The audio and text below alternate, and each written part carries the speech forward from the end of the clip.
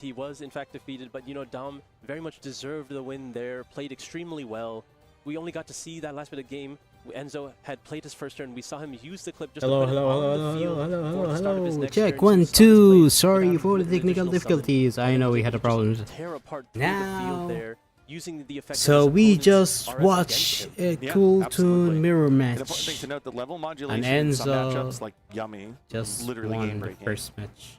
With Cool Tune, you need to understand and really study up, okay, what do I actually do when RS is on the field? Because I need to understand these unconventional lines of play that I'm probably not practicing when I'm, let's say, solitaring at home all alone.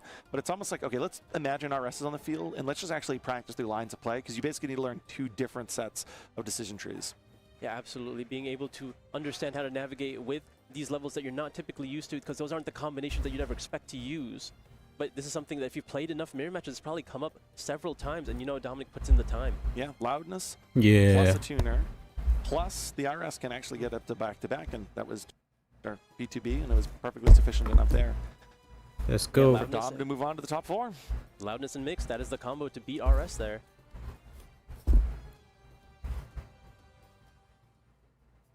That means we have 2 really accomplished, I mean, really, quite frankly, all 8 of the duelists in the top 8, you could argue, are accomplished duelists, but it means we have a guaranteed, we already knew Cool Tune was guaranteed.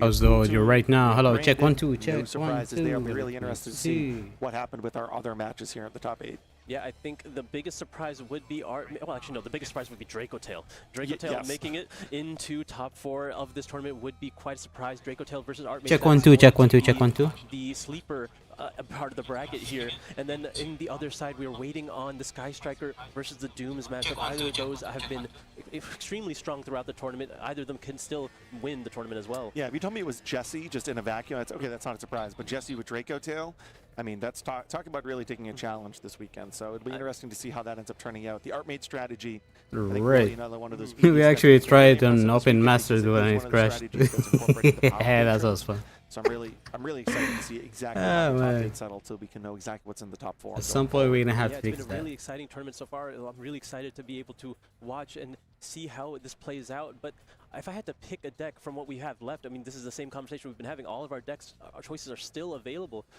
Have you changed your mind? I'm sticking with Brandon. Lucas seems like he already knows he's going to win this weekend. It's a destiny, just the body language, the confidence.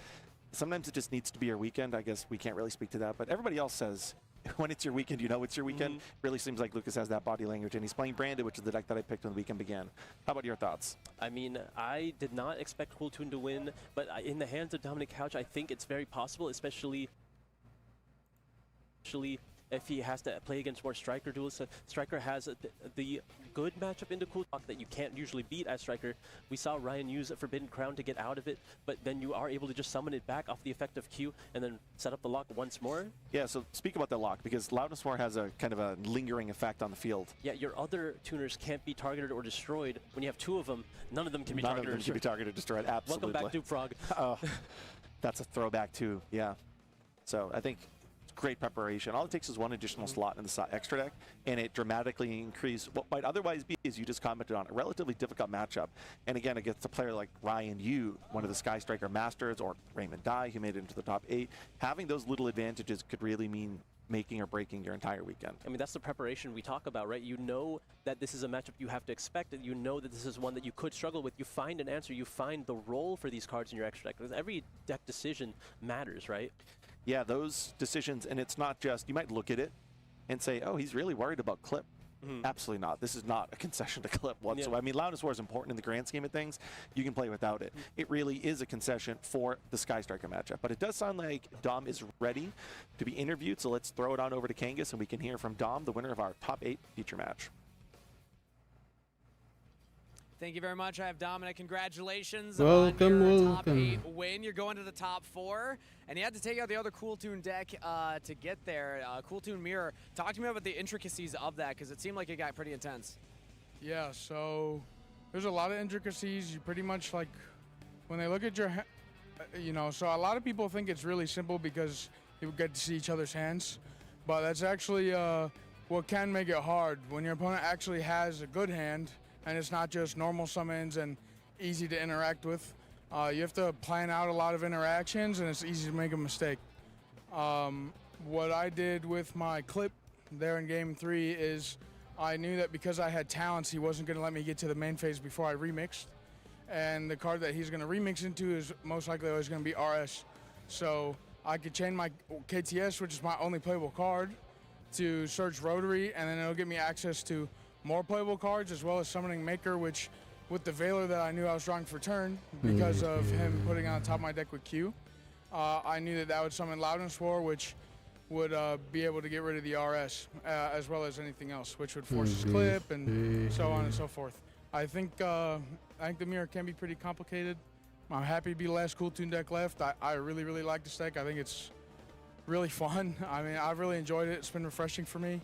And you asked me who I wanted to dedicate the tournament to, if anybody, and my best friend, Alex, that made me keep playing Yu-Gi-Oh! Even though I said I wanted to quit. It's for him. This one's for Alex. Happy you're still playing, Dominic. Congratulations on the win. We're going to throw it back to the casters. And I think we are glad, I'm going to maybe speak for just about everybody, that Dom is in fact still playing and piloting these strategies. And listening to him speak about that, you know, we sat there and saw a clip on the field and kind of questioned exactly how did that happen. We kind of jumped in the middle. Oh, it happened because Dom had thought out 8 things ahead into the next turn and knew exactly what was going to happen, and it played out precisely that way. And he actually took advantage of the fact that he knew the top card of his deck to make a unique play that circumvented what. See, I really want to open Master right now. Enzo thought he had all the knowledge, but no, Dom had all the knowledge. I'm afraid It's really the exciting to PC see is these gonna players crash really again. Show why they're here, making it into Yeah, now the another top stupid move. 4 of this tournament. And we have a lot of great matches to look forward to, but we have other things to look forward to here in the future. Let's talk about it. We have the Chaos Origins premiere event coming up here. Be among the first to collect the cards from Chaos Origins. Chaos Origin premiere event. Join us Nice. June 26th through 28th, 2026, as we celebrate the launch of the next core booster set for the Yu-Gi-Oh! Trading card game. Every duelist who purchases a minimum of 5 packs will receive an exclusive field center while supplies last, and also be entered into a drawing for a chance to win exclusive prizes, including a full-size game mat and an ultra-rare card. Don't forget, Chaos Origins will be the first core booster set with the new extended art cards. That's super exciting. Yeah, if you just look at the playmat, look how beautiful that looks. It looks very similar to Dark Magician of Chaos, kind of a variation of it. These iconic cards, whenever we see these retrains or these kind of upgraded versions of these older cards, have always just been exceptional in terms of their artwork. No different there when we're looking at Chaos Origins. Yep, just bringing Yu-Gi-Oh! Back to a new era featuring some familiar faces. Yeah, the familiar faces that we've constantly seen. I mean, we saw Blue Eyes very close to the top cut earlier today. Into the future, looking at Chaos Origins, maybe there'll be some Dark Magician variation. So with that being said, though, I think we're done here for our top 8 feature match. We're going to go to a short break, but our top 4 feature matches in Genesis and Advanced, I imagine, are right around the corner.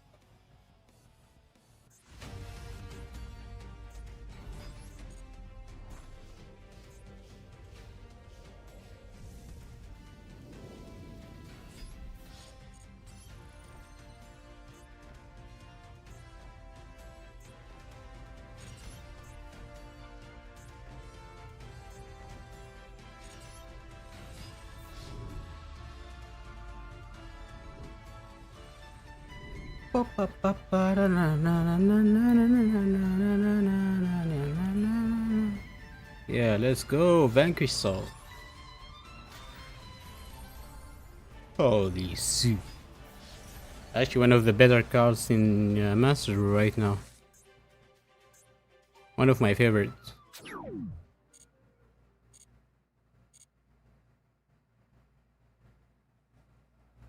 What's up, everybody? Steve Kangas, your host here at YCS Columbus. Let's check in on some of the duelists and see how their weekend's going. Steve here at YCS Columbus, and I have Kiwi. I love the costume, first off. How long did it take to build this? Well, okay, so the costume, not at all. Okay. Because I bought it, right? This is actually my second one because it is very poorly made, all right? I need someone to make other costumes, maybe different characters. That would be nice. Because I love DMG, but I'm the Harpy girl. I've heard. I think you have a bit of a Well, they're reputation. kinda- So they're if you could, you would do Harpies? If I could and not accidentally, I would definitely be Harpy girl. Not accidentally scratch people as you're walking by. Yeah, the claws are really long. That's It's really not tough. done, It's really so tough. It's more like... Okay, in this style, let me try and open Master Duel without it crashing again. So are you here? I have no idea if it's gonna Yu-Gi-Oh! this work. weekend, or are you with friends? How are you enjoying the event? So I came to support my friends. They're not doing very well. She spilled the tea. My friend YuGiOh is doing pretty poorly, but it's okay. In the advanced format or in Genesis format? Or are they in public events? Where are they playing? They're doing advanced format, but I'm hoping that they scrub out and give up so we can play side events. That would be really nice. But I love it. I think it's really cool that we have so many cosplayers this time. You know, we have the butler. I don't think Kai is here. She's usually Kai is here. I've seen Kai, yeah. Oh, yes, you're right. I'm getting them confused because they're both the Labyrinth archetype, right? But Well, they're both named Kai also, which is the confusing part. oh my God, that's true. Yes. Okay, well, I haven't actually been able to like talk to them in person. I only know them from like Twitter and from afar.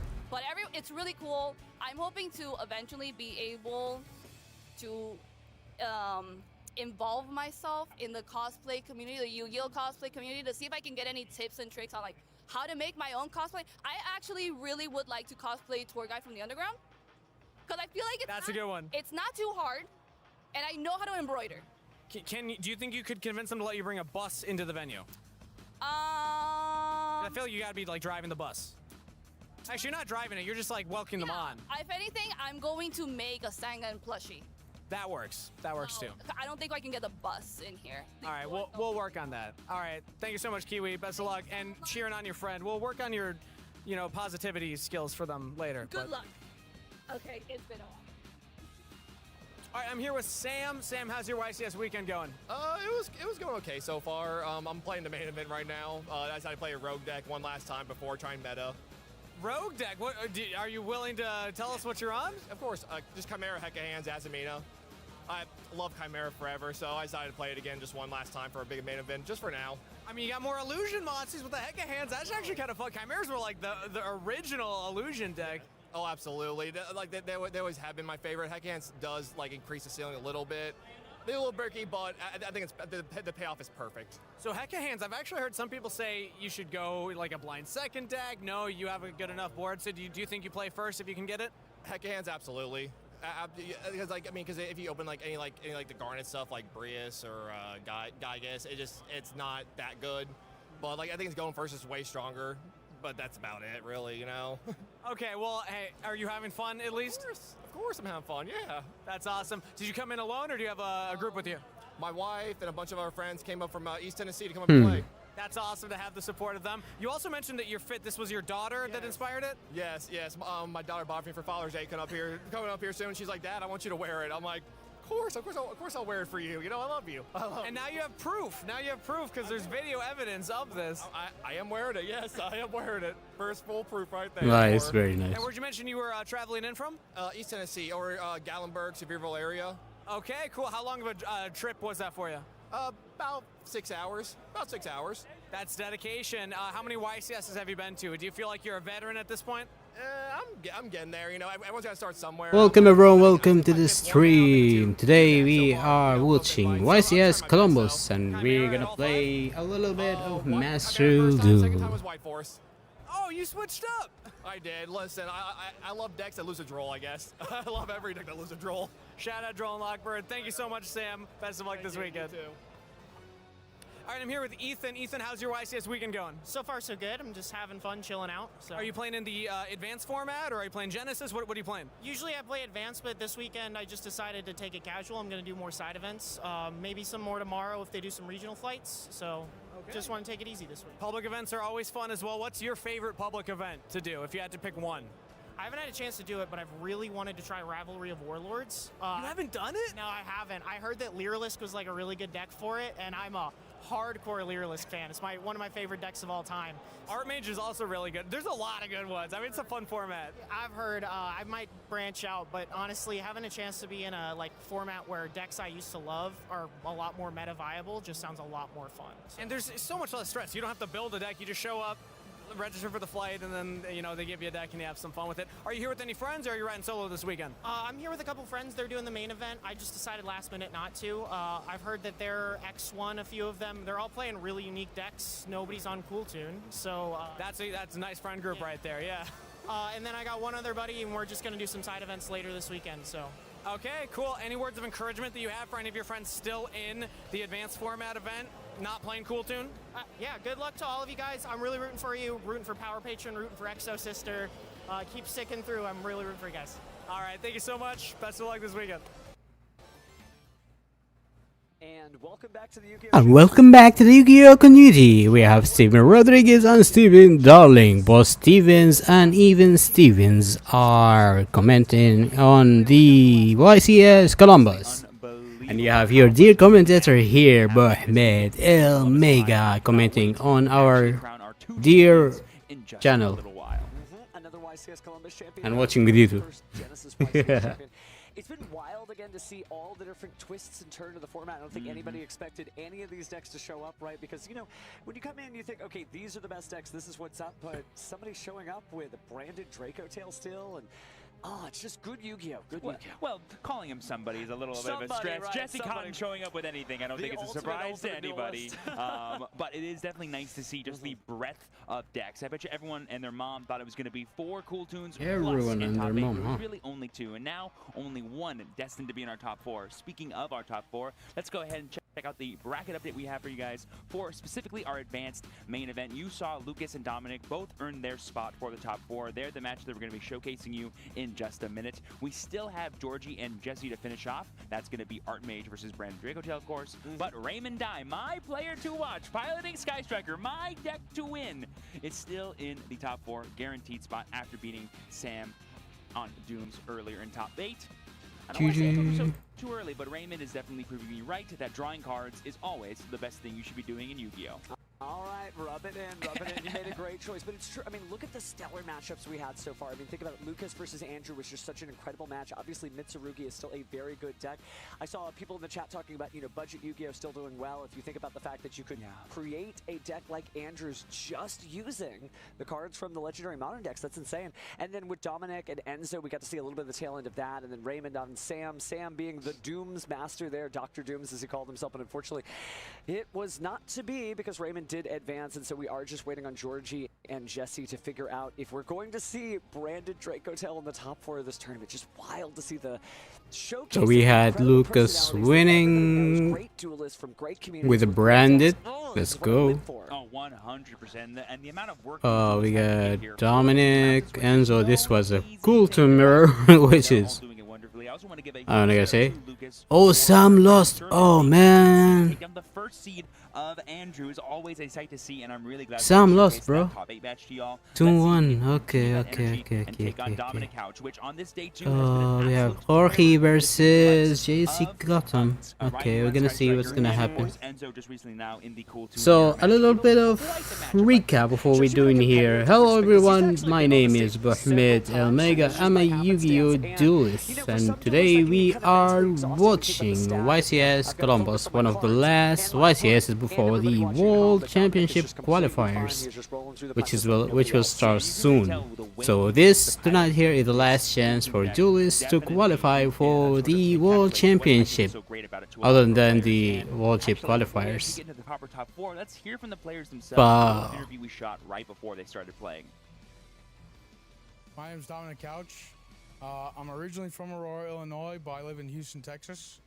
And winning this YCS would mean a lot to me. It would be my first win by myself, and I thought about a few months ago, like, you know, kind of hanging it up and being done, but my best friend, Alex Cancel, kind of forced me to play a little more Yu-Gi-Oh! With these new cards, and really kind of re-sparked my love for the game, and I'm happy to be here, so it would mean a lot to me to win with this deck. Hey, my name is Lucas Sacco. I'm from Tulsa, Oklahoma, and winning this YCS would mean the absolute world to me. I've been in Top Cut several times, and I've yet to take it home, and I think this is finally it. Certainly some incredible duelists there, and only one of them is going to advance, unfortunately. And honestly, between the branded deck and the... Yeah, it's really nice to hear, like, kind of the idea behind these players. Like, they're not just themselves, you know, they're training with other people to actually get where they are today, and it's nice to always be reminded of that. There's never just one true duelist. There's always the duelist and their friends. That's what Yu-Gi-Oh! Always taught me, and hopefully that's what we can all live by every single time we pick up our cards. Starting from the first episode, and now we're here. And it'll be really interesting. So this is Master Duel. We're gonna minimize it here and put it just right here. Branded is actually very similar in that it kind of outgrinds the opponent, but rather than trying to, you know, pick and choose the best kind of interactions, it just overwhelms them with value. And Cooltoon is definitely one of those decks that, if Brandon has the right kind of hand and can set up just the right way, can definitely do that. Yeah, it's kind of one of those, what if questions, somewhere around the world we've seen the Cooltoon can triumph against Brandon. Will that happen here? Will it be a repeat of what happened at the French National Championship, or is it going to be something different? I guess we'll be finding out soon enough. Oh, yeah, and I'm sure if Lucas has anything to say about it, he'll definitely do his best. Oh, absolutely. He's certainly one of those people that grinds out the combos, but he's also willing to share all that information with others. So it'll be interesting to see how it goes. Yeah, it's kind of interesting. Brandon's been around for so long and has so many different iterations, and time again, it finds a way to adapt and always be relevant, despite the FNL lists, despite the updates to other archetypes, making them quote-unquote more powerful, but also just one inclusion of something like Fallen the Virtuous and the Fallen of the White Dragon can suddenly make this deck explode in popularity and just an overall role. Yeah, Brandon has been here forever. Like always, people always say that Brandon just finished or it doesn't have enough support, but it always pulled back. But at the same time, Push back, I mean. Coming into a tournament where there was Pull it over, in other words. basically sort of meddled with the game plans of both of these decks, right? Brandon Fuchsia going to one, Synchro Overtake going to one, etc. And both of these decks still managed to get to the top. I wonder why. Maybe the great players have something to do with that, right? I mean, I think it always just comes down to Fusion Monster's best rosters. Am I right, chat? Come on. Yeah, love true. A good purple monster being summoned. Oh, no, you're going to open up the Arc 5 stuff, right? All of a sudden, the Synchro Dimension is going to have to fight the Fusion Dimension, etc. But it shows you that even though these decks, their game plans were meddled with a little bit by the list, I think, honestly, they're still really some of the top contenders in the format, and I think that obviously speaks for itself. I'm not sure if it's my inner Yuri or my inner Jaden showing out, but I was doing some propaganda right there. You're so correct. Yeah. Fusion is good, right? It's one of the original mechanics from the extra deck, but I think the Synchro story is going to continue. I think Cooltoon isn't going anywhere in this format anytime soon, and it's been interesting to see all the different ways that you can play it, right? We did get to see some of it in Genesis. We got to see it in the advanced format, but, it isn't just, resolve Cooltoon Rotary, see the hand, all of a sudden I win, although it was pretty funny when Dominic Couch did use those 2 prohibitions early in the tournament. I mean, maybe, Ryan, you didn't think so, but it was still neat to actually see it. But it's one of those things where, of course, he felt like he was going to lose that duel anyway, regardless of the prohibitions. But I wonder if those prohibitions are actually going to make any impact on this particular duel coming up against Mr. Sako. Well, in theory, you can actually hit multiple cards, right? Because if you prohibition and call Fallen of Albaz, you actually hit Fallen of the White Dragon and Albaz, because I believe it's always treated as Fallen of the Albaz. It is, and so, gosh, I wonder if that'll be kind of a go-to side deck. White Dragon is always Albaz. You can never change that. But at the same time, if your opponent knows that you've got it, if you decide you were going to creep it in there, maybe the Cooltoon Rotary's sort of future site is going to play in. Yeah, we've definitely seen both these duelists sort of combat interesting kinds of matchups. We saw Dominic earlier fight against the sort of control aspect of Sky Striker and choose a more conservative game plan of going for something like the to use multiple Cooltoon effects over and over again. And we saw him do the Cooltoon Mirror match where he was trying to build up damage and find a way to close out the game based on overall advantage. I think overall we're in for a treat, and let's not keep y'all waiting any longer. Let's head to the stage and hear from the players themselves as they begin playing. And welcome to your YCS Columbus semi-finals feature match. A Dragon Duel rematch, 12 years in the making. Up first in the blue chair from Aurora, Illinois, in his 30th YCS top. Dominic! His 4th YCS win, Dominic Couch! Let's go!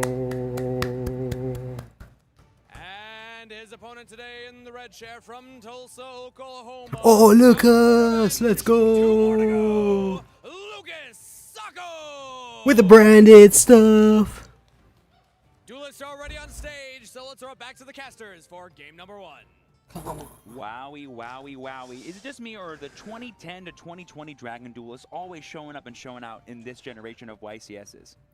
You know who we're cheering for, right? On the YCS stage, We're cheering for Lucas, who's playing Branded. We're cheering everyone against Cooltoon. And it's true that Dominic Couch, if I recall correctly, was... And Lucas is a nice guy too. Throughout the years, I remember Dominic is nice too, but we don't like Cooltoons. You can find him more than 10 years ago on the featured match stage of the NEWCQ all the way in the top cut. So, Mr. Sako, same deal.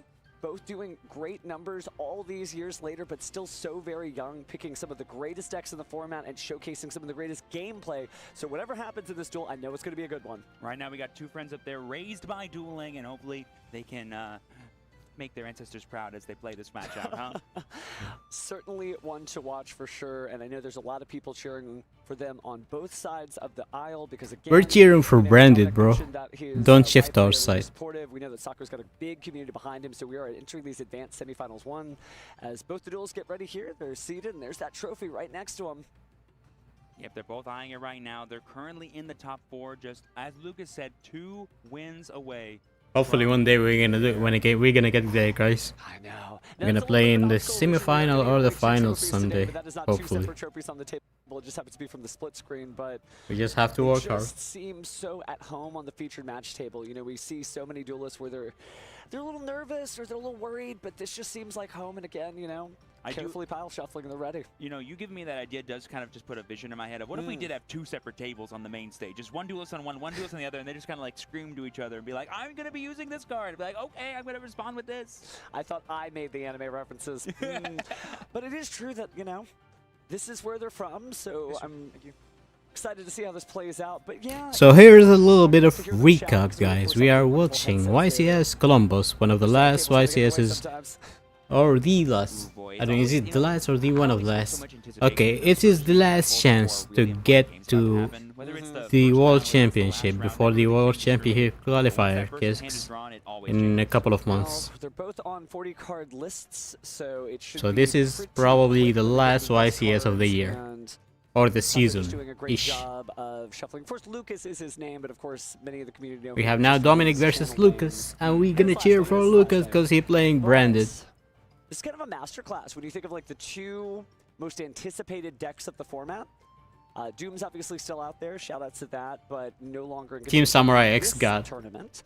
So we get to see, you know, this is going to Who impact disqualified, just like in the last round. I actually thought he was gonna go like further than that, but just really on it's the very cusp of that's good Battlefield enough. Glorious Very Galleries and good. Chaos Origins. Like Very exciting. there's It's always thousands nice of when players there. certain YCSs at the beginning of How many formats players are there in the play as it trickles YCS down Columbus? to the regional Let or me even tier check. 2/tier 1 level events like How you're describing, many? because it really feels like the community is always sharing of information, and that makes every duelist better, whether you're actually playing on this stage or not. You can try to hide as much information as you want in testing, but eventually, if your testing goes well, you will succeed. And when you succeed, you will play those cards on this stage, and everyone will know your strategies. So that's why Yu-Gi-Oh continues to evolve, because Okay, it has information just carries. It gets out there, 15 decks continue to evolve, the format continues to evolve. Great duelists do great things. 1500, yeah, Things. 1574 We're going into actually. game 3? I think it's supposed to be game They're 1 like here, but we didn't skip any matches. We're in game 1,574 1. player duelists. We love it here for And these are the Dominic top versus 8, Lucas. so Sam making it there is not an easy Dominic gets a task. something else off the table. I heard an 8. Would was be called very today. celebrated. That's perfectly good. If I did that, I would Very celebrate it. Can we beat an 8? I'll It's a start. 6. Good luck, catch. Proudly proclaims all start. Alright, Opening hand. Lucas, what do we have? Both these You players sure? have been here before. Both these players have had these matchups, I'm sure, throughout this entire event. Let's see how it shapes up. We yapped for a while, but it's time to duel now. Let's have their cards do the talking. Alright. Is that my main face? That's fine. Starting off with JJ Cooltoon. Oh, come on. Okay, normally a card you want to search later to kind of insulate some of your plays and get additional summons, but it looks like we're going to use that summon on Ghost Bell and Haunted Mansion. Normally a point of interaction. Probably he has a but bad your hand, entire deck's all 'cause you tuners can't do can this. actually be a enabler for you to synchro summon. I wonder if that telegraphs that Dominic's hand otherwise doesn't have a lot of Cooltoon monsters. Of course, Yeah. you can use that first normal summon or the extra normal summon that you get from JJ Cooltoon of an additional tuner monster. You probably want to use a normal summon based effect like Mix. Oh, I see. So he's using the JJ Cooltoon here to tribute the Ghost Bell to get access to more Cooltoon engine. He's basically transmuting that Ghost Bell into a main engine card. We love that. But he's also lucky that Branded typically watches the opponent play and doesn't have a lot of points of interaction from the hand, at least not this early in the duel, right? Of course, Tri-Brigade Mercurier is out there somewhere. But now that we get the mix, we'll go ahead and bring out... We are in the HQ and top one more shooter 4 is on the now, way. guys.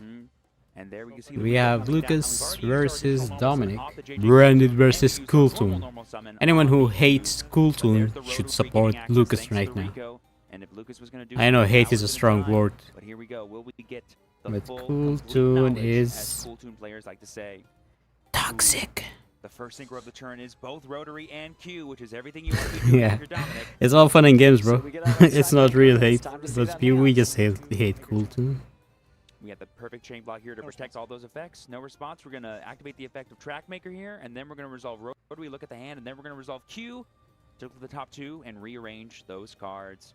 All right. Mercurier, there he was. Let's go. But without falling of Elbaz on the field, he's not getting a whole lot done. But Super man, that Poly super is there. polarization sure looks threatening. There's multiple tuners on the field. And this is the classic Cool Tune paradox. What happens when you look at your opponent's hand and they're all amazing? Oh my goodness. Man, look at this hand.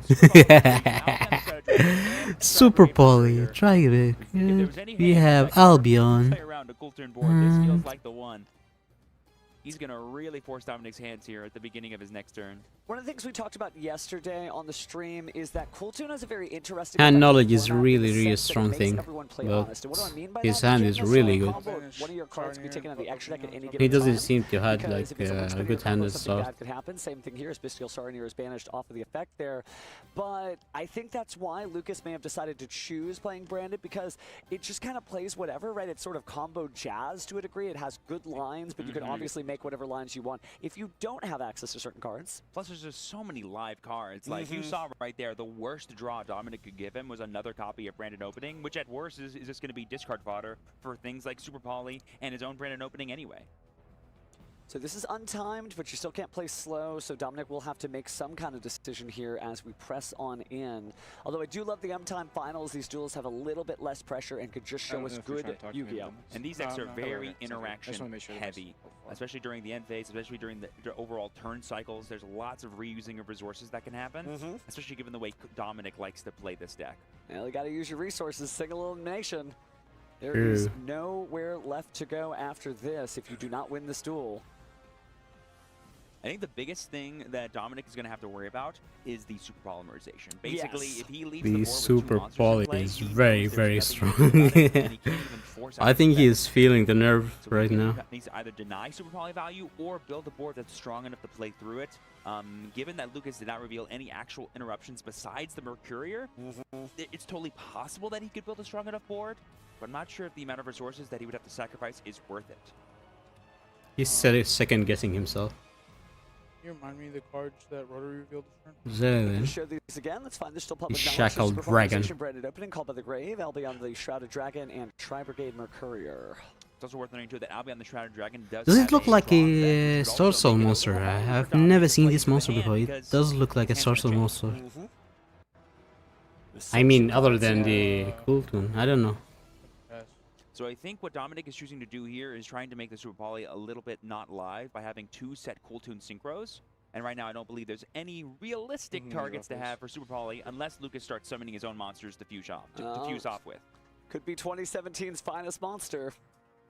There are 2 tuners on the field. Oh, I forgot about the Theseus, but I wonder if the Branded deck has enough room for that. That is true. That would be 1 whole slot for a 15-card extra deck. That is really difficult in Branded. But it's totally possible that it's in there, especially given how popular the Cool Tune matchup is going to be. So, got the Branded Opening on the field. Maybe we're going to chain Cool Tune Synchro. Dominic certainly having an opportunity to do something here. I mean, this represents Albert, and Albert represents Branded Fusion, and if Lucas can go for a Branded Fusion before doing anything else for the rest of this turn, to have a protected Branded Fusion with Super Poly, that'd be pretty crazy. So we're not going to do anything here, discarding another copy of Branded Opening, which means not only are we going to get a new monster here, but you've got 2 opportunities to banish Branded Opening for its protection effect.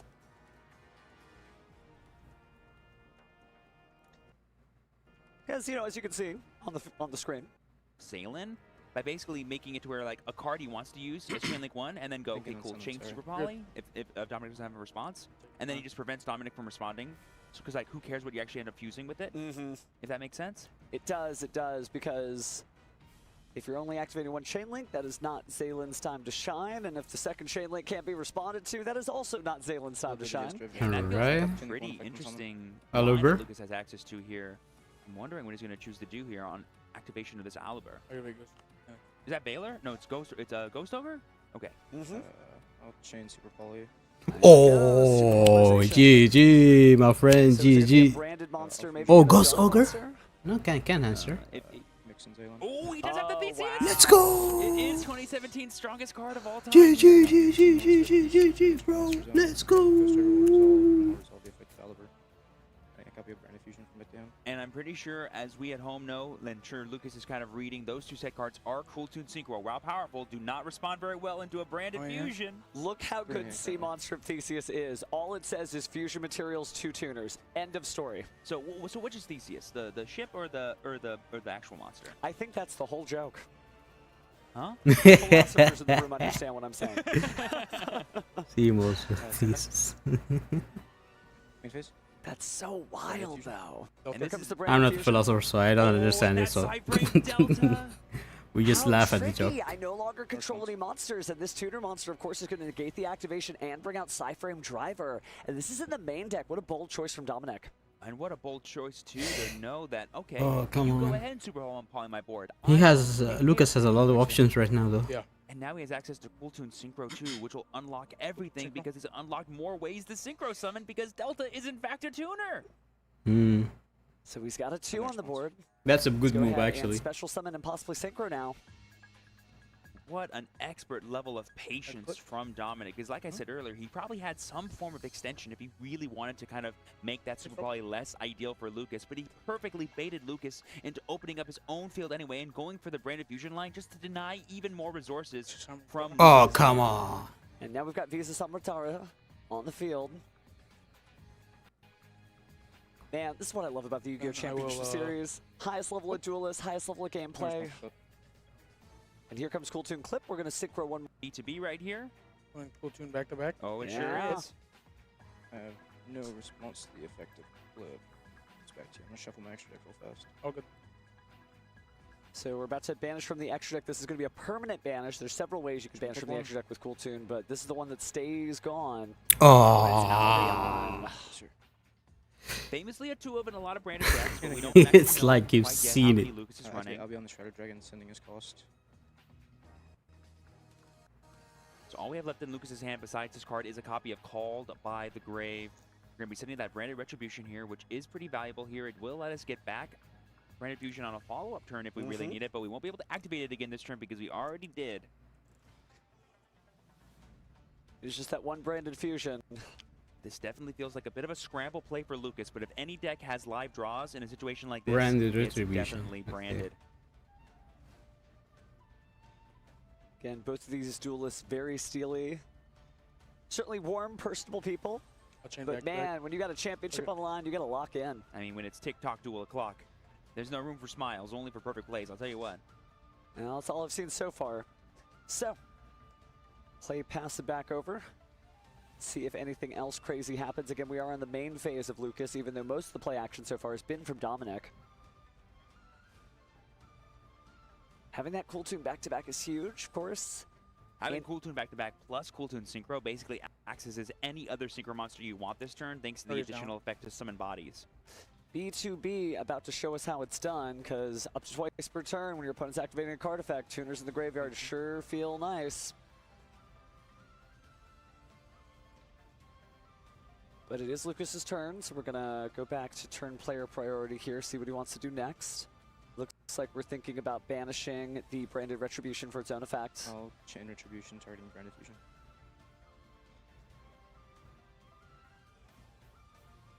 That's fine. That's gonna be fine. Let's go ahead and get the branded fusion back. But we are getting Zalen back, because that is a tuner monster. Mm-hmm.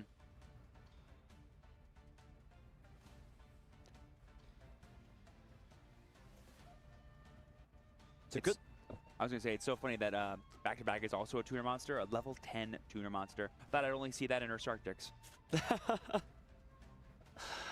Well, this is definitely not Earth Arctics. Shouts to the Drytron that we got to feature yesterday, but unfortunately, if you're trying to be the first one to make it to top 4 with Earth Arctics, you still got a little bit of room left. Nobody's done it yet. That I know of. Maybe there is somebody out there. But now Lucas is back to make his next play. We're going to normal summon Blazing Cartesia the Virtuous. We do have the Theseus here, but I don't think that gets us anything because we need to have a dark monster to summon Granganil. Yeah. Branded Fusion. Oh, wait, does Delta negate activations? It does. So we haven't actually activated one branded fusion this turn yet. So heads up for Lucas for remembering that. That's why he's up there. And let's see if we're going to use the effective Cool Tune B2B to bring out another tuner monster now. Cold-blooded, man. The line for retribution was Cold-blooded. definitely the If play I was that there, I forced would Dominic never to remember dominate. that. And now that we have the Cartesian, we have a bit of protection as well. It seems almost pressure. But that's why they are pros. But we could just chain B2B here, and then we have Zaylan to negate us chilling 3, correct? Yep, but I think he's trying to think of if we're going to do it. I think Cool Tune Synchro is what we're going to try instead. Chain Call by the Grave. You haven't activated an imperm this turn, right? Yeah, I'll chain Call by the Grave. Okay. Thinking on targets. Smart just to ask about the infinite permanence, just to make sure that he's not magically... You know, when you've dueled a lot, I mean, you got to think about this. The YCS is a marathon, not a sprint. That's a new art of the Sorry. Cold Boy. You're exactly right. Like, there's so many things that Lucas With the doesn't live always take into twins, account I whenever think. he makes every little decision, especially given how much resources Dominic has gone through. And he's identifying here that Q is the best target off Call by the Grave because he maybe wants to deny some potential synchro plays from Dominic here.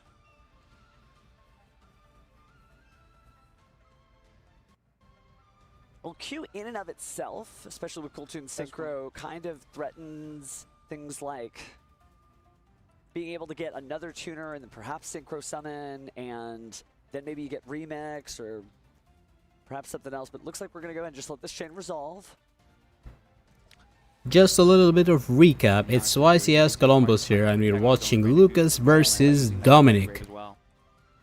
Lucas with the branded and Dominic with the Cool Tune. Lucas used the Super Poly on Dominic, and he cost him a couple of bodies on his field. And now, and Dominic negated the branded fusion of Lucas first time. And now Lucas is using branded fusion the second time. We still have B2B if we want to be able to do this. So these are the highlights of the game until now. Go into, because now that we have Mix and Play, we still have Clip, we still have Rico, we still have Rotary in the grave that we can summon back. Yeah, as the fusion material, and I'll be summoning. So the materials are Fallen of Albaz. And This is Albion, alright? Albion the branded dragon. Albion is back, Albion back. Okay. Feeling 2 will be Cool Tune back to back. Thinking in response. I had targets. Oh, I apologize. So Cool Tune back-to-back here is going to target because Lucas did activate his own effect. Target will be Cool Tune Trackmaker. Albion the branded dragon. So Trackmaker is going Very to nice the effect of monster. Blazing Cartesia. Okay, what are we going to do right now? Dragon, perhaps as fusion material. What are we summoning? Hand. Okay, take your time. How's Alan? Okay. Didn't get the Cartesia, obviously. Oh. No. Okay. Start resolving here. We're going to go ahead and negate the activation, destroy the Blazing Cartesia. I have to resolve Sorry, mine. you're gonna synchro this way. Yeah, he immediately synchros after summoning back, but it's part of the same effect on the chain. Lucas certainly wants to continue with his turn, but as you see, this is much more our turn as Dominic continues to control the tempo of the duel with his Cool Tune monsters. Ooh, but here it's looking, we're going to go for the Lubellian line plus the Mercurier to get access to even more resources that Lucas is going to try to do to fight through the rest of Dominic's interactions, which, by the way, have been plentiful this turn, even already playing through cards like Called By, Alibert, Double Branded Fusion, etc., Super Polymerization. And it's like none of those things even happened, because if you look at his board, it's basically like they didn't. Sorry, I think I'm gonna summon a vanish. I will say this, if Lucas synchro summons using that Theseus, I will lose my mind. I mean, it is a level 5 tuner. Also, we're locked into fusions, but... You never know, Synchro Albaz is the thing, but probably not this turn. No. So we're going to go ahead and banish Fall of the White Dragon and Aluber, the Jester of Despia. On top of the Mercurier? The dragon that devours the dogma, and a new chain link. An effect monster and a lighter dark monster. Chainlink 1, Tri-Brigade Mercurier. Chainlink 2, the dragon that devours the dogma. Branded is winning, I'm calling it now. And we do have a Clazy in the graveyard, so... The dragon that devours the dogma. Also, I'm pretty sure we have not used our normal summon this turn as Lucas, so with this search off Mercurier here could be pretty huge. Because if but we need another card in our hand for Lucas if we want to use Fallen of Albaz's effect on summon. Okay, what were your triggers? Chain Link 1, Tribal Mercury, Chain Link 2, the Dragon that Devours the Dogma.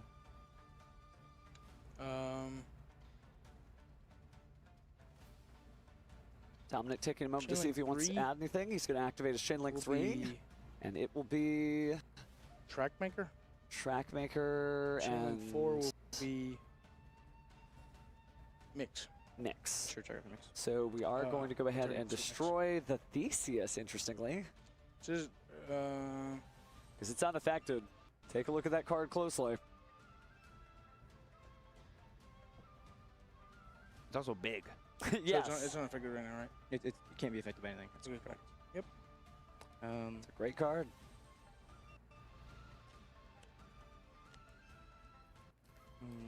Yeah, it's fine to resolve. Okay.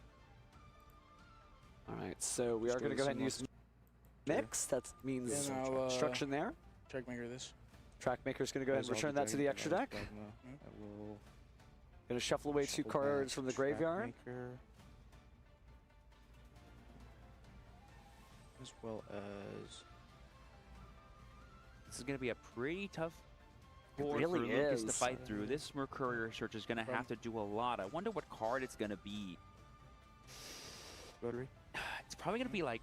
So let's go shuffle back. I think Mercury can search any Fallen of Albaz or card that mentions it, so we could just get Fallen of the White Dragon here. Let's see what Mercurial goes for. I'll add a copy of Fallen of the White Dragon. Yeah, exactly. That just seems like the best one card by itself that can keep Lucas playing, but we still have B2B, and I believe we still have Loudness War to use as Dominic. But we could go to Battle Phase and try to force one of those out now with the Dogma that Devours before we go to a main phase 2 line. Wouldn't be shocked to see Lucas do that. I feel like if you aren't going to close the duel out now, it might make sense. But actually, we're going to send a fusion monster that mentions Fallen of Albaz first for Fallen of the White Dragon. It is going to lock us into level 8 Synchro and level 8 Fusions, but since we're already locked into Fusions, then just level 8 Fusions. But good news for you, other than a few here and there, I don't think there really are anything in his extra deck besides maybe the Sea Monster of Theseus that would violate that restriction. And there's probably a world where, like, just using Fallen of the White Dragon send, just to summon itself, is more than enough for Lucas here because we get the Dogma that Devours in the grave to activate its graveyard effect. Yeah, and we still force out the interaction from Dominic on a monster that he can't interact with, as in our current on-the-field copy of Dogma.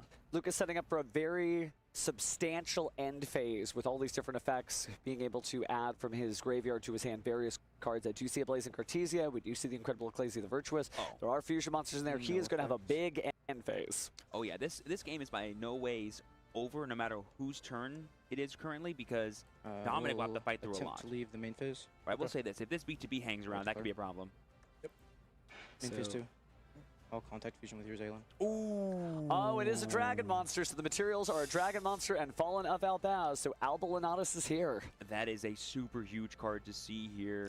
I guess B2B just by itself is not going to be the biggest thing in the world because I'm pretty sure the Dogma is still bigger than it. It is, and the fact that it's unaffected, it would take a Cool Tune RS effectively to get even bigger than that. And right now, I think Dominic, Lucas will have the ability to keep Dominic off that. Yeah, Lucas is doing well right now. Copy of Fallen the Virtuous. Yeah, he's very calm. Fallen of the Virtuous here being set on the board is going to be super nice to see here. Targeting the Yo, the Fallen and the Virtuous. Yes, go. And it's, I think it's a GG. Just a little handshake. I think we're going to get some more cards thanks to the end phase here. Look at that, indeed. And so we do send the Albion the Branded Dragon. Handshake. Albion Effects is now going to set another brand. Is it a win? Here. And this is what I was talking about, is like the branded deck is so well positioned into this Cool Tune deck because it can just go over the top of all of the interaction that Dominic has access to. He pretty much knew every single card that Lucas had before he began his turn, played very perfectly into every form of interaction, and it still wasn't enough thanks to the extension that Lucas was able to do. You know, every deck has a mechanic, every theme has a gimmick, but I kind of love that this duel is just about straight Yu-Gi-Oh! I'm just going to get cards, set cards, try to destroy a card here or there. Your turn. Show me what you got. Alrighty, and Dominic does have a full yard that he has access to, but it could be tricky for him to fully utilize it. The only thing he realistically needs to play around is another copy of the Fallen and the Virtuous here. But besides that, I'm not sure what else Lucas could do besides have a mountain of follow-up in the form of the full branded engine. Diablonato certainly was a big upset, but it's actually not that big of a monster. I believe it's 2,500 attack, 2,500 defense. But we're going to go ahead and get the extra normal summon of the JJ Cooltoon. Remember that kind of telegraphs to me that there's not a whole lot going on in terms of the two cards that Dominic had. It may mean that the other one just wasn't a tuner.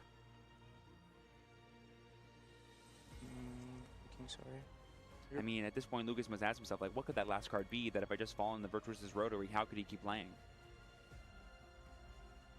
I think that may be what we're going for. You also could technically get rid of the JJ Cooltoon, but I think if you get rid of the Rotary, that's kind of two birds with one stone. Is Call by the Grave until the end of the next turn that they can't activate effects, or just that one turn?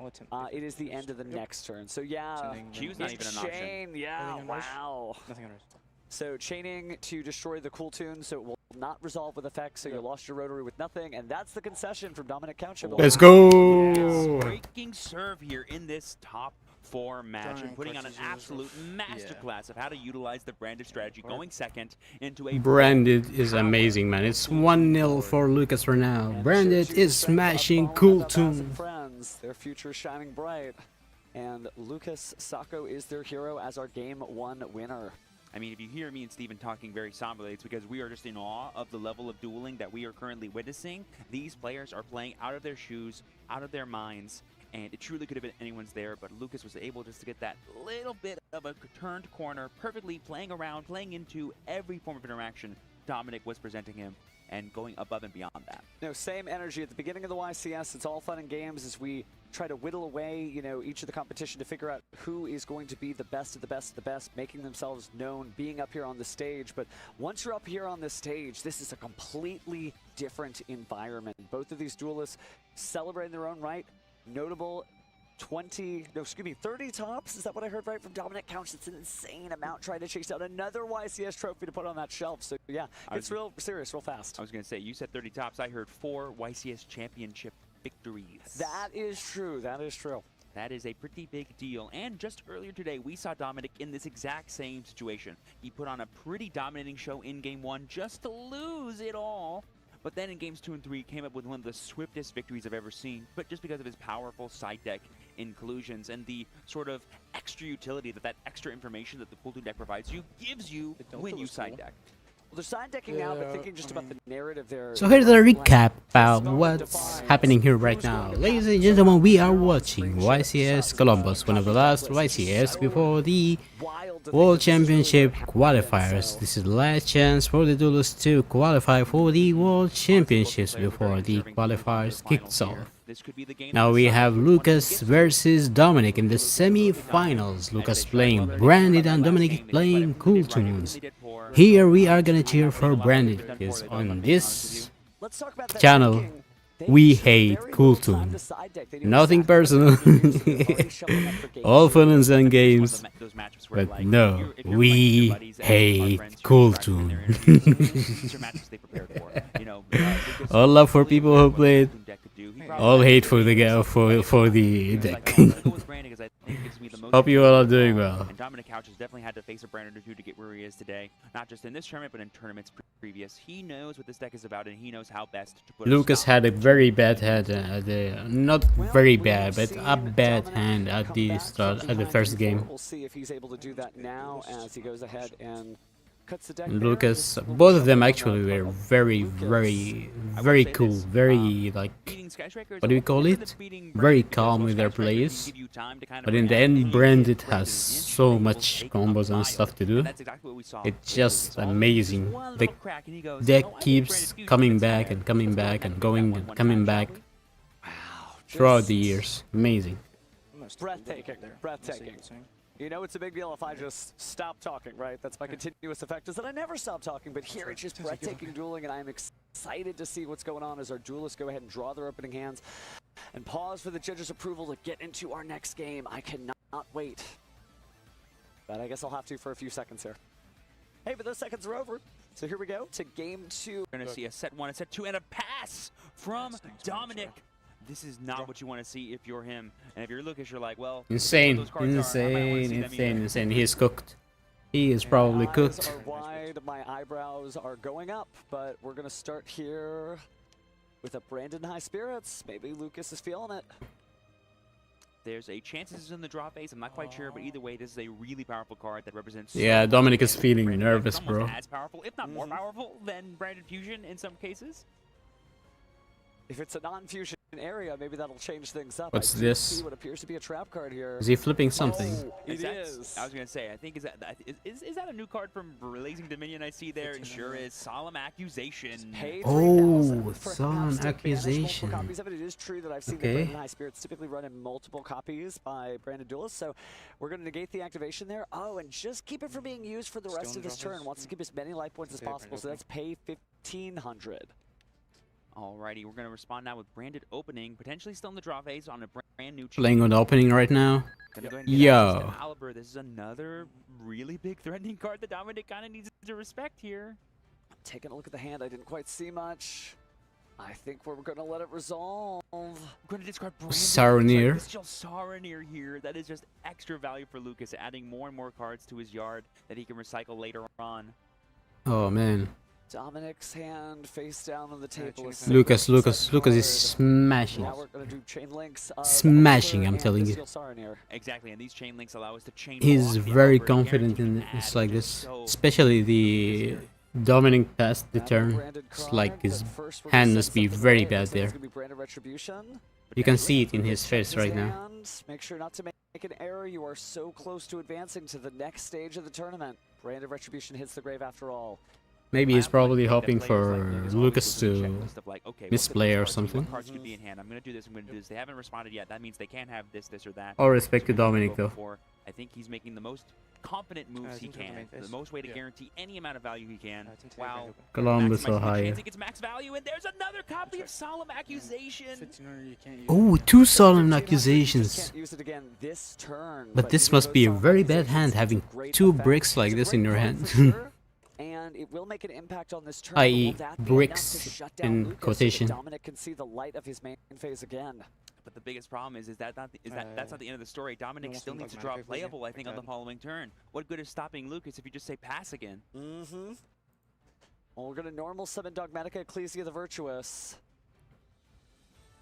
What does he have in his And I think hand? I What see is a he Petralis doing? Harmonia Like in what? hand What is here. he Dominic responding clutching to? it closely, thinking about activating it. Ecclesia. Let's make sure we're keeping physical track of those life points. So we paid 1,500 you twice, should can't be go in the 5,000 to retribution. 8,000. Yeah, you want to read it real fast just to be sure. I know it does. Yeah. It's after the resolution. I can't switch them to the extra deck. All right. Harmony. So we're gonna Harmonia here.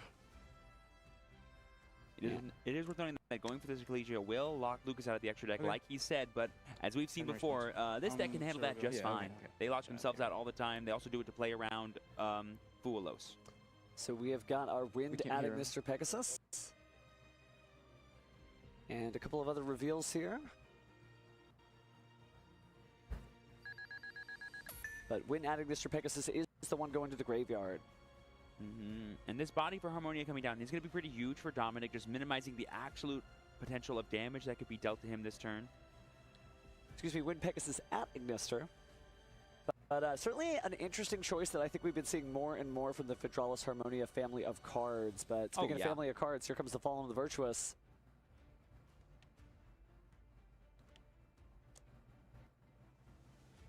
We are going to see Lucas, I think, prioritize using this Fallen the Virtuous just to get more of his branded cards in rotation. Like, we've seen this package be splashed in a lot of other decks, Sort of Harmonia but in the has brand deck some cost. specifically, it really unlocks its full toolbox potential. Because now we can send Titaniclad and get access to even more of our Dharmanica monsters like Quem from the main deck, which can generate so Intruders. much value turn over turn. No. So we're going to use the Pegasus effect now. A card was destroyed. Maybe not, though. Saving it for later, considering that the Luber is in defense mode. There's not really a lot of threat to your remaining 5,000 life points. So Dominic going to play a little bit more conservatively here. I will choose to set one and attempt to leave the main phase. Okay. The main phase actually takes on a lot effect. Yep. All right, we're not in the phase using Titaniclad. Are we going to get the Guiding Quem, I think, here? Let's see who it is. Special summon Quem. Yep. It's absolutely Quem.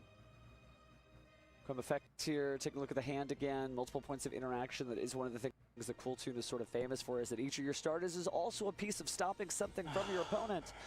Dominic Size reaches over to the graveyard. Let's see if he's willing to stop this or he lets it through. Yeah, so like this is the cool thing about the branded deck that like not a lot of people talk about, where it's like, yeah, if a deck is just doing normal deck things, I can go over the top of it. But if a deck is trying to actually interact with me, yeah, maybe they can stop me for a turn, but I'm still going to generate so much advantage that unless they beat me on the clapback, my follow-up is going to be unstoppable. It's the reason why Albaz is well liked. It's got a lot of friends, a lot of enemies too. But the big overall universe of the branded strategy helps you pile on boards later in the turn. It looks like we are going to drop Ash Blood. No, Ghost Ogre. Ooh. It's going to be Ghost Ogre. So destroying the card, the effect still happens though, so we're going to still send some to the graveyard. Very cold, actually. Fallen of Albaz technically, but Fallen of the White Dragon as far as the cards text. Dominic. Print. And because Asserting dominance here right now. Next turn, guarantee you have a powerful interaction potential. No pun intended, or pun intended I'm actually. not sure what the last card in his hand is, but there's a ton of live draws in that deck. Dominic Baines to the next turn. He draws. Let's see what he can get from the 2 cards. What would it need to be? It probably need to be something like Q, and then he would hope that that set card from Lucas is not another copy of Fallen the Virtuous, and then he could start playing again, but again, that might not be enough. Anybody's guess. Time to leave the main phase. Oh, main phase is left. Battle phase.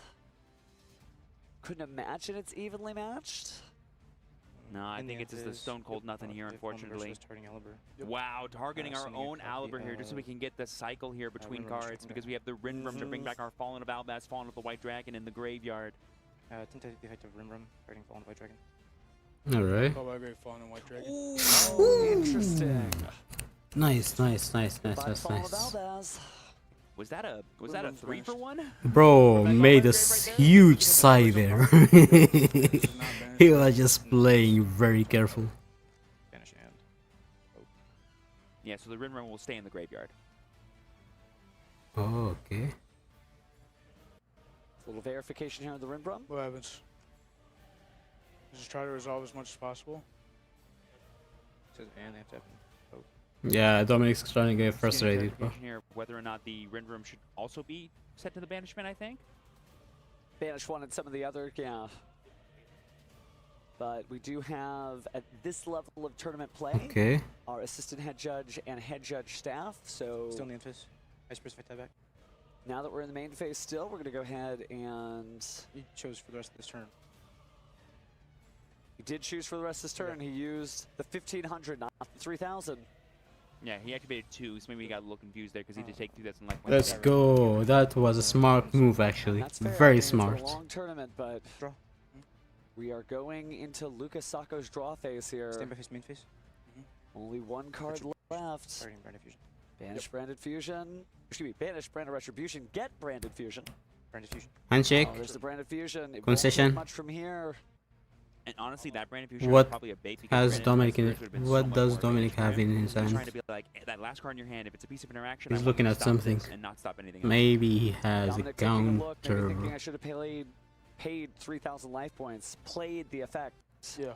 That banishes all the Activating counters. Blinded Fusion from Lucas. Yeah, it's all copacetic. We're just double checking. These are new cards. It's always hard to remember how they best interact with new. What are we getting? What are we getting? Yeah, you gotta remember this set's only been out for like 2 weeks. Sending the White Dragon to the graveyard. Here we go. Usually when this And resolves, it can be lights out. sending Cartesia. What did I see?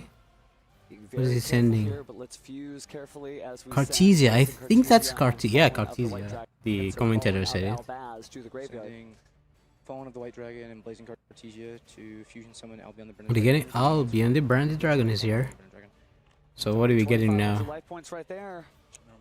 Ooh, another Harmonia. Today, and remember, we still have that no response. Pegasus in the graveyard. Yep, so there's tons of interaction points we still have available to us, but will it be enough to give Dominic another turn? And like I've been saying, even if you do, is it going to be enough? So the Malong is sent to the graveyard. This golden Malong is able to return a card to the hand. We are going to attempt to destroy, so we're going to go ahead and resolve Albion the Branded Dragon after banishing the branded opening to protect Albion. And our fusion summon is Cartesia. Nice. Cartesia and The Surrender, okay. This was like a Grand Ganilla, if I had to guess. Alright, Granganil. Malong. Malong's going to return summoning to the hand. And it's going to try to be Granguinol. Handshake. That's fine. We'll return to the hand, but we'll still resolve the card effects. Copy of Valid Distrad Dragon. New chain.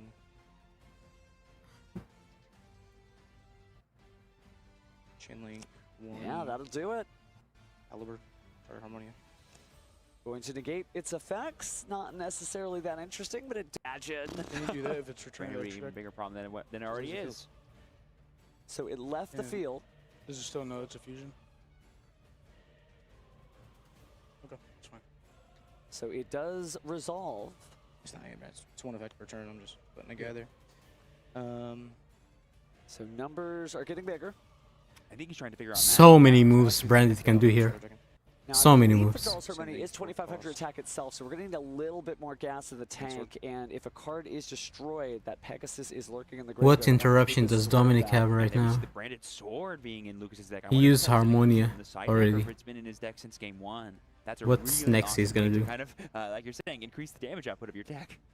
Here's an interesting ruling question, right? Treat us Okay, as Albion. does. Branded sword. And we did go ahead and banish it. It is I did negated. detect, It's just there. Yeah. Branded sword. Okay. Branded Targeting- sword. Cool card. What are you we don't getting? always see in every list. Cartesia. Cartesia again. So Cartesia goes back to the hand for banishing the branded sword. Shad's back to your hand. Yeah. I activate special one. Because I have a Fawn of Valors Grave. Sure. Normal summon incredible Ecclesia. Ooh. That is a pretty awesome Oh, card that's a to good use, card. Because now we get the last fallen of Albaz. Doesn't get to Contact use fusion its with Harmonia. effect, but it's a dragon, so that's enough. Just a rare And copy. there's Oh, and here's the handshake. GG. Lucas Sacco crushes it. GG. Dominic That was a good able to match. Make it with a great tournament run. Absolutely Lucas was clinic so being drawn calm. there by Lucas Dominic Sacco. was so We're calm, top so but four his champion. hand was so bad Back-to-back duos, I believe, for in the top eight first and two top four matches. as he moves on to the finals. Insane. And I can just say to the audience right there, Congratulations, Lucas. 1, 2, Anyone go. that beats Cool Toon is who Remember, we're this match cheering began, for. He showed 2 fingers, right? 2 to go. Now there's just 1 to go. Take it 1 match at a time. 1 match at a time, and we might have our latest YCS champion. Yeah, and it's definitely unfortunate to be on the side of the table there for Dominic. Single Cool Toon card in that second game. But man, oh man, as he had quite the run at this event. I believe he lost pretty early on in day 1, going 1-1, and then had to win out pretty much, only losing in the final round of day 1, and then had to pretty much win out in day 2 to make it to the top 8 cut. And here he's in the top 4. Very well good work. deserved, well amazing. Very good playing one job. of his favorite decks of all time, according to him. And you love to see it, and he absolutely deserved to be here. Don't let the result of this match deter you from thinking that this is one of the best. Here matches is ever. our It could have gone recap. either way here A today. durational recap. Today we are watching YCS Columbus, one of the last YCSs that qualify for the World Championship before the Championship qualifiers. That'll be the end of its I'm sorry for my journey. words. Here we were watching Lucas versus Dominic. Lucas was on Branded and Dominic was on Cool Toon. We hate Cool Toon, so we watching. We're supporting Lucas for the branded stuff. In the first game, Dominic had a very bad hand that he started with. Then Lucas activated Super Poly, wiped a couple of cards from his board, then got to Genesis Finals, Advanced Format Finals. We'll crown 2 champions. We'll give out got 2 negated. trophies, and He then had we'll find actually Dominic has a lot of hand traps to use on Branded, but in the game Branded has so many stuff that can be done, so many moves, so many combos. Effect, every single chain link. The second game is also the same. These matches of YuGiOh throughout this entire weekend. Pretty bad hand for Dominic, and Lucas capitalized on that. All of its different forms. Advanced, Genesis, public And events, here the winner is Lucas with the Branded My goodness, deck. So, whew, let's take a little breather for a second because we got some real winners here. And speaking of winners, let's talk about the winners packs. So, if you haven't heard of these are going to be some great new packs that are given out at various different events. The regional qualifier ones, well, you'll get those out of regional qualifiers. The judging ones, you'll get at judging events of a certain tier. Of course, the OTSs you can get from OTS Championship. What do we have here? Look at the reprints and look at the cards themselves. Oh, this is the new winners All pack. sorts of Okay. great stuff with these great stamps. So hit up your judge friends because they got some cool swag coming their way. And having that official OTS logo on every single embossed card in the dex box is just so beautiful and adds a lot of Christmas to every single card you put on the board. Oh my goodness. Is there anything in particular from like the spread you saw? I know we don't know the entire card pool, but you know what? Tell me that later. Let's go to the stage for the interview. Thank you very much. I'm here with Lucas. Congratulations on your semifinals victory. You're giving up the one more to go because you're going to finals. You have one more match before you could win your first ever YCS. But before we get into that, I want to talk about that match we just had. You just took out the last Cool Tune deck in the tournament. Why do you think you were able to eliminate that deck? And why do you think it wasn't able to make it to the finals overall? Because it was really hyped up coming into this event. Honestly, the Cool Tune deck is very, very powerful. The ability to like get all the information that's public to the game at all, like top deck, their hand, everything is absolutely insane. The problem comes with that deck's pushes and the non-engine is forced to play because of how it functions, that it loses too many mirror matches to, I think, really populate Top Cut as much as some people expected, as well as it does kind of have an issue with specifically Super Poly, a card activated in game 1. That card is insane, as well as some other like very strong board breakers that are in the format. And so I think that because of things hindering that deck, it wasn't able to make it to finals, not because of anyone not being able to play the deck good enough or the deck not being good enough. A lot of it's just variance. And Couch is a phenomenal player, and I feel terrible that he bricked. It is what it is. Yeah, Dominic was good. Branded was also one of the other Boogeyman decks coming in. So much bricks. Tournament, though people were like, Cool Tune or Branded. I think you're already showing Branded and Nice Jesse and Ray are still sportsmanship, though. finishing up their semifinals match. Jesse might be able Good to luck make to it on Dominic Branded and too. So thank do you you, think that Lucas. is now kind of We just definitively hate the Cool deck in Tune, bro. North We America? don't hate I Dominic. wouldn't say definitively. The deck is very, We very just hard hate to the pilot, Cool especially Tune for a only. long event. It's very mentally straining, and there's very complex decision trees you have to go down for every single line, especially because you have 2 different routes and one locks you and one allows you to play a little more fluidly. But sometimes you just have to go for the big bomb, big branded fusion, and like push through everything that you need to do.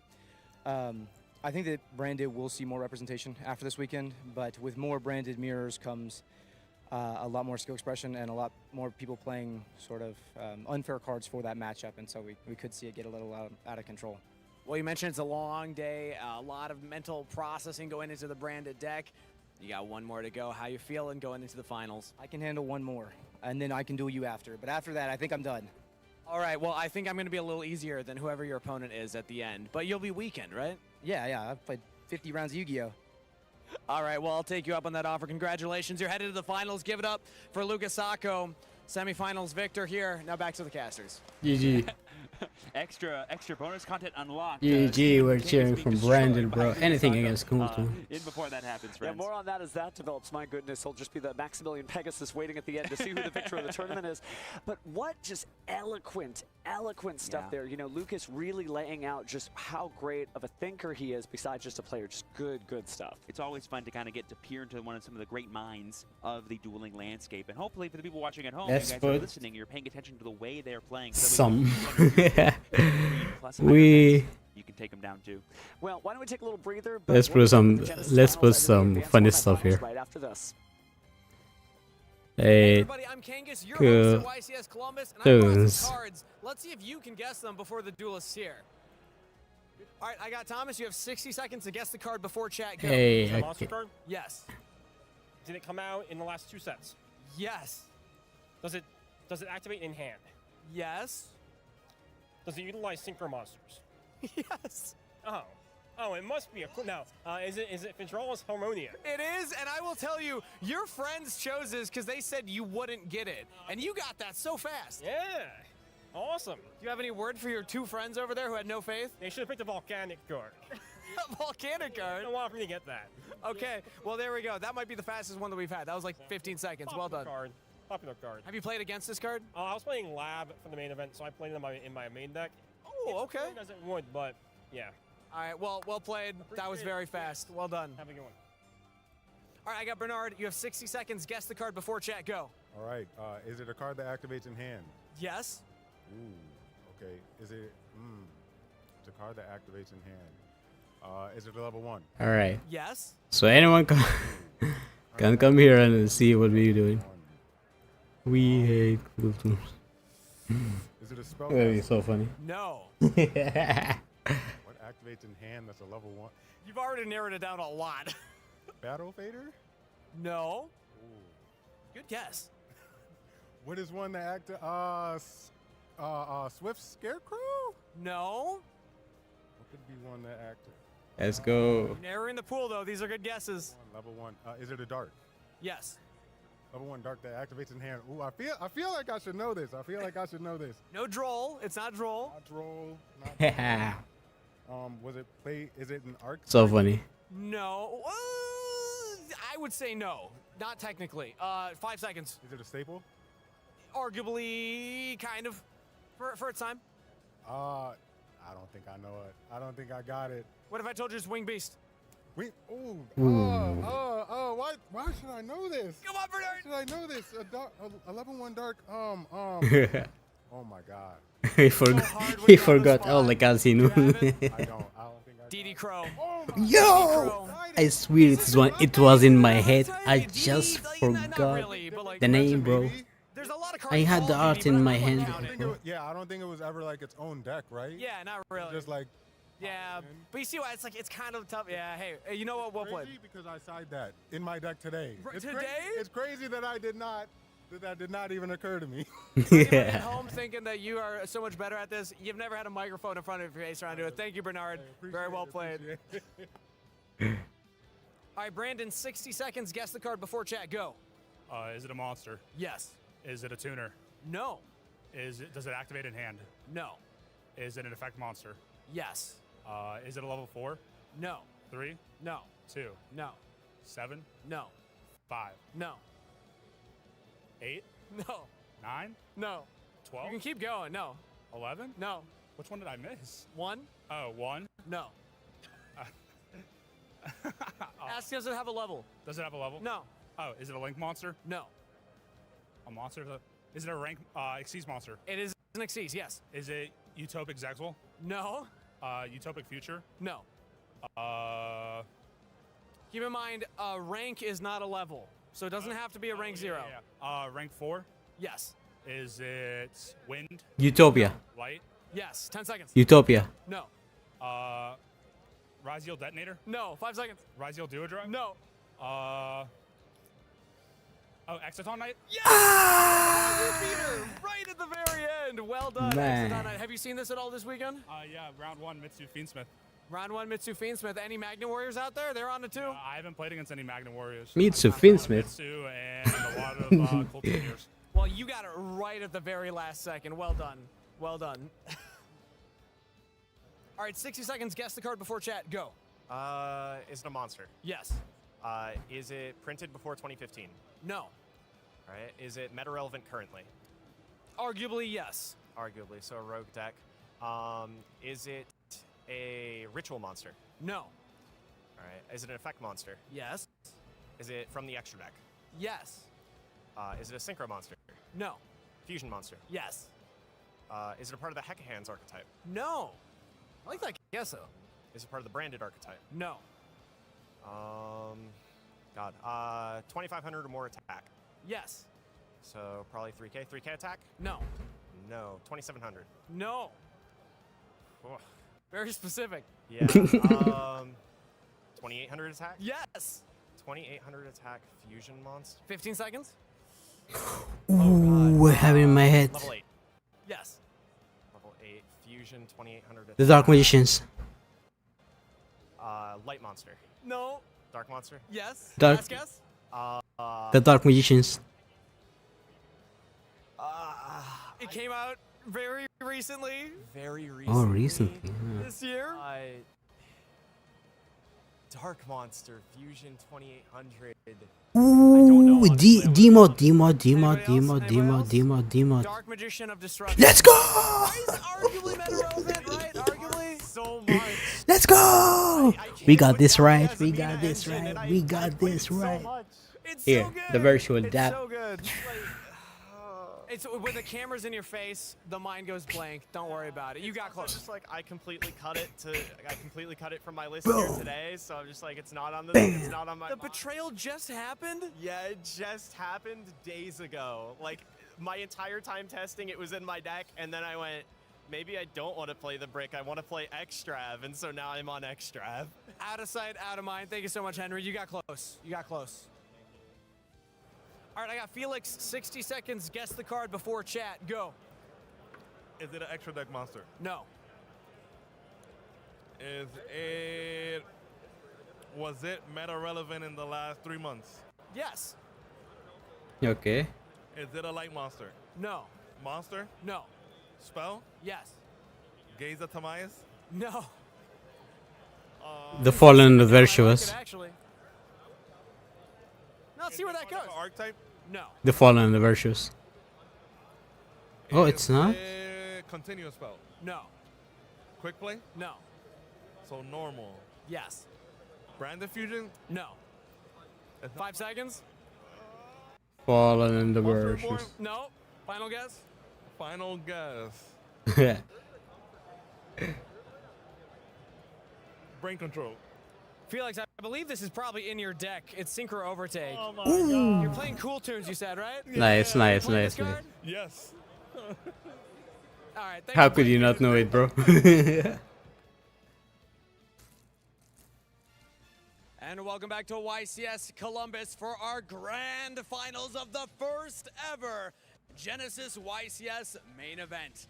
Give it up in the blue chair. Hello, ladies and gentlemen. Kentucky, dedicating this finals to all of his friends who have cheered him along today. William Wesley. Let's go. And the challenger in the red chair from London, Ontario, shout out Ann Arbor, all of his forum friends, and dedicating this one to his parents, Stanley Huang! Let's go. Congrats. Duelists are already on stage, so let's throw it back to the casters for game number 1. That is right. Thank you, Steven. We are just moments away from the finals of our first ever Genesis YCS. The dust is not quite settled in the top 4 of the advanced format YCS, but with dust has settled in the top bracket here of our Genesis YCS, and we are going to be able to tune in for the entirety of our finals between William and Stanley. Both of these players have brought to the table today strategies that I think if you were looking at Genesis heading into the weekend, you would have anticipated at the top tables. We have the Red Dragon Archfiend incorporating a lot of those new cards from Blazing Dominion against a tried and true strategy. You've actually seen this Radiant Typhoon strategy in the feature match area already this weekend. I think that was in our top 8 feature match. It was this player. It was actually, I mean, I know it was this player. Yeah, that was the mirror match between him and Edwin earlier. So we've already seen William navigate his Radiant Typhoons through a mirror match. I have to imagine he has a game plan for the very popular Red Dragon Archfiend strategy. Yeah, he's had to at least play a couple.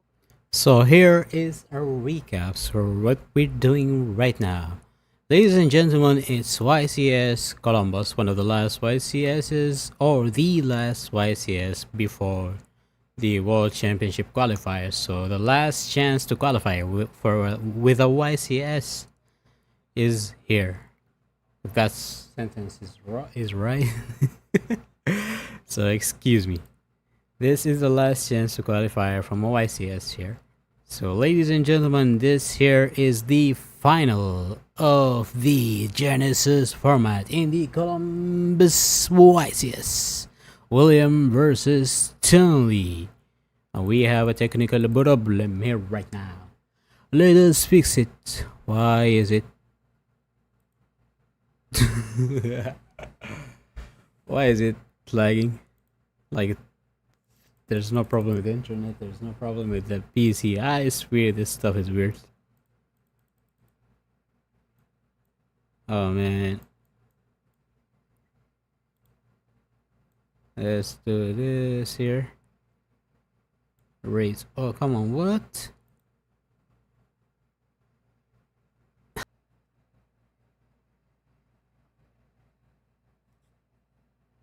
So here's a recap of what we're doing right now. We're watching the YCS Columbus. I'm doing but the stream just got out of nowhere. And now we're just waiting, watching this stuff in Master Duel. So funny, it was the final of the Genesis format. I think we should watch it on the Twitch. I don't know. Let's see. Oh, it's back, it's back, it's back, it's back.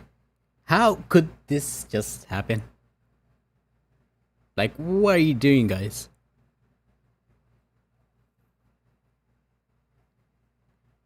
The stream is back, the stream is back. Okay. Look. MBD has some comments here. Let's go. The first Genesis YCS. Yeah, check. I mean, it would just be insane. Where is it? I have to check the video. Where is it? We are back! Is he like some technical thing? For me, winning the first Genesis YCS would be pretty big. I mean, precious few people get to carve their names in YuGiOh Legend, so this will be big, especially since for this format I'm playing my favorite deck in YuGiOh. So if it's this specific tournament I win, that would be huge. Wow, that's really awesome to hear. It seems like Stanley has experience with the Red Dragon Archfiends even before Blazing Dominion, right? I have to imagine that he has understanding of how the inner workings of this deck work. So the fact that the very first Genesis YCS lined up with the new releases in Blazing Dominion, it is perfect for him. And I think we are ready now to actually jump here into our very first game of the very first match here of the very first. Alright, it's the first final of the day. It's the Genesis finals between William and Stanley, between Red Dragon Archfiend and Radiant Typhoon. For me, I prefer Red Dragon Archfiend here. Not as maybe the best deck, but just for favoritism and anime sake. Welcome everyone, we're watching Ohio Columbus YCS Championship, and it is the last qualifier for the World Championship before the qualifiers actually kick off in a couple of months, or like a month or two. Okay, so here is the last chance for everyone from the YCS to qualify. Resonators all have abilities to just Resonator. That's fun. Love that he's explaining all his cards. So he has an additional. Apologize, give me a second. I just want to bring my cable. The early searchers here that are not once per turn. Absolutely. And also doesn't cost, at least as of now, any points. But we're going to see here the very first Synchro Summon of the finals. And there it is, the Crimson King. I will activate the effect of the Crimson King to add a card that mentions Red Dragon Archfiend. Yep. This is likely going to be for the Crimson Gaia. Activate a monster effect, you can tribute it and summon a red dragon. I can banish it for cost to special summon a Red Dragon Archfiend. That's like 6k and can't be destroyed by card effects. Yep, it summons a Red Dragon Archfiend and doubles its stats. Crimson Gaia. Yep, there's the Crimson Gaia. This is been the namesake for the strategy for a while. It just accesses every card in the deck, along with the Crimson King to access it. Activate the effect of Crimson Resonator. Yeah. Now we have Crimson Resonator. This will allow him to go into his deck and special summon a Resonator from his deck, which on summon, I will activate the effect of Soul Resonator. Allows him to put another Resonator. Lone Archfiend to my hand. So I can monitor the comments, because I can't see the comments without the phone. I'm just working in one screen here, and the other is there. There actually, in my left side. But when you see it like this, you see it in the right. Alright, our brother for the Red Dragon Archfiend here filled the board. Access level 5s, you can just use really exclusively the Resonators themselves. A spell or trap that mentions Red Dragon Archfiend. Yeah, you're good.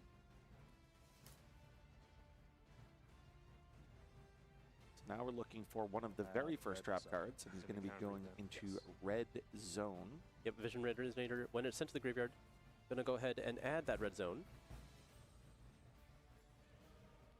Yep. That's one of his 3 main deck traps down. Will he access all 3 in his combo?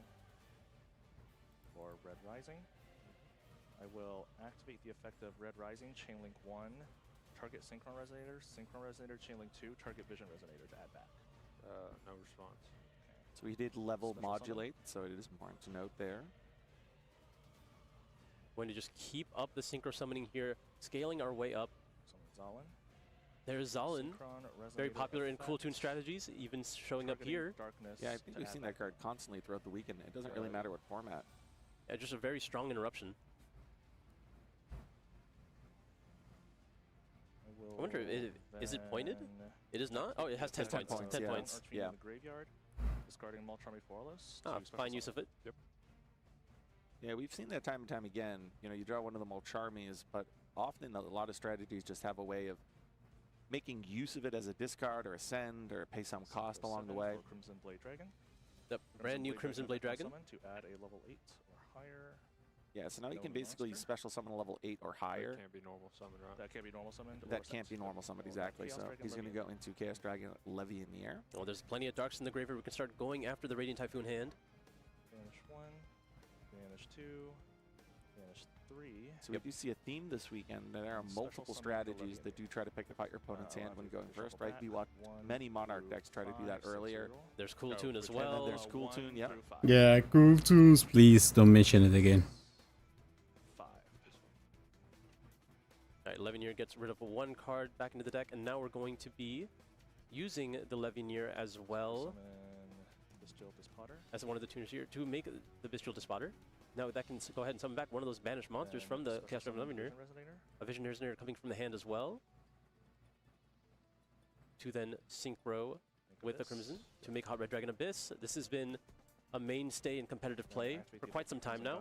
The Crimson Gaia finally hits the field. Yeah, it feels like he actually searched that through the resolution of an effect quite a while ago. King's Resonance. Yep, now 2 traps down. Yep, here's King's Resonance. Now we get Red Zone and King's Resonance.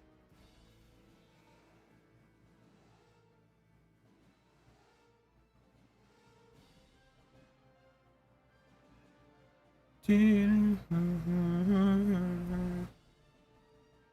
know, one of the things about Hot Red... Yeah, in Red general Dragon I think is very strong.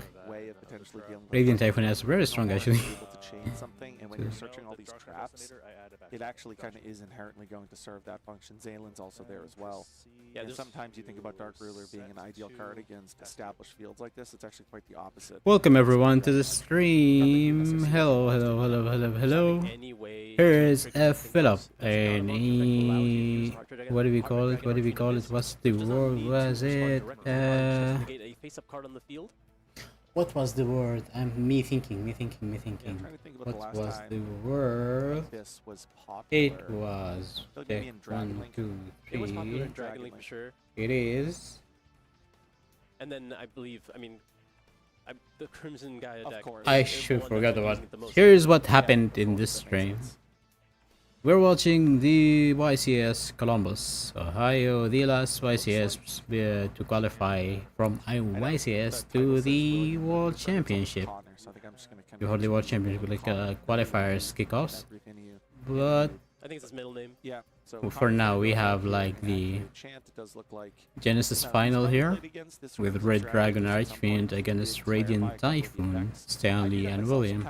Later, we're gonna have the advanced format final. Does this card do what I think it does? I feel like it's a little bit more of a better way of illustrating that you're also in the act of learning it by trying to illustrate that you know what it does. As you can see here, Red Dragon Archfiend is a very strong deck that cannot be underestimated. Radiant Typhoon also has so much tricks in their hands. Very strong. Okay, we're going to be using Manifestation now to go ahead and add a copy of Mystical Space Typhoon. We mentioned how this could be useful in the matchup when you know that there's a lot of continuous cards that you can hit. Now, there's at least two potential interactions here with the Zalon and the Abyss, but he is going to allow that to resolve and search out a copy of Mystical Space Typhoon. Radiant Typhoon has been seen dismantling boards left and right, but can it do it to a board as big as this? We have been seeing it all weekend, just these players able to navigate with their engine through these established fields. Will go through. I will, however, banish Soul Resonator to protect it. Okay. What's the next move? Now we see the banish of Soul Resonator from the graveyard. Yep. It's going to protect that face down. Special Magala. Yes. So now Magala, in theory, will allow him, if he has here, looks like a copy of Vision, to special summon from the deck. 2 in hand? 2. Yep. He sees the limitations in Connor's hand here. Maybe he wants to target down. Chain Abyss, target Vision to negate it. Yeah. Go ahead and attempt to negate the Vision here. It was just going to cycle here, but we'll see if there's anything after. Chain Link 1 Magala. Yeah, Magala is now able to activate. Chain Link 2, activate the Crimson King to banish and special summon Red Dragon Archfiend from extra. Sure. Yep, and now Crimson King, because it activated here, it creates a chain for Zalin. Nice. Connor identifying that, sees if he wants to interrupt in some way.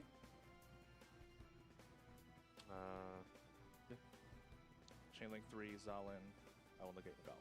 I do appreciate that, you know, Zaylin does require you to do at least a little something. Oh. And there What's is gonna happen that to this final spider right now? destruction here, going ahead and targeting the Magala as well as the Bestial Spotter. So in theory, he's going to try to destroy his Magala and then destroy any card on the field. Looks like he's going after the Dispatter, like you mentioned. So Stanley says that's all fine, right. which means the chain can now resolve. So the Dispatter gets destroyed, the Magala gets destroyed, the Red Dragon Archfiend comes out, I believe with an attack boost. Yep, just at 6,000 now. It's can't be destroyed. And now we're using Shield Bearer to go ahead and add. It's like a wind. It's like a wind beast monster level 6 or lower, I believe. Yep, that's going to be able to get one of the starters here. And because you have Mystical Space Typhoon, you are able to summon them, even though Stanley does have set spells and traps. But he does still have effects that he can activate. Sure. He took a moment to ponder his trap cards, but he decided against doing it. Elven is fine. On resolution, he's going to flip up the. Activate the effect of King's Resonance because you have special summoned once this turn. I will special summon a dark synchro monster from my graveyard or banishment. Yeah.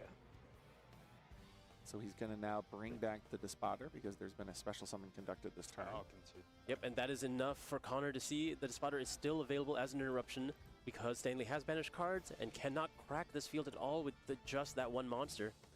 Incredibly impressive. So in the combo that we just saw there from the Red Dragon Archfiend strategy, we saw one hand rip, we saw a Dispatter threaten negation, the Zalon threaten negation, we saw the tag out into Red Dragon Archfiend, we saw the Abyss negation, and then we also saw multiple trap card set, plus an in the graveyard protection of a destruction effect. So if you're kind of curious why was the Red Dragon Archfiend strategy so successful this weekend, we talk a whole lot, it doesn't matter the format, about layering your interruptions. That was a very layered collection of interruptions.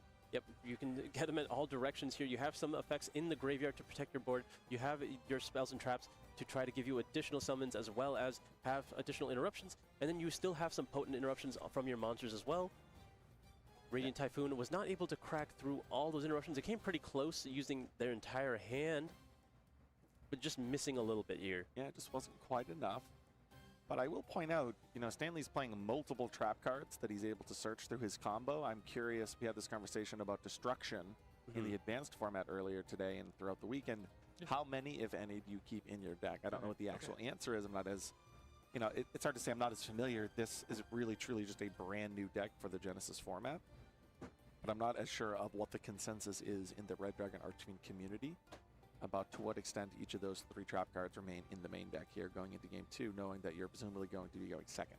I mean, I imagine you are trying to be a lot more aggressive here. You want to make space to limit your opponent's plays, really go ahead and water down their field. And you don't really need to try to make an end board yourself. You just want to end the game. Yeah, and I think based on what we saw in that previous game, right, if there was just a battle phase, what was there, 4 massive synchro monsters all on over the field? 3,000 attack. Yeah, all over 3,000 attack. For the Except most for part, Zaylin, except yeah. for Zaylin, yeah. But just by virtue of the Red Dragon Archfiend archetype itself, it's always done a really good job of pushing through fields, especially because you have access to cards like Book of Eclipse. And right, once everything is face down, there's some advantages that you can take there. So I think going here into game 2, I think it makes a lot of sense to side out the trap cards and do exactly what you just commented on. Put in cards that stop your opponent, maybe Illusion Gates, additional Book of Eclipses if you're not putting those in your main deck, and then just, if it's necessary, bring those traps back in for a potential game 3.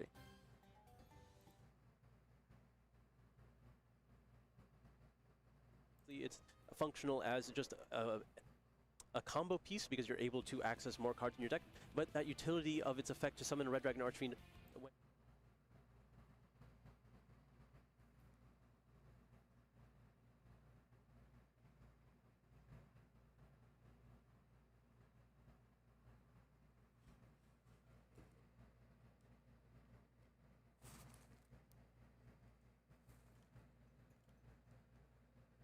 Looks like our players are just finishing. So this could be the final game of the very first Genesis YCS. Certainly.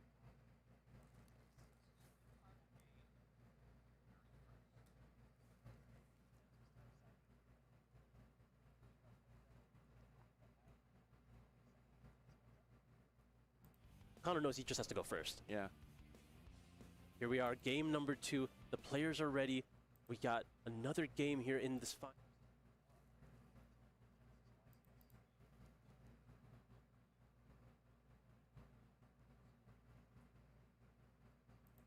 Main phase. I see a copy of Illusion Gate already in Stanley's hand. And Fualos. Looks like we're looking at Purge, enemy controller, another enemy controller. Oh, this is not very exciting from Connor so far. Doesn't seem like a very heavy engine hand, but that could work in favor for him, as Stanley had a lot to counter his field. Stand by, mate. Yeah, I think there's a manifestation in this hand too, which is not a desirable Radiant Typhoon card. I'll activate the effect of Power Vice Dragon. And we get to start with Power Vice Dragon once again, and be able to special summon himself, get a Resonator. Search for a Resonator. I think you just kind of have to purge that. Purge is fine. That's going to resolve here. Our Vice Dragon is negated, but we get to continue. Summon Soul Resonator. Soul Resonator hits the field. This one does what? It searches for a level 4 or lower Fiend. It searches for Bone Archfiend. Yeah, it's not searching for Bone That's fine. It's a simple way of putting it. Bone Archfiend typically usually hitting the field twice, having a beneficial effect on the field and also a way to summon itself back from the graveyard.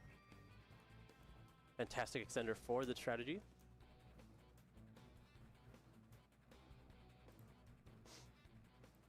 Stanley's really looking for the Bone Archfiend. I wonder if he sided it out. I doubt if he would. I mean, he has 3 copies in his main deck. Yep. Okay, well, it looks like we're going to get a Vision Resonator instead this time.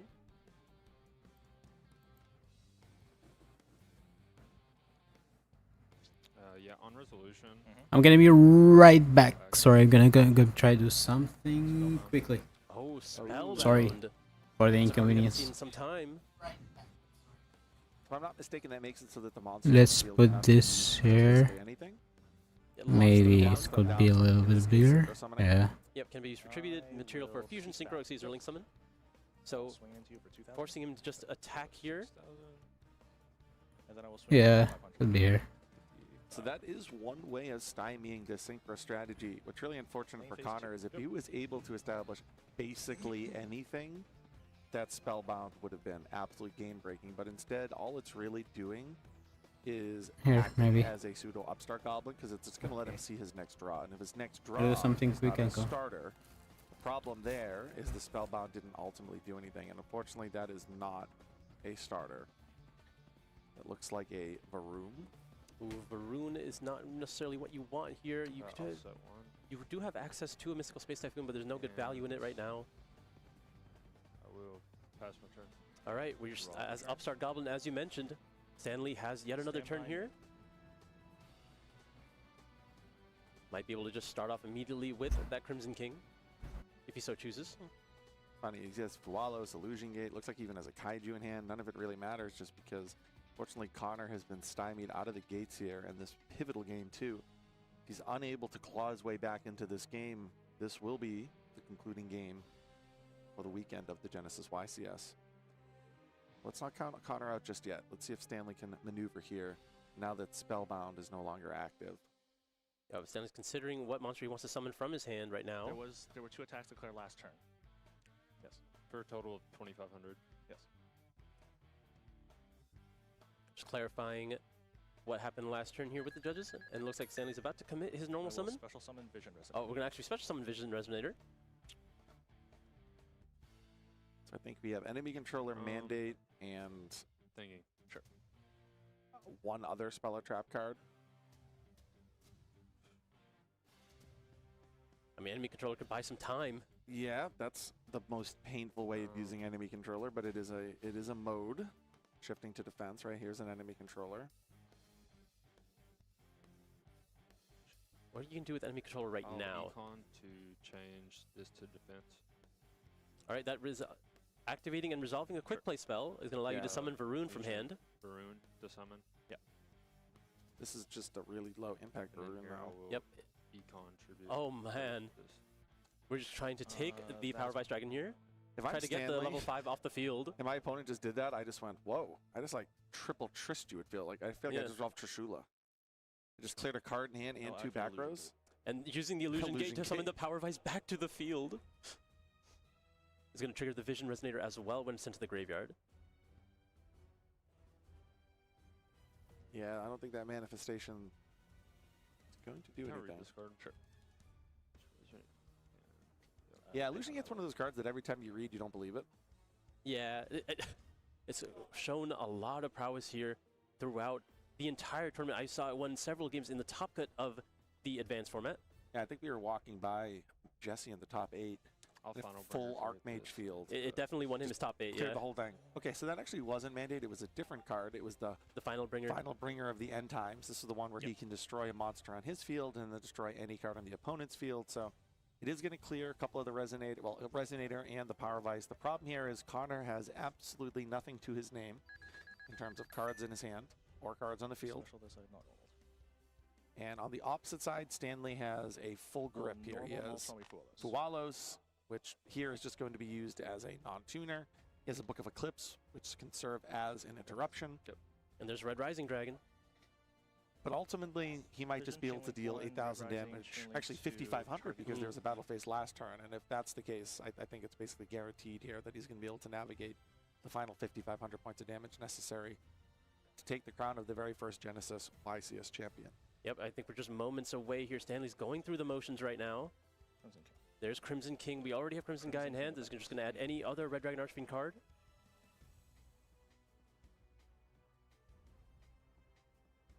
You need to find 2,500 points of damage. We'll add another Power Vice. Power Vice allows you to special summon itself, even if you have only Dark Synchros. Yep, either no monsters or just Dark Synchro.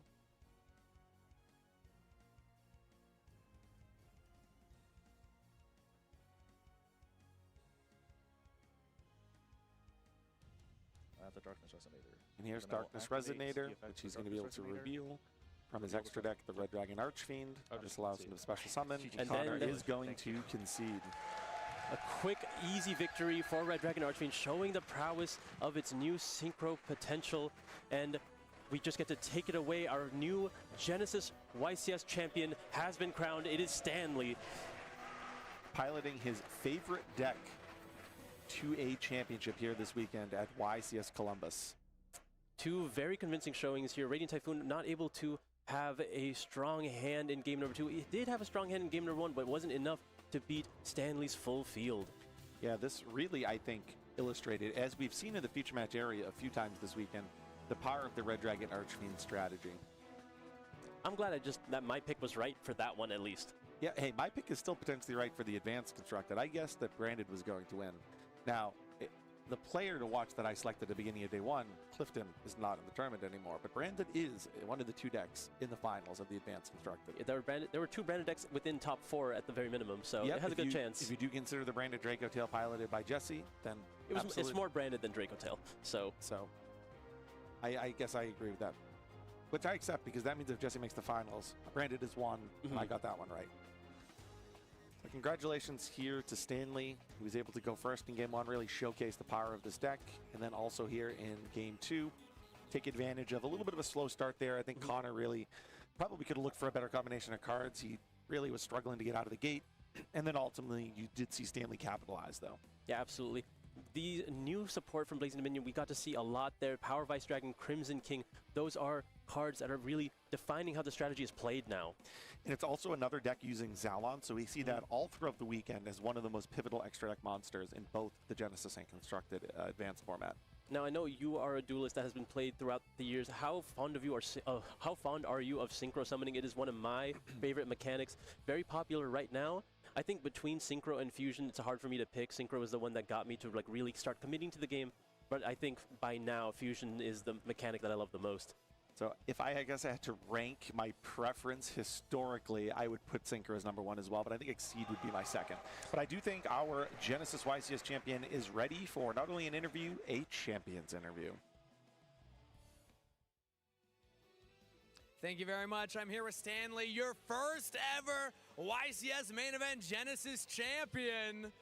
Congratulations, Stanley. I know it takes a lot of effort to get here.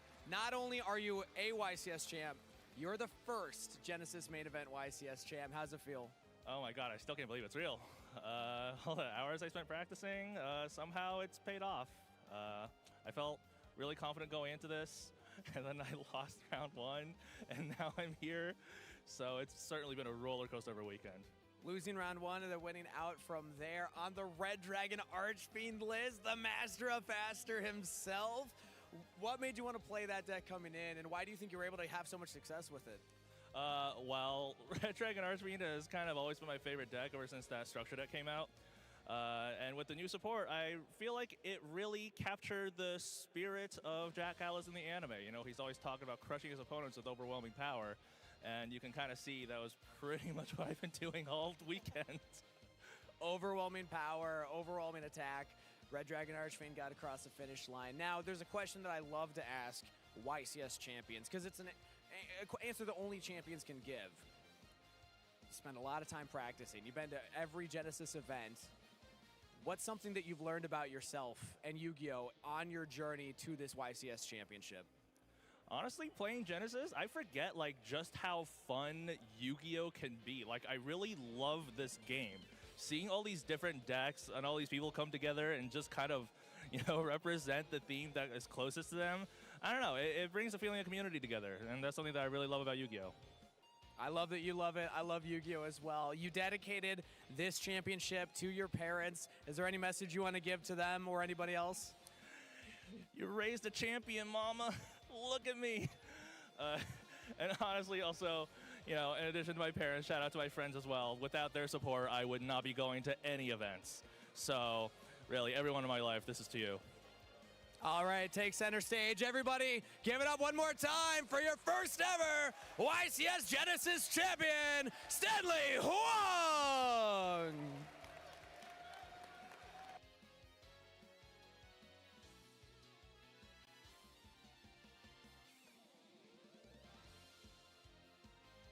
So congratulations again to Stanley, our very first Genesis YCS champion. He is really the second player, I think, in the feature matches that we had today that basically just said, I'm playing my favorite deck. I'm playing a deck that's near and dear to my heart. And then ultimately being able to pilot it to a championship. I think what Stanley was saying there really captures the essence of what makes the Genesis format so great. Yeah, he mentioned it right there, that you just pick what's true to your heart, the deck that's closest to you, and you can easily succeed. And that's what he did this weekend. Where he saw a hero player, pilot, elemental hero Neos, near and dear to their heart too. An X3 finish. We did see X3 in the top 8 of the Genesis YCS, so he narrowly missed it. Of course, here, though, we have a player that essentially says, Red Dragon Archfiend's my favorite card, Jack Atlas is my favorite character from the anime, and then piloted a deck utilizing those cards all the way now to a championship at the first ever Genesis YCS. Now, you see that it is due to the additions from Blazing Dominion, but if you have a favorite deck, you can just take advantage of it in the Genesis format. There's so much potential to explore options there and find something new you can do with something that you haven't been able to take advantage of before. I think the longer you look at the Genesis point list, the more you realize, oh, I have an inspiration, and then you sit down and see if you can make it work. And, you know, as more sets come out and as there are revisions to the point system itself, that's constantly just going to benefit the players that are really fantastic deck builders and are really committed to finding the intricacies of maybe some of those strategies that might not quite creep up to the competitive level in the advanced constructed format, but are perfectly satisfactory in the Genesis format. Yeah, it's just a new deck building challenge that I think is just slightly, it's different enough from advanced that it can bring a lot of people in, and it gives people just a different way to play Yu-Gi-Oh! But still get that Yu-Gi-Oh! Feeling and get to play some of their favorite cards that they don't get to take advantage of anymore. Yeah, I mean, Stanley even said Genesis has made him realize just how much he loves Yu-Gi-Oh! And I think he's not the only player that feels that way when they sit down and play in these Genesis events. I know players, I mean, Edwin's another that made it into the top 8 that basically since the moment Genesis was announced has put aside, at least playing on the YCS level, I can't speak to what he's doing at home, you know, at his local level, but at least on the YCS level, a player that you would see at all of the main event advanced YCSs basically transition exclusively into Genesis, do really well, and get another top 8 here at the Genesis YCS this weekend. So I think there are plenty of players that are really buying into fully the Genesis format, and you can still do both, honestly, right? I mean, at the NAWCQ weekend that's upcoming, you'll be able to play Genesis on Friday in the Genesis Championship, the main event in the Advanced Constructed on Saturday, and then kind of see where you settle in both of those individual tournaments before deciding what you'll elect to play on Sunday. Will you continue your tournament in Genesis if you placed high enough, or maybe you made day 2 in the Advanced NAWCQ that it took place on Saturday, and that's what you want to do. But I think we have an update so we can actually see what the finals are, which we're a few moments away from featuring. For Genesis, actually. So let's actually summarize a little bit here in Genesis. We saw Stanley, of course, win 2-0, and I think the other feature match that we had, at least that we commentated, involved William and Edwin, who I was just speaking about there in the top 8. Yeah, we do see Daniel, I believe he was one of the ones that was undefeated in Swiss with the Mimigul deck, was taken down, unfortunately, in the top 8 by Zach, who was eventually taken down by Stanley. Yeah, so we saw that Mimigul strategy yesterday, so that's another deck that, you know, we obviously, every time we've had Mimigul in the booth, I feel like we always pull Kangaskhan. It's just another illustration, whether it's Mimigul, whether it's Hero, or of course, whether it's Red Dragon Archfiend, that if you have that loyalty and passion for an individual deck, it can bring you great success. Looks like Stanley, though. I mean, 2-1, 2-1, and then finally that 2-0, talking about utilizing just the unlimited power, the Jack Atlas kind of mindset. Finally, here in the finals, he was able to have that nice 2-0 victory. Where he needed it most. Where he definitely needed it most, right? If you're going to 2-0, you might as well do it in the finals of a tournament. I want to mention something that Stanley said. He talked about the community that brought him together. Like, he got to this level because of the friends that support him, the families that support him, and I think that's a big part of YuGiOh. It's definitely true for me, that it's a very community-driven game. Yeah, I mean, I think we say this every single time. It's always the community, and it's awesome that the Genesis community has done nothing but grow since the announcement of that. But I think now we do have the advanced format bracket, so we can take a look at what the finals is going to be. It looks like we are moments away from that branded on branded finals. We're going to see Lucas against Jesse. So will Jesse be able to pilot a Draco Tail variation of branded? Yes, you heard me right, Draco Tail. Or will Lucas pilot a more committed branded strategy to a championship this weekend? I'm going to call victory. Brandon's going to win this weekend. I called it from the start. Yep, no one expected Draco Tail to be here. Jesse absolutely did not expect Draco Tail to be here. He said he was phoning it in. He did not have the time. And look at it again. He is at the YCS finals stage. That should make you a little scared at home. Jesse saying, you know what, I really haven't had time to play test. I'm going to play a deck that I think most people consider inferior. I'll just try my best this weekend.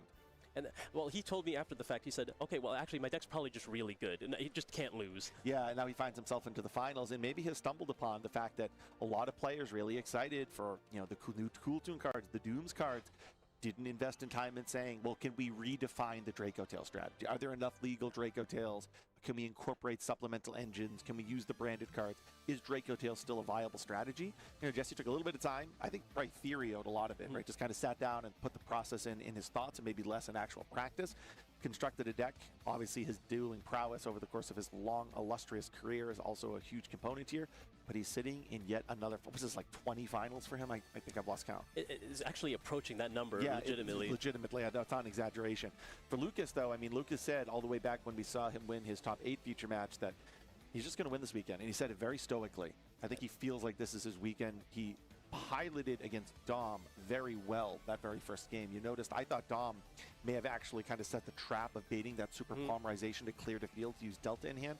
But, you know, Lucas very easily settled back in, navigated through it. And when he passed back to Dom, Dom basically had nothing accessible on the Tom. He had that just triple tactics talent. So we saw that kind of that cut into that feature match there between Dom and Lucas in the previous round in the top 4. So I think it really might be Lucas's weekend if it's, you know, truly going to hold for him. Yeah, I thought it was Dom's weekend after watching his match against Enzo, knowing how to navigate into the opposing RS, getting through those levels, being able to clear his opponent's field. He had the Imperm, he had the Veiler, he had all the means, but Lucas played better, got through, and now he just has to beat one more opponent, and the final boss will be Jesse Cotton. I know, the final boss seemingly always is Jesse Cotton. But that's it for us, I guess, this weekend. We're going to send it on over to a break, and then the finals of the advanced YCS just moments away.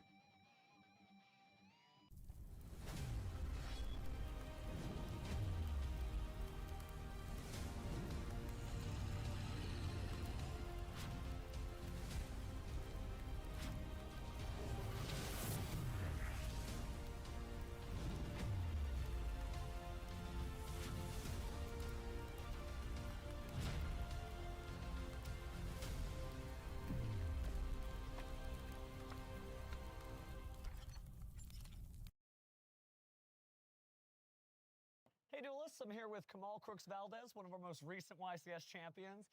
I gotta say, fam, if I recall correctly, you've got 24 YCS tops. You've won 7 of them, and I think you've done 2 in this season alone. How do you make it to this seat so consistently?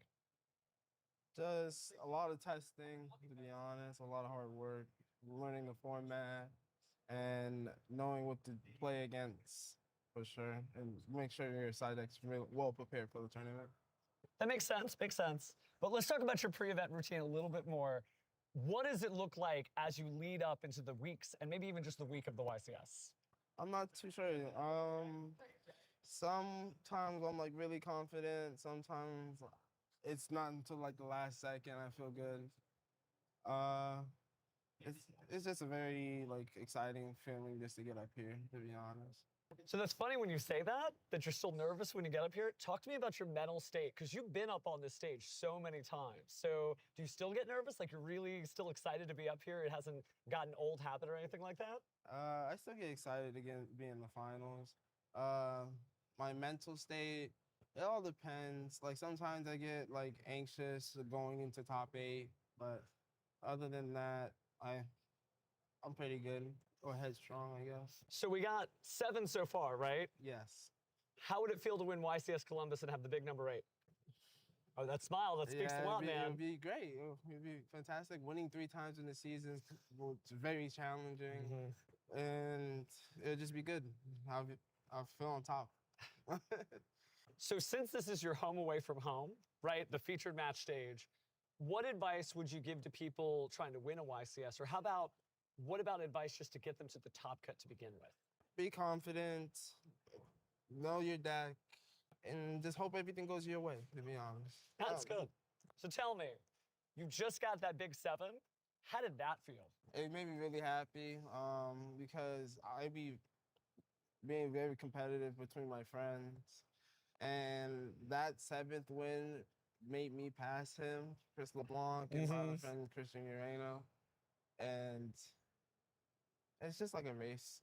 And it was a big one, though, too, because, yeah, everybody's got those YCS trophies. You had the big 300 trophy. So to get a milestone, does that feel a little different than some of the other ones? Yeah, I love that trophy. Like just sitting in my room. That's good. That's good. What's the room? What's the Hall of Fame look like for Kamal?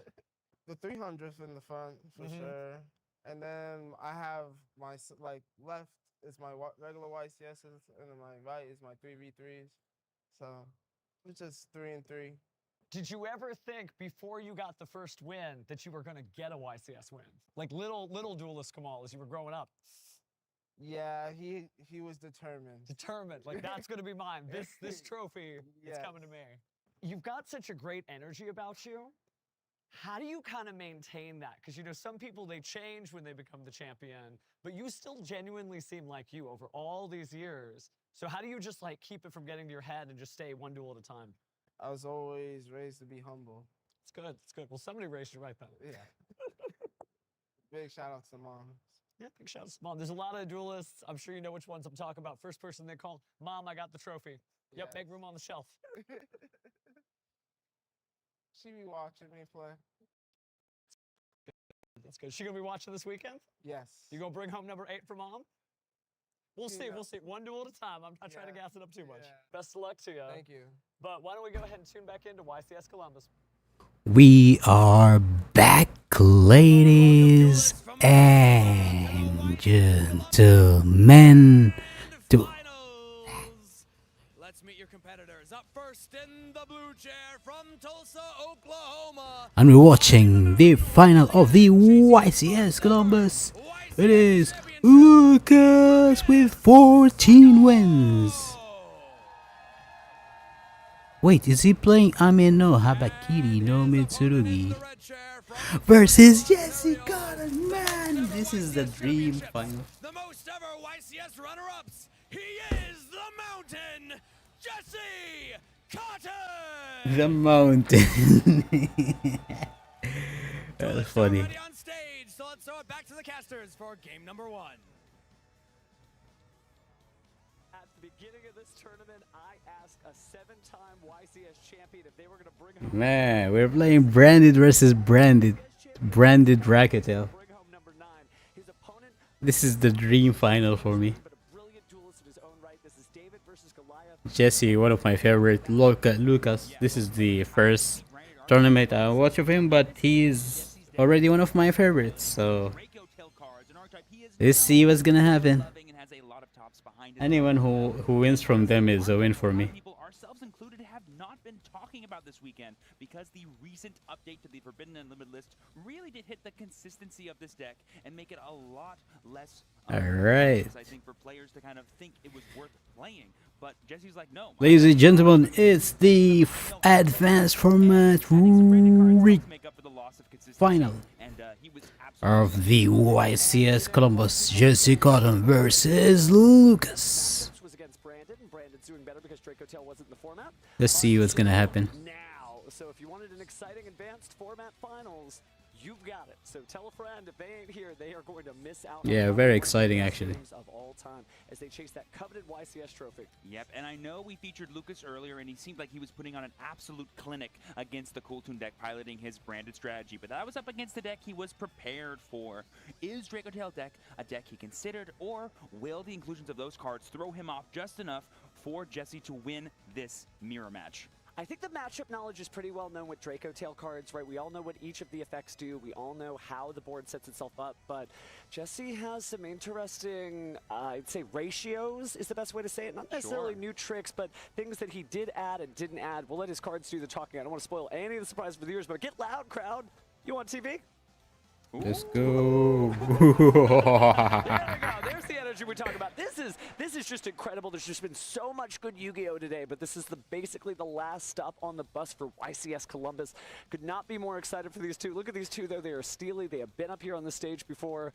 Jesse, just one of the most celebrated duelists of all times. Again, 8 YCS wins, an ultimate duelist, and pit against all of his peers, the ultimate duelist. But just here to see if he can claim a win with Brandon Draco Tail. I know to the viewers watching at home that this seems like a David versus Goliath moment. Someone with 8 versus someone with 0. But Lucas is very good actually. He's going to be there again in the future, I can say. Jesse is of sure is a legend. Of course. Like Jesse, this could truly be anyone's match. We were talking about behind the scenes, you know, when Lucas finished his match, he was... We could be witnessing history here. A first win for Lucas. Or another trophy for the giant JC Cotton. Like he said, all you gotta do is win one more, right? Just one more. He keeps putting that one finger up. One more. Could be 0, and then he'll be hosting that trophy. And if not, then Jesse will be trying to find room on the shelf for number 9. Yep, so everyone watching both live and at home, give all of these duelists your hype. It's going to be an absolute show they're about to put on, I bet. Lend them your power. That chat better be moving a mile a minute. Oh, but goodness. The anticipation, I am so energized by this because not only are we seeing 2 great duelists play against each other, but this answers a very interesting question, right? The Forbidden Limited list has not been particularly kind to Draco Tail because it did lose certain amounts of cards here and there, but it shows you that Draco Tail can go on and on. Draco Tail is not the deck that can be stopped by limiting. Branded was definitely one of the decks on everyone's radar, but Branded Draco Tail was It's like Branded actually. They mix together as like... a little extra. They all like to do it. Branded can't be stopped. Looks like the decks are shuffled. They're cut. Draco Tail also can't be stopped. Like I mean in a meta position. Like they always come back strong. No matter what happens. Looks like we are in for a good one again as we go into game 1 of the YCS Columbus Finals. Okay, we're entering game 1 now. It is time for the dice roll of destiny. Yep. What a treat to watch this after the Genesis Finals. Red Dragon Archfiend getting its day. Now one of these 2 duelists about to take the trophy too. An 8 against an 8, evenly matched. Ooh. Yeah, boy. Another 8. Oh, we're getting another 8 too. Ooh, threw it a little hard. Yeah.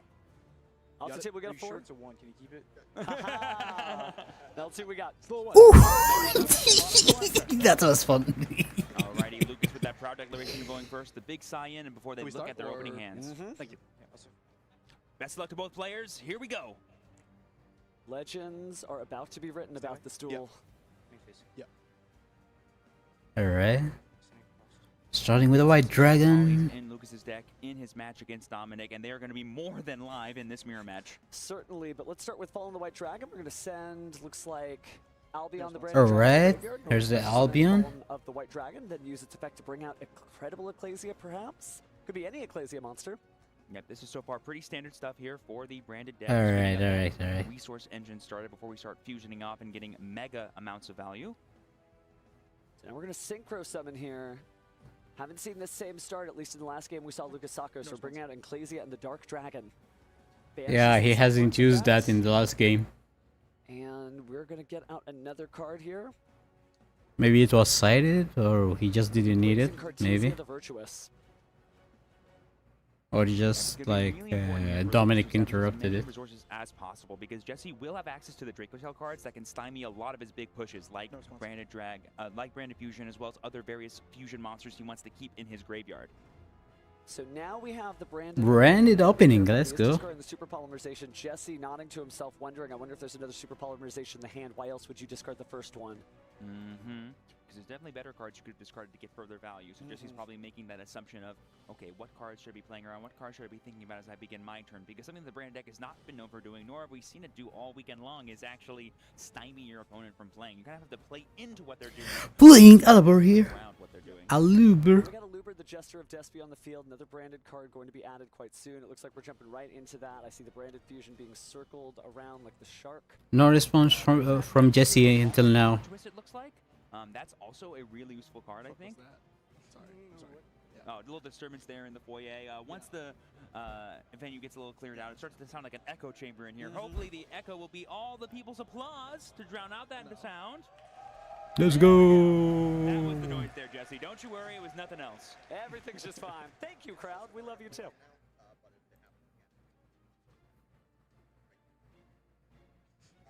So it looks like we do need to clearly announce that we're activating our effects there. Just a little note from our head judge there. And we are going to activate, or excuse me, add a branded card, the Fallen the Virtuous, treated as both that and Dogmatica card. No response. So a little UC minor issued for the language there. I understand being startled. Don't worry, it's just a warning. But fair warning, when you're up on the YCS stage, we can hear you, so mind your manners. Yeah. And here comes Granguin, the Dust Dragon. Gonna be sending, it looks like the Dogma here to get even more cards in the graveyard for searching for Lucas. Like I said, he's gonna be Titaniclad. Like I said, he wants to maximize the amount of value he can generate on this first turn to force Jesse to play through as much as possible. And so that way Lucas still has stuff to continue his turn and play. Setting a mysterious card, that super polymerization again, is gonna get such value here. Now, one of the things that is kind of, I don't want to say unique to Draco Tail, but they like to lean on Secretarion, and Secretarion, of course, being able to prevent your opponent from activating the effects of Spellcaster and Dragon monsters that are special summoned. That is kind of a big chunk of the Fallen of Elbas's family of cards. All those branded cards do happen to be it. There are some Worms, there are some Beast Warriors, but... Oh, come on. If you can hear me, I don't know. Oh, okay, it's working. Man. Here from Lucas. This is these Lucas. It's a very different field than when we saw lags just on the match stage. I mean, it's a very different matchup, you know. He has to prioritize other things. And when it comes to specifically playing into a fellow branded board, we didn't see him play a branded mirror match yet, but I'm sure he's had to fight through some to get here today. YuGiOh. Absolutely, certainly popular deck. Everybody loves Albaz. But each deck looks different, especially Jesse's. We haven't seen anything like that on the feature match stage this weekend, so I'm excited when turn play passes back over to him. But Luke is doing a great job of establishing all these different resources, and now we're going to see the Brandon High Spirit sent to the graveyard. Wow, I mean, it's honestly impossible to fathom just how much value Lucas has generated so far in this single turn. I'm going to just wager a guess of +6. That sounds pretty accurate to me. It's a really good end phase. And now, all of a sudden, that extra super polymerization has plenty of cards to discard, but there's also plenty of great effects in hand for next turn. Draco Tail, you know, it does a lot of work, but it doesn't necessarily close out the game in one turn. Yeah, he's definitely going to need some help from the branded cards in order to do that from Jesse's side of the board here. Just getting a clarification here of what card was set off the Albion ability. It was, of course, that Branded Retribution, which could answer Jesse's own powerful spell cards. But unlike the branded strategy, the Draco Tail strategy has a bit more powerful spell cards to utilize. All right, now it's Jesse's turn. I just saw him draw a Draco Tail Urgula. Looks like he's looking at a couple of different cards in his hand there, but see the Master in action. Standby phase, main phase 1. Going straight to the main phase here as Jesse. How best are we going to try to force out the interaction from Lucas and then play over it? Okay. It's always what you want to be doing with these powerful fusion strategies. Quem is there, waiting for the move. Looks like we picked it up. It's gonna be normal. Okay, start with Eccles, Cartesia. Okay. Kind of dangerous super polymerization at the ready. But again, Jesse might not be considering that. He probably might just need a way to fuse off some of the Draco Tail names in his hand if he has any.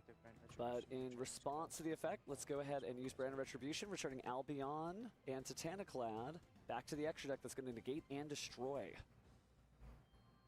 So goodbye to Blazing Cartesia for now. Quim is still on the field. Does represent a lot of value for Jesse if that effect got to go off. Plus, he's already had to use his normal summon, so a lot of resources already off the table for Jesse. Urgla would have helped, but plenty of spell cards in hand. Jesse keeping it close to the chest, so I can't quite see all of them. But you gotta slap some of them down the table. I know that looks like a branded fusion over on the right. And we've already baited out the branded retribution there, so it will be a safe activation from what I can tell. Jesse sighs deeply. But Jesse's got to be assuming that one of those set cards is a super poly, and he's like, do I really want to summon an entire board just to have it get eaten up? Well, kind of a tricky situation to be in either or, but even though this is untimed, the pace of play must continue. So at some point, Jesse will have to make a decision here. Thinking ahead into the future, he turns back to his hand. Thinking deeply, actually. We're just going to activate Branded Fusion. On Branded Fusion here. If this resolves, it represents a lot that Jesse can do. Don't know if Lucas was anticipating that. The Forbidden Limb in the list recently changed this to 1, so Jesse kind of lucky to get it here. Branded Fusion from the first hand here. I would say the biggest thing to maybe consider is Ooh, he has a super poly there. Ecclesia and the Dark Dragon to maybe get access to a Fallen of Albaz effect to fuse off. Oh, that's the graveyard. I forgot about that. I thought this is hand. So much value off of a resolved Branded Fusion that if we have some way to stop it, we probably should. With Branded Fusion, you could send a Draco Tail Frixel to the graveyard as various materials, perhaps a light spellcaster, depending on what the fusion is. So that's going to help things out. So we are going to let that fusion resolve. So it is time to fusion summon. That's a Fuvolos there. Materials. We know one's going to be in the deck. Albaz. Or in Jesse's case, Fallen of the White Dragon, probably. Choose Fallen of White Dragon. Here's the White Dragon. Nope, there you go. There's that Brixel. Brixel too. Hey, you had one fusion material, I had the other. Okay, the effect of Brixel is going to be activated right now.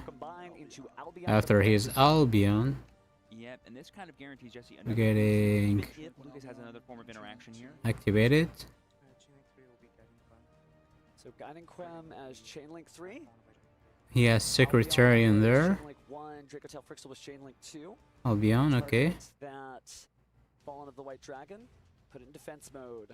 The White Dragon is back. Even more bodies for Lucas, which will generate even more value for him as the course of the next turn, which will be what ultimately decides this game. I know both these decks have a lot of damage potential, but you're going to need to fight through the resources first if you're going to want to actually close things out. Rahu Dracotail activates. Draco Tail also now at 1. Hey, Steven, you want to know what's better than one Branded Fusion? 2. 2 Branded Fusions, just with a different artwork. Well, it's nice to see Draco Tail finding his face there on the Rahu Draco Tail, and it is a very powerful card. So Jesse's starting to claw his way back. The Rahu Dracotail there. I guessed on the 2, by the way. Exactly. So here we have the Albion fusing off the Cartesia and the White Dragon. Secretarian, nice choice. Alright, nice choice. Now we are stopping the opponent. Very, very heads up play from Jesse here. But there is a way to get rid of it. Ooh, the Super Poly. Responded to by card effects, but I was right, he had the Super Poly. He just had it in the graveyard. Okay, Gun is the Secretarian Dragon. Up that beautiful extended art Mirror Jade for the overframe. Man, that's beautiful. And it was one of the first ones that ever got to fully utilize. That's a good catch. Those are the first 2 extended art cards to ever be played in the finals of a YCS. That's history. No one can take that from you. An extended art card to play an extended art card. Must be nice. What did this card start off the super conversation? This card was Ecclesia. Okay. So we sent the Ecclesia to the graveyard. We do have the Mirror Jade out. Jesse still has, looks like 2 cards in hands. Yeah, no, a few cards. There's 4. I think I saw a Branded and High Spirits in Jesse's hand, which can still represent a lot of value depending on what monsters he may have in hand. No response. And we do have the set Rahu, of course. So activate the effect of Ecclesia and the Dark Dragon. No response. Now it's time to banish it. Let's see what is we get from Lucas's deck here. Oh, it's going to be a copy of Fallen of the Albaz OG to try to get this Albion up the board. Are we just trying to deny Jesse material for fusion summoning? Well, it does sound like a good idea. So Blazing Cartesia the Virtuous to the graveyard. Materials are Fallen of Albaz, or maybe not. Oh, wow. Ooh, that is super huge from Jesse. If I'm going to lose my monster anyway, I'm going to go ahead and get a droplet so that way I can answer this Mirror Jade most likely. That was the only card he sent to the graveyard, so he's only going to be getting 1 monster effect, but he can chain a spell since that wasn't one of the cards sent away. But it's got to be Mirror Jade you're going to choose at the end of the day with Jesse, right? That seems like the target, yes. Well, not target, but when it resolves, that would be the card I'd negate. I'll negate the Mirror Jade. Okay, nice choice. Now, notably, I believe if Mirror Jade is sent to the graveyard, though, the other effect of Mirror Jade will activate, correct? Believe so. So it's still volatile for sure, but there's plenty of ways to protect yourself. It's still a scary card. Yeah. But we can Arthalion it if we need to. Might have to. Let's take a look at the graveyard here. A couple of fusions. Spell. But Jesse still has 3 cards, 1 face down. We know that the Rahu has not been activated yet. Is it time? I mean, it's always better, too, when you're trying to, like, force interaction on your opponent, use the cards they know about and then hang on to the cards they don't know about, because that just leaves the room for them to misplay that much more likely. Duel Academy 101. Let's go ahead and activate Rahu Draco Tail now. Okay, activating Rahu. Where are you going? Sounds like no response from Lucas.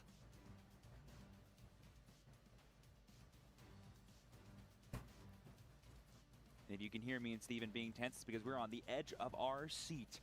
Because every single action so far matters, and I know everyone watching live and at home is feeling the exact same as we are. My heart is beating a mile a minute. So we do have a branded opening of the graveyard that's very important because it can protect those fusion monsters, but let's see what Jesse sends away here. We've eaten through a lot of interaction that Lucas has face up on board, so all Jesse realistically needs to play around is, I think, Unassumed, Fallen, and the Virtuous that is set on the board. My normal summon Cartesia. So we have used the normal summon on the Cartesia, and we do have what I believe is a Draco Tail Urgula in hand. Remember, you do have to, if you're going to fuse what I think you're going to fuse, use a monster from hand. Let's take a look at what we actually use. Yeah, that's one thing about the Draco Tail deck that was always very famous, is that it's always hungry for material. You can fusion summon all day long, but you need to actually... Arthalion is coming, probably. Summoning actually requires your bodies. All right, well, fusion summon. Yes. Our Draco Tail Pan and Draco Tail Urgula. I mean, those are 2 pretty good Could ones. be Arthalion, nice. What are we getting back? Probably It's a big Brixel. Chainlink 1, Maybe a Pan 2, 2, 3. On targeting. I'm sorry, so it's Chainlink 1 Arthalion targeting Pan, Chainlink 2. Pan, Chainlink 3 Urgula. Just in case you didn't hear that, Draco Tail Arthalion will try to retrieve the Draco Tail Pan from the graveyard using its effect to return cards to the hand from either the graveyard or the field. Okay. We'll activate Draco Tail Pan, then we'll activate Draco Tail Urgula to set Draco Tail spell and trap cards, and destroy 1 card apiece. It's non-targeting too, which is huge.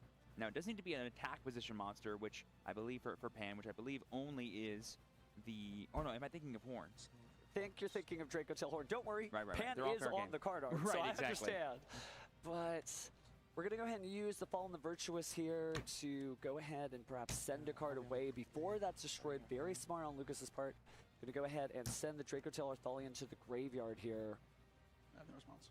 No response, so now we'll use Mirror Jade too. It is negated, but you can still send for cost, which is basically like activating the second part of the effect for Mirror Jade. It's negated. Yeah, so destroyed. It's destroyed. So that's destroying the Arthalion. Okay. So Urgula's next here. Now we're going to get to a more defensive position, except we haven't used the Draco Tail Keto. I completely forgot. Okay.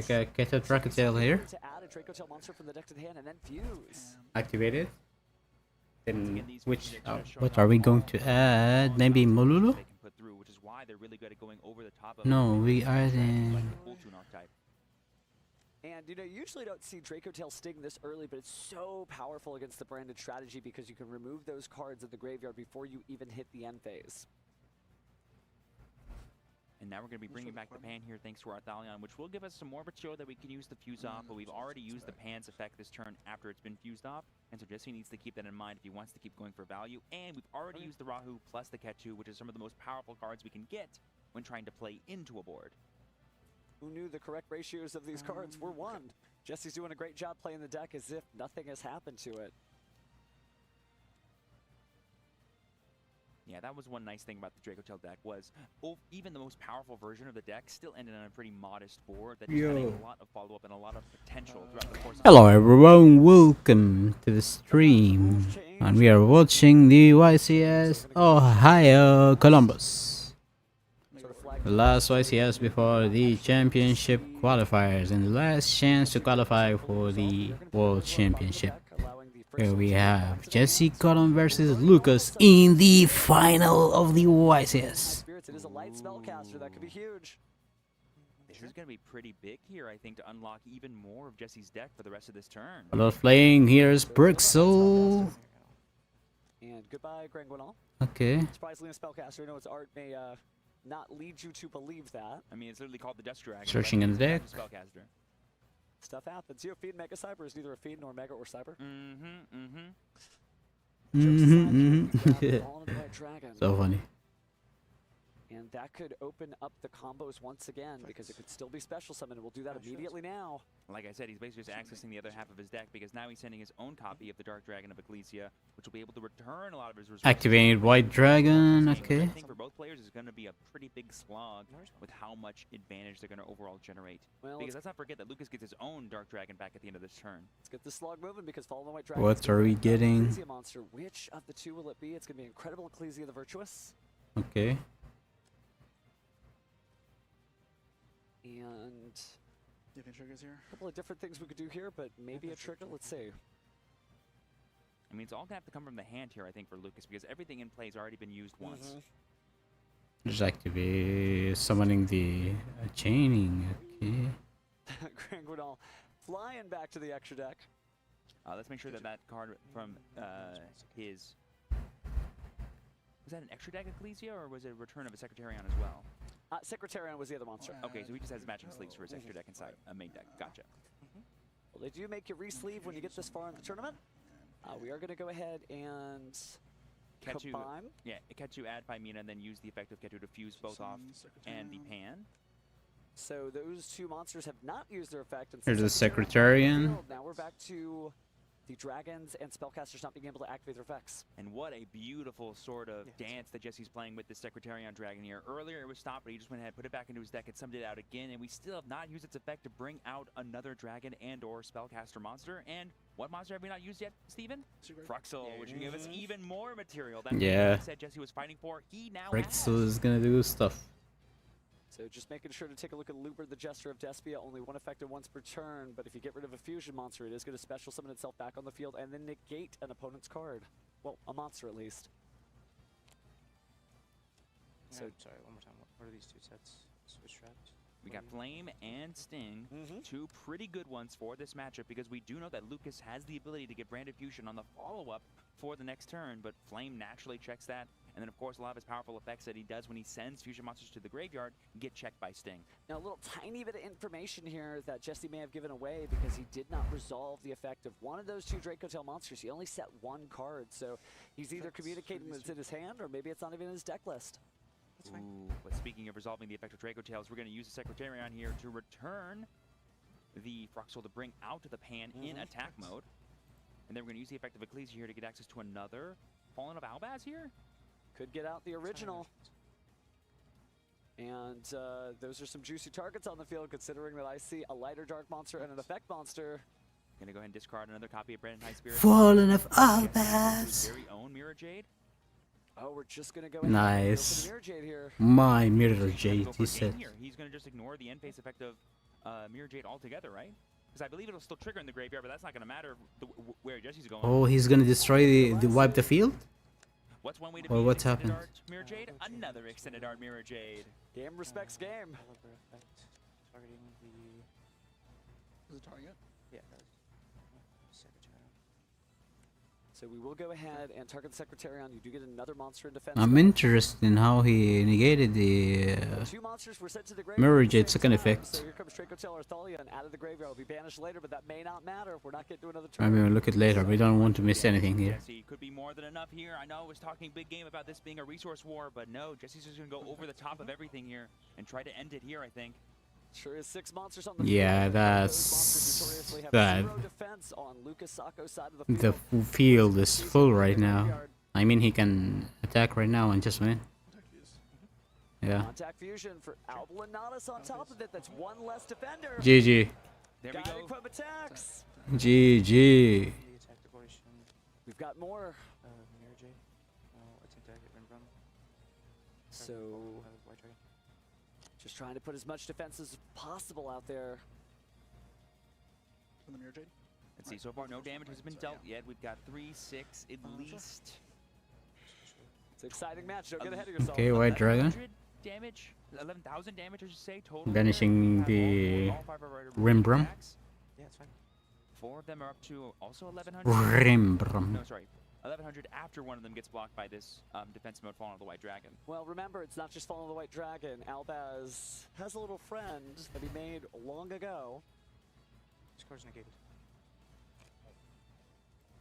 And the Secretarian Dragon was negated by the effect of Luber the Jester of Despia, so don't panic, because here's a spellcaster, and she gets to activate her effect too. And I know it's been a few years since we really read this part of the effect for Dogmatica Ecclesia, but it cannot be destroyed by monsters that were summoned from the extra deck. But that Draco Tail Pan has more than enough attack points to deal with it, I believe.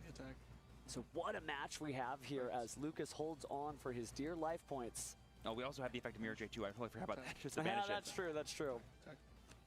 And that's it. Jesse Cotton takes the first. GG, first one. Let's get loud for it. Yeah, there was too much monster in the field. Expert use of both engines perfectly. He started Nice. with Draco Tail cards, baited out as much of Lucas's advantage as possible, and then ended with the branded cards to bleed into the other Draco Tail cards that he was missing because he opened so few monsters and all the spell cards, and he was able to close it out there. And Jesse Cotton wins the first match. Welcome everyone. If you don't know what's happening right now, it's the final of the YCS Ohio between Jesse Cotton and Lucas. Both are playing branded.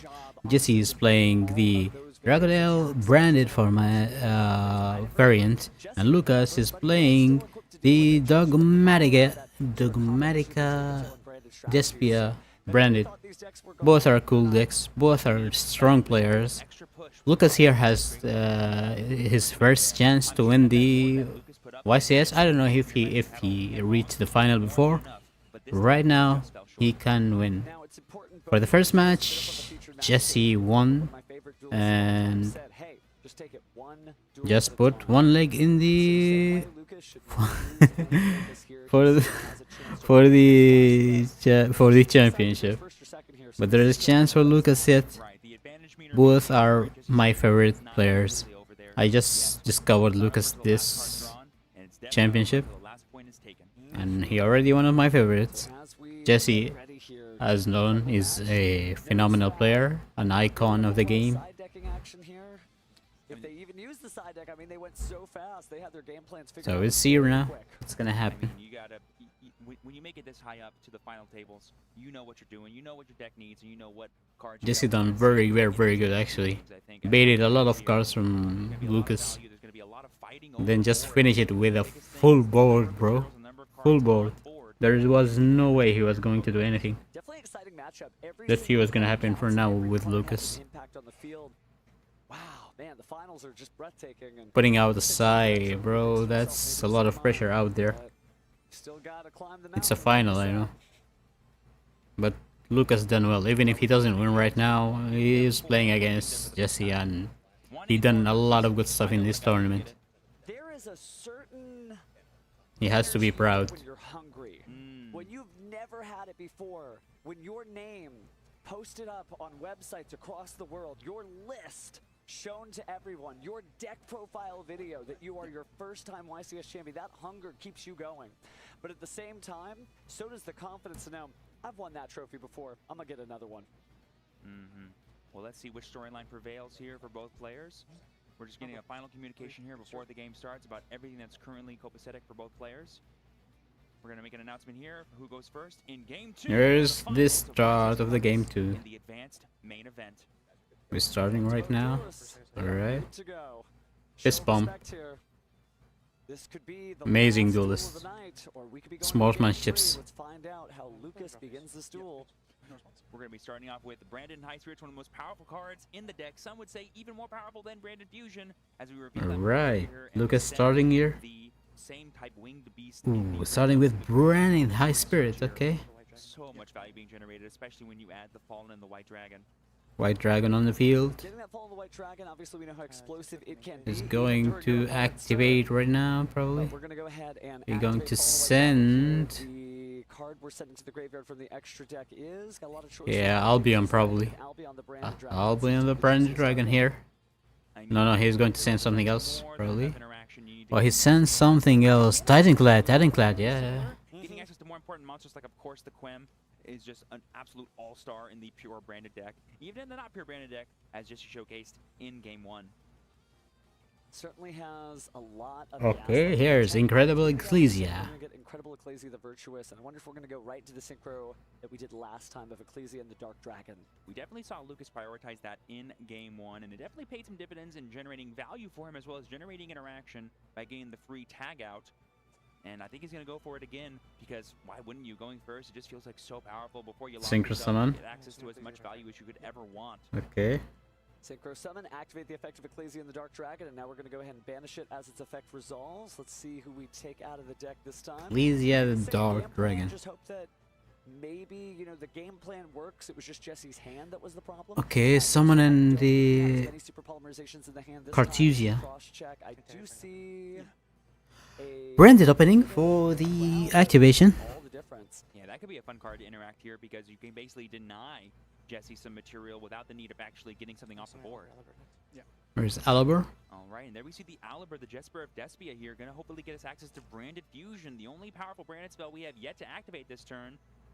But Going from Alibur to going for a Game 2 situation, and famously a deck like Branded that doesn't commonly play a lot of interaction in Game 1 could totally play a lot of interaction in Game 2 and 3, depending on whether they're going second or first.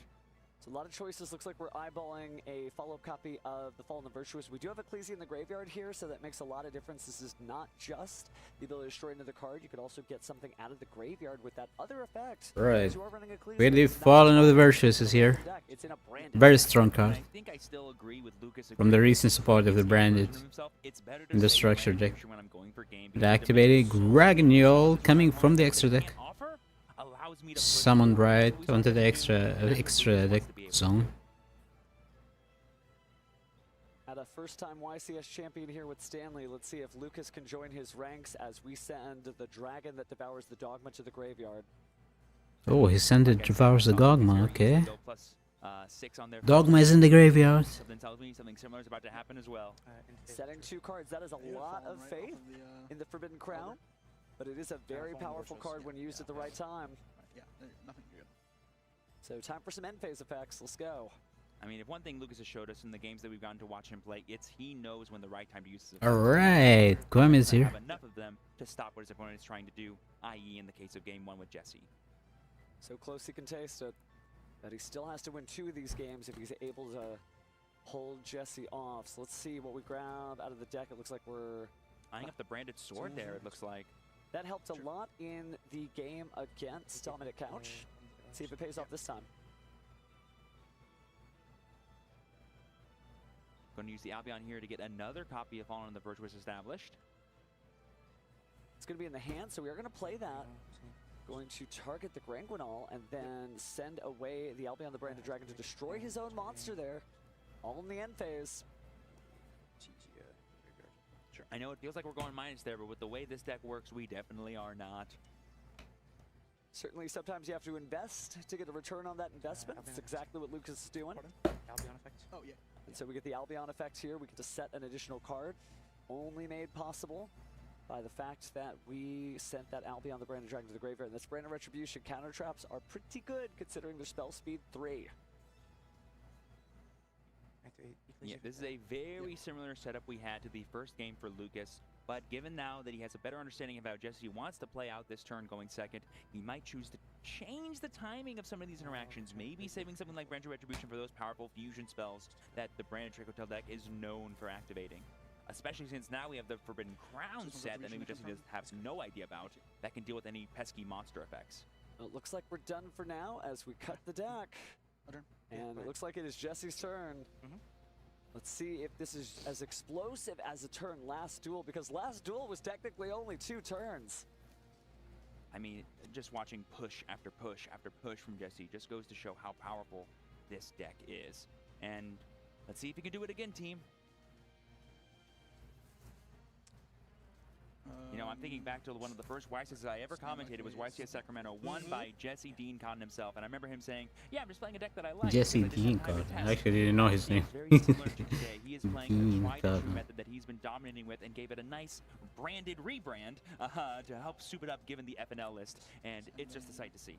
It certainly is. Well, now we are seeing Fallen and the White Dragon, but we've got to send one of those sacred cards to the graveyard. It's going to be Albion, the branded dragon, hitting the graveyard. So Okay, same line as like them. later. But before we do anything here, I mean, Any interaction? activate that branded retribution if you so choose. Lucas, what are you doing? Monsters in the graveyard. Lucas, think about the response carefully. Yeah, this weekend has been like the story of information. You have the Cool Tune deck that gets perfect information, and you have the branded deck or the Sky Striker deck that forces out information based on how your opponent is choosing to use their interaction, or sometimes not choosing. What are they allowing to let me do, and what are they not allowing me to let me do? That gives me so much knowledge. And there's that Forbidden Crown that we knew about, but maybe Jesse did not. Stopping the Fallen, the White Dragon's effect on summon here to get the Ecclesia. That's pretty huge. It certainly is, but a Duels this season as Jesse perhaps knows that not every card is going to resolve, so we'll get to see what the other Forbidden cards Crown. It's activated. But yeah, that's going to stay on the field and could be really dangerous considering that it can't be used for a lot of different things, right? It can't be used for a fusion material, so we don't have to worry about like a Fallen of Albaz fusing with Fallen of Albaz. What a world. But at the same time, it could be used for a super polymerization later if we get to a next turn. Ooh, we're eyeing up the normal summon of Alibur, the Jesper of Despia here. This represents a lot of threats that Lucas needs to respect if he has a way to do so. So many cards can start just from Alibur. Remember, the big punish we had in game one was he activated Retribution and got met with the branded fusion. Hard drawn from Jesse. Was Jesse lucky enough to do it twice? Still has 4 cards in hand. But it looks like we're going to go ahead and let that resolve. I mean, there's a world here where Jesse just chooses not to get branded fusion here, and maybe just chooses to get a different spell card like branded High Spirits, which is just as dangerous sometimes. I think I saw an interesting side deck choice. Fallen of the Virtuous. Illusion Gate that was at the very bottom of the deck, so maybe they did enter their side decks, but they had very quick game plans. All right. Ace of Muertos coming in clutch once again, both in Genesis format and in Advanced, I suppose. Incredible card, but will it be enough? Get a little bit of a think Interaction? here. No interaction. Looks like we're going to pass turn player priority, activating Fallen the Virtuous. Sending Ecclesia. Okay, Dark Dragon, the Ecclesia is being sent there. Target the Gonna force out the Quemir before it can generate even more value once extra deck monsters are sent here. Lucas takes a look at his graveyard. Is he going to respond here? What is he going to do here? First YCS finals.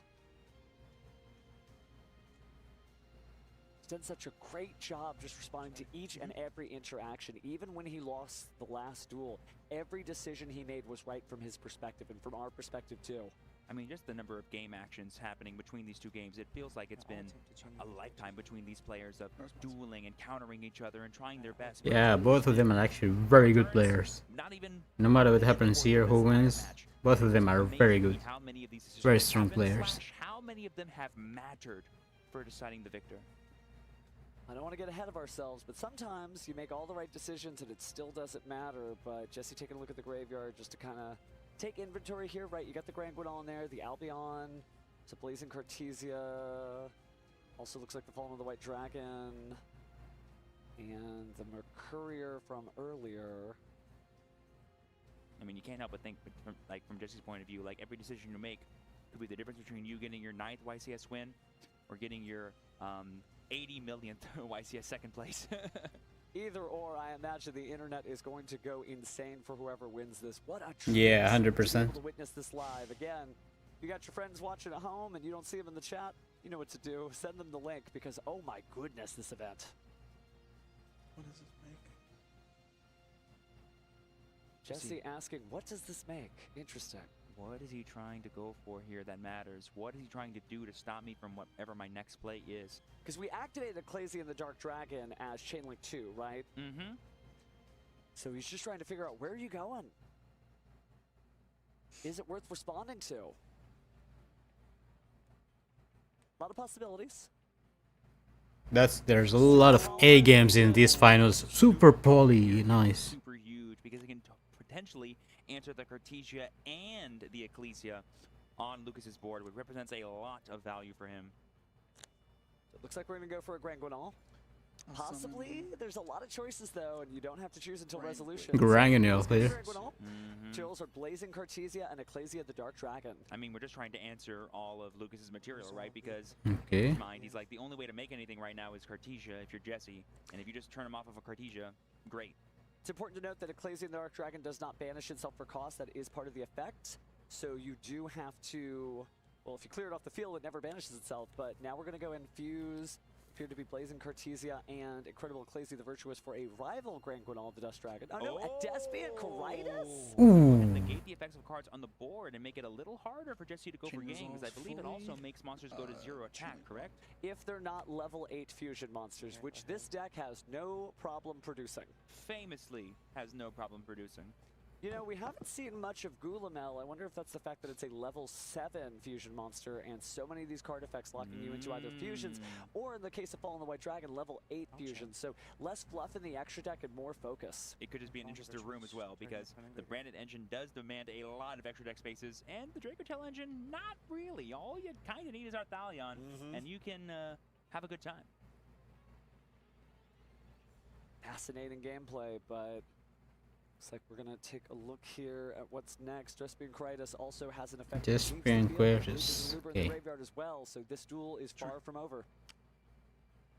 So Guiding Quem the Virtuous being revived by the Fallen the Virtuous there. That's right. That's what's cool about this deck is it unlocks the secret second line of text of Fallen of the Virtuous, which is a reborn-like effect. Dex Sky Striker kind of can't get away with that. I mean, you can run Ecclesia if you want to. Nobody would blame you. Oh yeah, my not properly summoned Ecclesia, the Dark Dragon. Let me just go ahead and put that on the field. I'm sure there'd be no problems with that one. Yeah, the main monster zone's pretty tight, the Sky Strikers, but feels pretty good in this match. And I'm sure Jesse's not in love with this Quem coming back because it does represent a lot more cards for Lucas. But I'm not sure how many Jesse needs to necessarily care about because the only last card on Lucas's side of the field, from what I can tell, is going to be the Blinded Retribution as well as the Rinbrum in the graveyard to maybe get access to a Fallen of Albaz. But not the Fallen of Albaz that actually fuses, just the Fallen of the White Dragon. So we need a way to get Fallen of Albaz in the yard, if we can. I am so glad this match is untimed, as all matches in the top 8 are untimed, but I could watch this all day. Okay, there we got the Ecclesia, the Incredible being sent here. She's virtuous, she's incredible, she's all that, but let's see what we end up doing with this stacked graveyard. If we get to an end phase, there's so much resources that Lucas is going to be able to take advantage of as he pushes to fight back against Jesse Cotton and try to get back into a game 3. Yeah, if you're Lucas, all you're thinking to yourself is one more turn, one more turn. I can do everything Jesse is doing, all these pushes I have in my deck, but I just need my battle phase so I can get the full value out of them and close this game out. And remember that Fallen the White Dragon at the very top there isn't really going to do much, but we're going to go ahead and return that card back to the deck by shuffling away the Ecclesia the Dark Dragon and the Branded. So Albion the Branded Dragon also going back to the extra deck there. I mean, that gets rid of the Branded Retribution. A lot of suspense here. So what are those last 2 cards in Jesse's hand? If any of them are accesses to a fusion summon, this could be it. Love how close he's kept them to his chest, because even I haven't seen them all. So it'll be nice to see what the surprises are. If there's one thing both these players have shown me throughout this event, it's the power of super polymerization and just dismantling your opponent's board and advancing your own game plan, especially in Fusion Brace decks. And oh my gosh, it's Branded! Yeah! We fight through everything, we get the Branded Retribution off the board, and we can resolve a Branded Fusion. Alright, what are we summoning here? Best cards in the game until as late as possible. He did it at the Ultimate Duelist series, and now he's doing Man, Jesse is so... Fusion to fuse. He's so patient. Throwing Frixel, activating its effect probably from the graveyard, then getting properly Rahu again. Is it a game? It's in here somewhere. The problem is the Despian. The Despian is a problem there. Oh my goodness. I mean, it's just a sight to see. I said this. Didn't I say this? I was like, oh, I think we're going to use as many cards as possible to bait Lucas into not responding. Or are we getting Horn or something? I cannot think of a more impactful card to save than Branded Fusion. Are you casting this duel or are you scripting this duel? Okay, Albion. I'm flabbergasted, that's what I am, I'll tell you what. All right, we'll see what happens next here. I'll be on the Branded Dragon. But it looks like we're going to use the effect of Guide and Quem. It ain't over yet. It's going to be really important here. Lucas needs to plan everything out perfectly, and even then, Jesse just has access to so much more advantage. He can go loop Elion if he wants to. Okay, He can Mercurier. go to Mirror Jade if he wants to. He can go to anything he needs to properly respond to Lucas here. But we are going to see the Mercurier here try to get put back on play. Interesting to see. Even though Lucas did not win the first duel, if you learned anything from it, do not underestimate Lucas Sacco.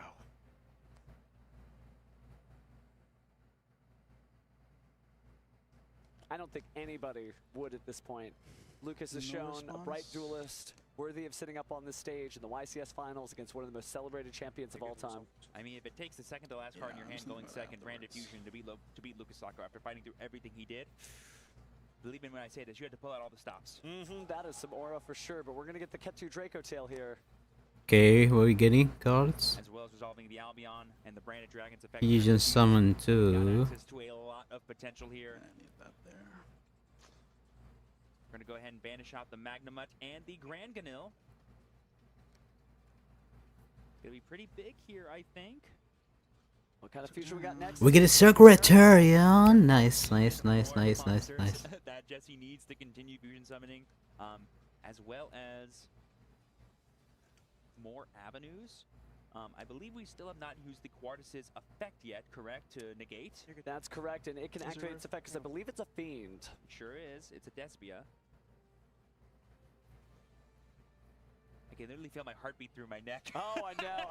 I'm just captivated by this. It's such incredible gameplay. I can hear the roar of the crowd as the game is going on, and just the mumbling of just, I cannot believe what's happening in front of us. This is one of the most impressive bouts I've ever seen. The amount of cards, the amount of additions, the amount of effects. Oh, it's a sight to see. Feel the clatter of 1,000 keyboards describing this match in a million different ways. So many thinking going there. And in many words. So many thinking. Same thing. Peak. Peak. Some peak dueling. Well, you were The mind games. earlier, and I gotta say, its fusions are all right, but it looks like we're about to fuse again as we activate a Ketu Draco tail. Jesse considering it as he holds it in his hand, grimaces at the card. What can you do for me? I mean, what's a better card to play right now than Ketu? That's the thing I'm thinking of. Like, oh, if he's debating playing this, what's the other card in his hand? What could be better than this right now? Alright. 5 mana. Oh, no, it's the Argala. Urgala. The materials are 2 dragon monsters, actually. Yeah, it's going to be Chaos Star Source. Alright. Only used 1 light or dark, so we're only going to be destroying, and then we're going to chain Urgala, so Mercurier is going to be lost, and then we'll go ahead and set the Rahu Draco tail from the deck. Of course, not destroying a spell trap. There wasn't one to destroy at the time. Unless Lucas was saying, hey, do you want to get rid of your own card? No, we don't. Yep, and here we have the Urgala to get back the Frixel to our hand to unlock our Rahu Draco Tail to actually be activatable. If we didn't already have another Draco Tail name in hand, of course. Okay, we got the Frixel now. And Frixel to the hand. I see another spell there. Did he use the normal summon? I don't know.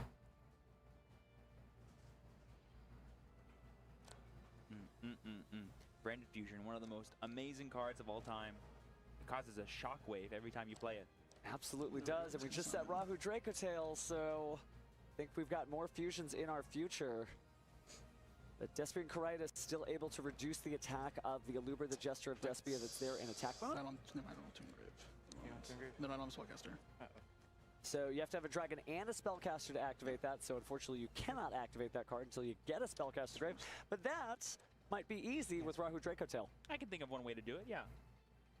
So there's your spellcaster. There's the Frixel. So the materials for this fusion are Draco Tail, Frixel, and... Ooh, I think he's eyeing up Draco Tail Malulu. That's one of the other cards limited to 1 for the Draco Tail archetype, and it's one of the best to ever do it because that can answer the Quantrix. Despian Caritas sitting there staring him down, but that may not be an issue. I said Quantrix, didn't I? Caritas, forgive me. You're fine, you're fine. I'd be tongue-tied too with a duel like this, but we're actually going to be sending away Draco Tail Pan. Similar answer, similar answer. Arthalion as well. Many answers to that card. Chainlink 1 Arthalion? No, Chainlink 2 Pan.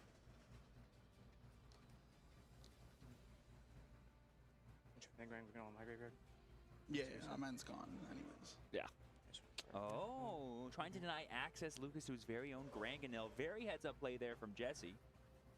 He's certainly aware that the graveyard is almost another set of resources all its own.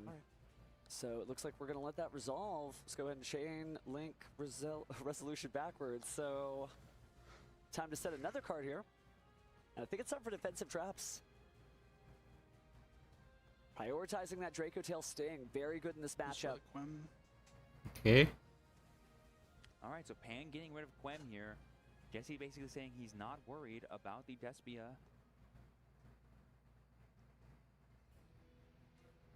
Because he knows he has plenty of level 8 anyways to play around it probably. I mean, that's basically all Lucas has left, right, besides the Rindrum Engrave, correct? That's right, and the Fallen of the White Dragon, again, won't be able to be used for the attack, and the Desperate Critus could reduce it, so this is almost going to be fully on the back of fusion monsters, but that may not be that hard. Another Fallen of Albaz. One back to the deck, one to the field.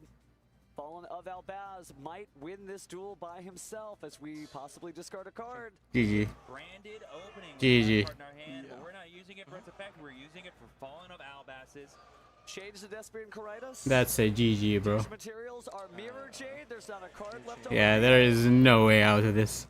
Graveyard still has plenty of options, but I'm at the edge of my seat too. GG, Lucas. 0 cards in hand, 0 cards in field for Lucas Sacco, but You did well.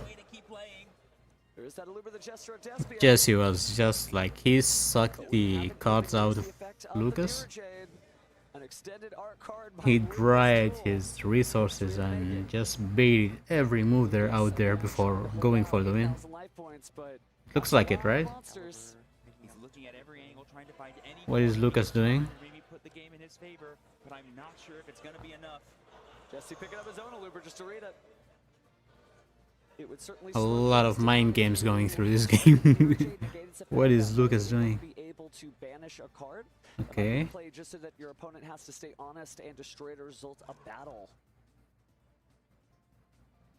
But can he do it just off of the one card? I'll hit this. And he'll draw on the cards from his graveyard. Okay. So Desperate Caritas also going to use its effects. And we are just going to use that. So Caritas resolves first. Time to special summon. Just trying to put as many monsters in defense as possible. Again, don't underestimate Lucas Sacco, because he's putting. Let's go. White Dragon, White Dragon, White Dragon. Used it this turn. Special summon another defensive monster. And this could Okay. be Ecclesia here, and I believe Ecclesia cannot be checked by Albert. I believe Albert has, wait, no, 1,800 attack points, doesn't he? So we can't attack over it, unfortunately. Secretarion is negated again. But remember, that Fall of the White Dragon at the top of Jesse's, that Cannot was attack. hit by Forbidden Crown. It can't do nothing. And on the bottom, that is going to be a 0 attack. Aluber the Jester of Despia. Because of the Caritas, Despian. yeah. Oh my gosh. Because it's not a level 8 fusion. It might be the material for one. But we do have the Mirror Jade to deal with any Ecclesia that gets summoned in defense mode, unfortunately. I'll summon Dogmatic Ecclesia. Ecclesia, the Virtuous. Lucas locked in still. I don't know if I have a target. So he's just going to check his graveyard before he starts reaching into his deck.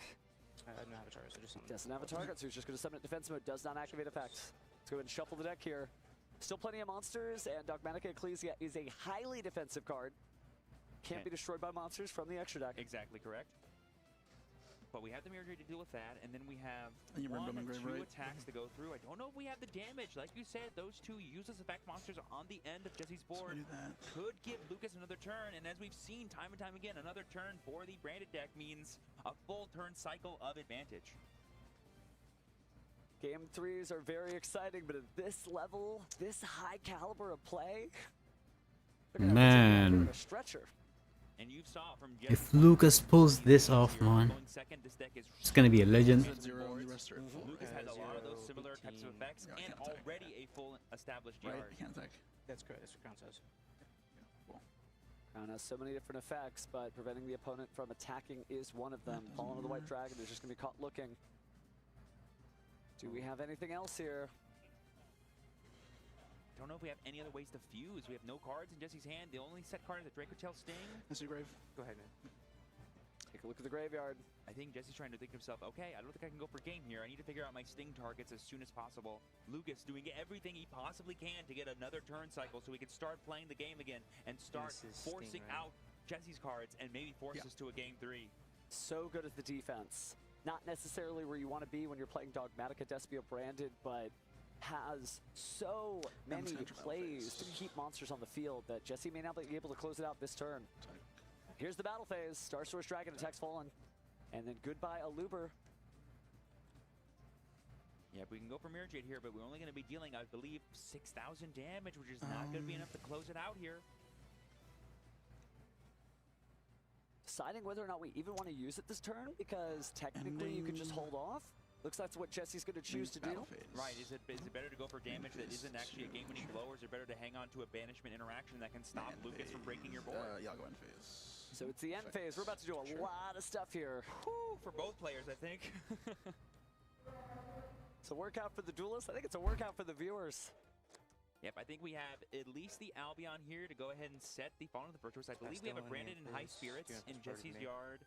And I'm not sure what else we could do because all of our monster zones are full. And I don't see a Cartesia actually in the graveyard. So that's going to be it for Jesse, I think. All of his advantages definitely face up and in play. I would say probably one of the strongest things he has is definitely going to be that Secretarion Dragon. Yeah, that stops special summon dragon monsters' effects, correct? And spellcasters.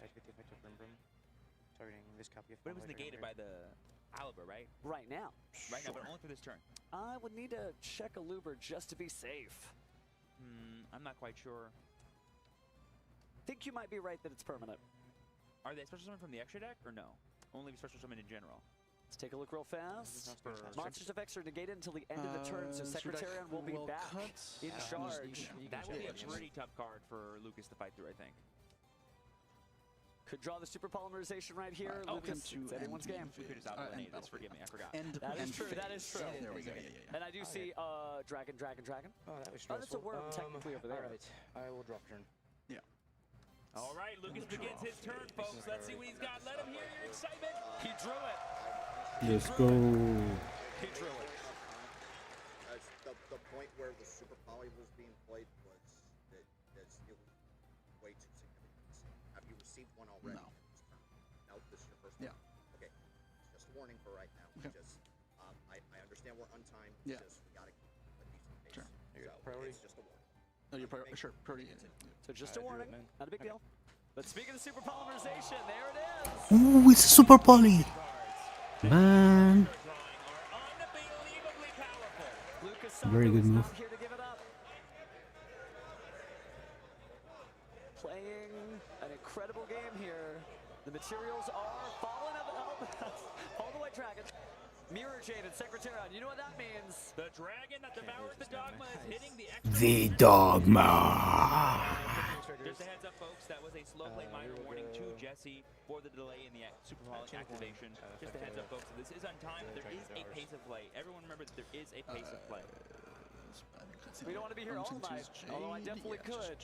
But that super polymerization, my goodness. The dragon that devours the dogma. Just incredible. Will it devour the dogma of Jesse? So chain link 1's this, chain link 2 is your... No, we're good. Oh, will Jesse dogmaticate the Lucas? And let's remember, I'm speaking gibberish that I don't know. Just from the exciting of the game. Very good game, actually. More than that, I'd like to think.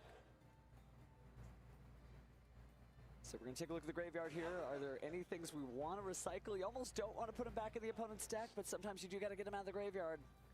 Huge props for Lucas. I'm sure after that game one, a lot of players would be discouraged to choose to go first again after seeing how well Jesse's deck is at going second and going for game. But he's like, no. I now know all Jesse can do is try to win the game on his turn. If I can stop him from winning the game and I get back to my turn, the amount of resources I will have accumulated will surpass anything Jesse can do. Let's see if Lucas can turn that into a win on this turn and force that game 3. This is just an incredible duel. Yes, it's only turn 3 of game 2, but so many pieces of interaction. They are fighting for their lives here. And just doing a great job as we shuffle away some cards. He's trying to remove some resources here from Jesse by shuffling them back into the deck. We gotta be careful though. Some of those cards could be one-ups that Jesse's more than happy to summon or use again. I think getting rid of the Draco Tail Pan in the graveyard might be the smart move here because you want to make sure. Nothing fell off. I apologize, Judge. Yeah, so nothing fell off. We're going to random deck. Actually made his place back in the same order too. But we're going to recycle a Dragon that Devours the Dogma and the Rinbrum. That's our own cards there. We love being able to reuse powerful effects over and over again in this house. Now, good heads up though, that Draco Tail Pan is still there, so if something happens to our Thalion, Pan may give more plays. Activate Sting. So the targets are going to be one spell and trap and one monster. They're going to be banished. Yep, going to go get rid of that branded sword here. Basically, any cards that have effects in the grave. Usually a good idea to get rid of, as Jesse here. Going to get rid of the Dark Dragon as well as the branded sword.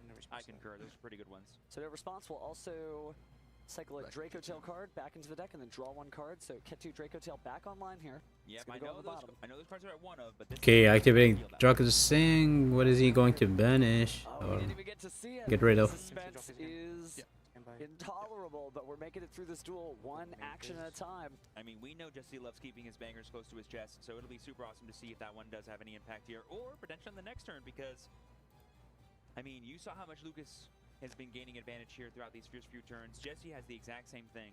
If it passes back to Jesse, I'm terrified to think of what could happen, honestly. Well, I'm doing the spirit. Still branded in high spirits. Okay, branded high spirits. No response. So the card is going to be Blazing Cartesia the Virtuous. No response. Dragon. Let's see what card we get. The way he said it is like he has something to do right now. We add Albion the Shrouded Dragon. Albion the Shrouded Dragon. Maybe he has some interruption there. I mean, that's going to be pretty good here for establishing some value. Just getting more and more of our resources into the graveyard, our second hand, as you will. There's so many different ways you could take this deck, right? When you try to peer into the crystal ball and think this is what he should do or that is what he should do, there's no one path for this deck. And as we've been seeing all week with our branded players, both of these duelists included, the top. Yeah, Brandon has so many ways to get played, bro. There's many ways that you can come back and stuff. This is what make it like But right now, indestructible, if you may call it. and we are going to send away. The materials, of course, are Fallen of Obaz and all your opponent's dragons. Albalinatus is here. I mean, how much damage do we have right now? I think we have 33 plus 25 plus 15. That's going to be 71? 200 more, because I think that's going to to be 3,500 up there. Rates. 2,000 plus 5, right? That's 58 plus 15. Does it go back to 18 or is it 7,300? But remember, you still have a Looper, the Jester of Despia. Is it at 0 or is it back to the 1800 because of the Despian? Believe it should be back to 1,800. Okay. Yeah, until the end of this turn, they were just talking about that. Yep, so it'll be a total of 5,500 life points taken as damage for Jesse, so it'll be down to 25 potentially if all these attacks go through. We saw how much Lucas could do with a single turn, but he has left Jesse with life points, so now Jesse's going to get a chance to come back here. Yep, and we have Right. an unaffected Boyo on Lucas's side in the form of the dragon that devours the dogma, which could be more than enough to give Lucas yet another turn of value. We're going to go ahead and use the branded retribution here. We're going to recycle Fallen the Virtuous, just maximize our level of interaction. We sure are. Cycling through the graveyard, almost looks like cycling through the deck at this point. This duel has gone for quite a while. And both of these are 40-card lists. But you wouldn't know it based on how many card effects they can get off. This is incredible. Both these players are just showcasing the absolute raw power that the branded strategy and the branded Draco Tail strategy has in the Blazing Dominion format. Everyone watching at home, if you're not taking notes, please do. This has been absolute masterclass from both players. Quite the sight to see. I know exactly what I'm going to do after this duel finishes. I'm going to watch this duel again.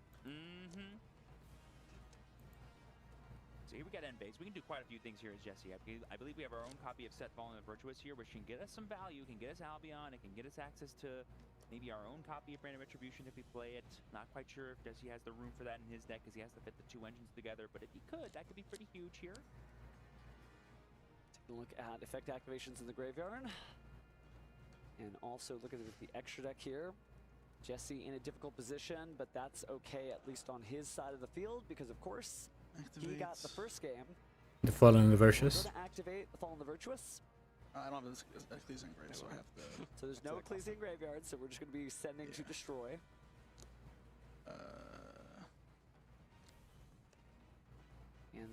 card we send away is going to be the Rinbrum. Once again, acts as the fallen Valbas here to do his own fusioning, I think. But unaffected's unaffected. Target's it's on us. Yeah. Okay, so we're targeting Abelonatus, confirmed.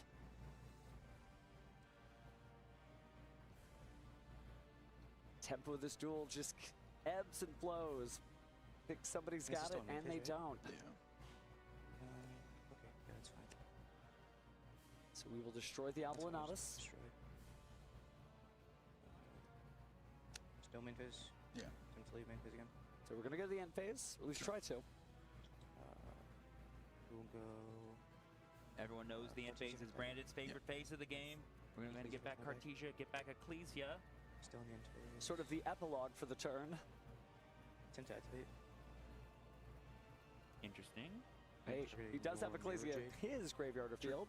So targeting the Mirror Jade, special something into the field. That is so huge. That's why he chose not to shuffle it back with the Dragon that Devours Dogma, because he realized, oh, wait a second. Oh my gosh. You know, part of me, regrets whenever we can't show off awesome players that are doing well, because the overall storyline of the event is demanding us to show off different rounds during the Swiss. But if waiting until now to showcase Jesse's deck and showcase how he's using it for the finals so we can get this good of a match, worth it. Worth it every time. Worth it every time. Thank you, Egyptian God cards, for bestowing Are you us actually with this kidding, amazing or? duel. Yeah, we're good. Main phase 1. We made phase 1 here. Jesse going to go ahead. It appears we're going to synchro summon here. Cheers are following the White Dragon. And Incredible Ecclesia the Virtuous, a tuner monster all her own. Line effects and grave. She learned that from her fellow friends over on the Sword Soul side of things. Sorry, Two monsters sure were sent to the graveyard, so Athalion will be coming back to the board.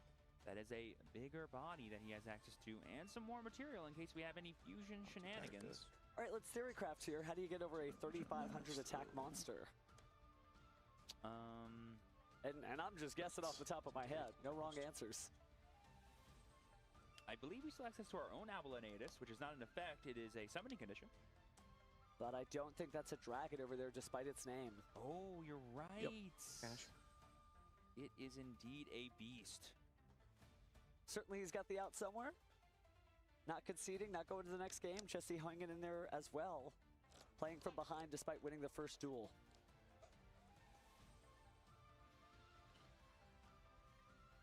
I mean, at this rate, he's probably just going to summon his own and try to crash into it with battle.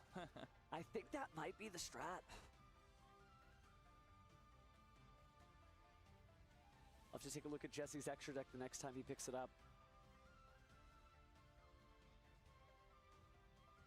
It's a pretty tough situation to be in here if you're Jesse. And just a second ago, I was praising him for drawing Branded Fusion and just showcasing it to Lucas as his 6th card per turn, but it wasn't enough to close out the game like it was in game 1. Jesse got a lot of options ahead of him, but known fact, you do have to keep up the pace of play. So I'm curious what the next turn of cards will be. It's going to be Triple Tactics Thrust. Alternate art too, branded all the way here. That's a pretty good one. This could be a powerful side deck conclusion we're seeing from Jesse. Reminder, this is game 2, so we did have some extra information. And Jesse knew he needed to play into boards pretty well this turn, but let's see how well he chose to go for. We're going to go ahead and get Triple Tactics Talent. It's not enough, I don't think. Draw 2 cards, take back control of his own Mirror Jade. Lots of things could be done here. Activate to draw 2. Draw 2 it is. I mean, there are some pretty live draws in Jesse's deck. It is pretty compressed right now. The most important shuffle and cut of Lucas Sacco's live. Let's see what cards we drew. Looks like Draco Tail Flame and one other spell, but we concede. Lucas gets the second game. Okay, activating talents. What's gonna happen right now? What's gonna happen right now?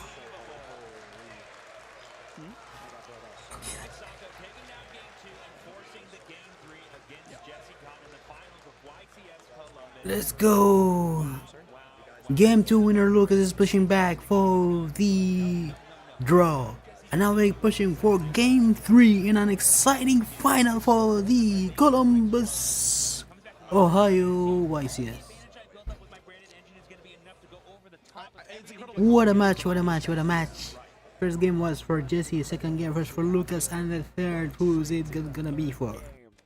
It's not Christmas. I know there's another holiday tomorrow, but oh my goodness, what a match. So we are reaching into the side deck now. But let's talk about what this matchup is going to be like. Jesse Cotton? Thanks, Judge. With the Draco Tail cards getting to go first. Powerful control strategy. I mean, setting up those trap cards are going to be so powerful. I mean, Draco Tail Flame against Branded Fusion is just an automatic, obvious use. And then, of course, Draco Tail Sting can shut off any powerful end-phase effects before they even happen. And so, Jesse's definitely in the driver's seat, and this is kind of his reward for doing such a good job in Game 1 of winning the game going second and breaking serve. That's something you need to do if you want to make it to these top tables. Fun fact, you're not always going to go first. So if you build a deck that only wins from going first, that's not going to end up going well for you. Certainly is not. So some real meaningful side deck choices here. Lucas peering into the deck, making sure he's using every one of those minutes you get for side decking. I think it's 3 minutes according to the tournament policy guidelines, but I don't think it's going to take 3 minutes here. Looks like he's made most of those final calls. Jesse on the flip side already shuffling his deck, ready to present, thinking about it. That trophy just a few inches away. We saw Stanley take it with his Red Dragon Archfiend build. Huge shout out to those Dark Dragons, but these Dark Dragons, somebody's got to claim victory here. I mean, those Dark Dragons were Synchros. These Dark Dragons are Fusions. It's completely different. They're all separate. Hey, one of the Dark Dragons is a Synchro, right? It claims to get the Dark Dragon, but stalling for time on the side. Looks like we're just about done here. And we're going to go ahead and check here and make sure that we got everything. Oh, it does. All right, so everything's where it's supposed to be. Somewhere in here might be an extra deck monster. Always good to double check. But I know, we checked. Okay, 15 and 15. Good, good, good. This would not be the time to present an illegal deck, so we're just going to count out the deck on Jesse's side. Meanwhile, Lucas Sacco doing a final pile shuffle here. Oh, it's 48. Oh, it's 40. Okay, just miscounted. Everything's fine. False alarm. We love math. Now we're here. This is a real duel. Both duelists showing each other, hey, I got this. This is not going to be a free win for either of them. No, definitely not. This has been every ounce of their dueling energy, I think. And can you believe it's happening after 14 rounds of Swiss, a top 8 match, and a top 4 match for both these players? How expertly they're playing. I'd be so dogged. The YuGiOh Championship Series has given us so many different incredible duels, but I think this one really stands out. I mean, all the finals have been great, but there's just something special about a new set, new Forbidden Limited list, maybe a new YCS champion getting his first trophy, and maybe a new record being set. I mean, it's got to feel great if you're Jesse. Like, if you do win this, the only person breaking your own records is you. And we thought somebody was going to bring home 8. We might be bringing home 9. So many different angles, so many different ways to think about this. But after this, there's still regionals next week. Your official tournament store has some tournaments as well. I mean, I want to duel so badly right now. Yeah, oh man, I know what I'm doing after this. Oh my goodness, here we go, guys. It looks like Game 3 of the YCS Columbus Finals is about to start. If you hear that excitement, both these players are well deserving of all these cheers. They're some of the best to ever do it, and it is our pleasure to watch and see who will win this Game 3 and be crowned YCS Columbus Advanced Champion. For those about to duel, we salute you. Good. All right, Game 3. Game 3 begins. All right, Jesse, let's see what you can pull up, my friend. And Lucas, let's see what you can fight through. All right. Take a look at the opening hand. Certainly an important way to begin things. I saw Charming Foolos there in Lucas's hand, which is pretty huge. But I think we're going to hold off until we respond to a card effect that would indicate that we're going to summon from the deck or extra deck. That's right. This is not Art Mage. You can't just go for the non-finito and play around it that way. Normal summon Mululu. One of Jesse's favorite plays in this deck. Activate the effect, but here comes the Charming Foolos. No response. No response. So we're going to get some value here off as Lucas. I mean, we saw how dangerous Jesse's branded deck was with 6 cards. I wonder how dangerous Lucas's would be with 7 if he keeps playing into this. There's the first draw. Fusion material is Draco Tail Fimina and Mululu. 2, 3. Sure. Going to go ahead and get double set here, and then we're going to be targeting, adding back the Fimina, it sounds like. But there is a way to play low to the ground with this deck, effectively getting enough set cards, right? You don't necessarily have to give your opponent that many draws, maybe, but at the same time, if you're not putting any defenses, Jesse Cotton may not live to see the third turn. I mean, we've seen branded decks play around Fua so well by just summoning all their main deck monsters to the field and then fusing summoning during the opponent's turn. And the cool thing about the branded Dracotail deck is you can do that because you have branded cards, but you can also do it even further because you have Dracotail Thymina, which can fusion summon anything as long as you discard it during either player's turn. So Jesse can totally deny draws from Lucas if he wants to, but the question is, does he need to? Not quite sure. Could technically pick this up again next main phase. But we're going to add Frixel to the hand. Moments away, Jesse taking a moment to think. I think he's arguing to himself, like, do I play into the Fua or do I not? Set 1. Set 2. Set 1 and 2. Looks like he was lucky enough to draw those trap cards and main phase. Yeah. Okay. Best turn. It's a pretty modest board here. Not really seeing any of the branded cards from Jesse, but will these set cards be enough? Are they potentially set cards from his side deck? Are they cards like Dracotail Flame because we search Sting, etc., etc.? Lucas's YCS to win in this turn. This is an opportunity. Activate the effect of Aluber, the Jester of Despia. No further chains, so we go into the deck for a branded card. Any quick effects on resolution? Gonna get Fallen and the Virtuous here. Are we gonna try to hit the Sting before it has a chance to activate? Or are we gonna try to hit Blind, one of the two? I think I have brand opening. Ooh, branded opening here. We gotta discard something. Well, on resolution. And now that resolution has come, so the card going to the graveyard is Tri-Brigade Mercurier. Man, Lucas loves drawing that almost as much as Jesse loves drawing branded Fusion. It's wild stuff here, but taking a look at the deck, what are we gonna get next? Supposed to be getting on the Virtuous. I can summon. Ooh, Wham here is going to be pretty good here to get some extra resources into the graveyard immediately. I'm splitting the difference being a Despia monster there, so she's out on the field. Slowly but surely. Whatever is going through these two duelists' head right now, I'm sure we will hear about it later. For now, we just have to silently watch as they go ahead and get ready to just put out as much card advantage as they possibly can. I mean, I'm just so stunned by the level of play that both these players have been exhibiting throughout this match, and it's just so exciting. This is beautiful. This is historic. Just the level of play, it's great. You know, and we do get to see great duelists, and they're not the only two great duelists out there, but man, do they put on a show for us tonight. Anything here? No. So sending Branded Retribution to the graveyard, we're going to go and use Dogmatica, which could be Magnamut. Steel Magnamut, going to go ahead and target.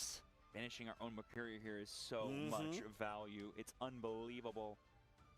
Got the Dogmaticas on the brain, but the Bestials are here to banish those light and darks, and that's exactly what Mercurier wants to happen. This kind of is going to try to force out Jesse's Sting, I think, but it could be a bait. It could be a thing that Lucas wants him to do. But denying the body, while not denying the Mercurier effect, might not be worth it to Jesse. He might choose to wait for something that's more impactful because obviously the only way Jesse wins this game is if this turn ends and he can start his next turn. And so saving Sting to deny the follow-up from Lucas might be more important than denying just one search off of Mercurier. So it's a really tough tightrope to rock here, I think, if you're Jesse. There's ever a use case for Wabaku. Just need to get to another turn, but that may not happen for Jesse Cotton. Thumbs his cards for a moment and thinks to himself. He did kind of point where I believe the Dracotail Sting was set, so he might be thinking about activating, but instead we'll do Dracotail 5 mana. Trying to bait out and see what other forms of responses Lucas wants to go for here. Going to go ahead and fuse off the Fruxel and the Arthalion that are in play. And we're going to go for the Secretarion Dragon. This will prevent the Magnamut from being able to activate its effect on summon. So Jesse is stymieing some of the overall advantage that Lucas will gain throughout the course of the turn. And we're going to get the effect of Fruxel, of course, to add some more cards to our set field to help us on the follow-up. Trying to push back in any way he can. Lucas certainly showed how much defense you could make, but we're going to go ahead and set the Rahu Dracotail here, planning to fuse next turn. I mean, this does put a big wrench into Lucas's plan here because basically before he's allowed to do anything else, he has to find an answer for this Secretarion Dragon. I tend to add Fallen of the White Dragon. So we're going to grab Fallen the White Dragon. But it's going to be a little difficult here. Of course, Secretarion is a dragon itself, so while we won't get the special summoning effect of the Ecclesia off of the Fallen of the White Dragon, sure is Fallen of Elbaz. Always treated as that card name, which means you could use it as material for Alvalenatus. No response. It's on the field. Okay. Summon's good. Lucas has worked so hard to get here. But unfortunately, in a duel, the only thing that pays off is cards, card knowledge, and the right decisions. No response. Okay, I'll contact you. So here comes the Albinatus.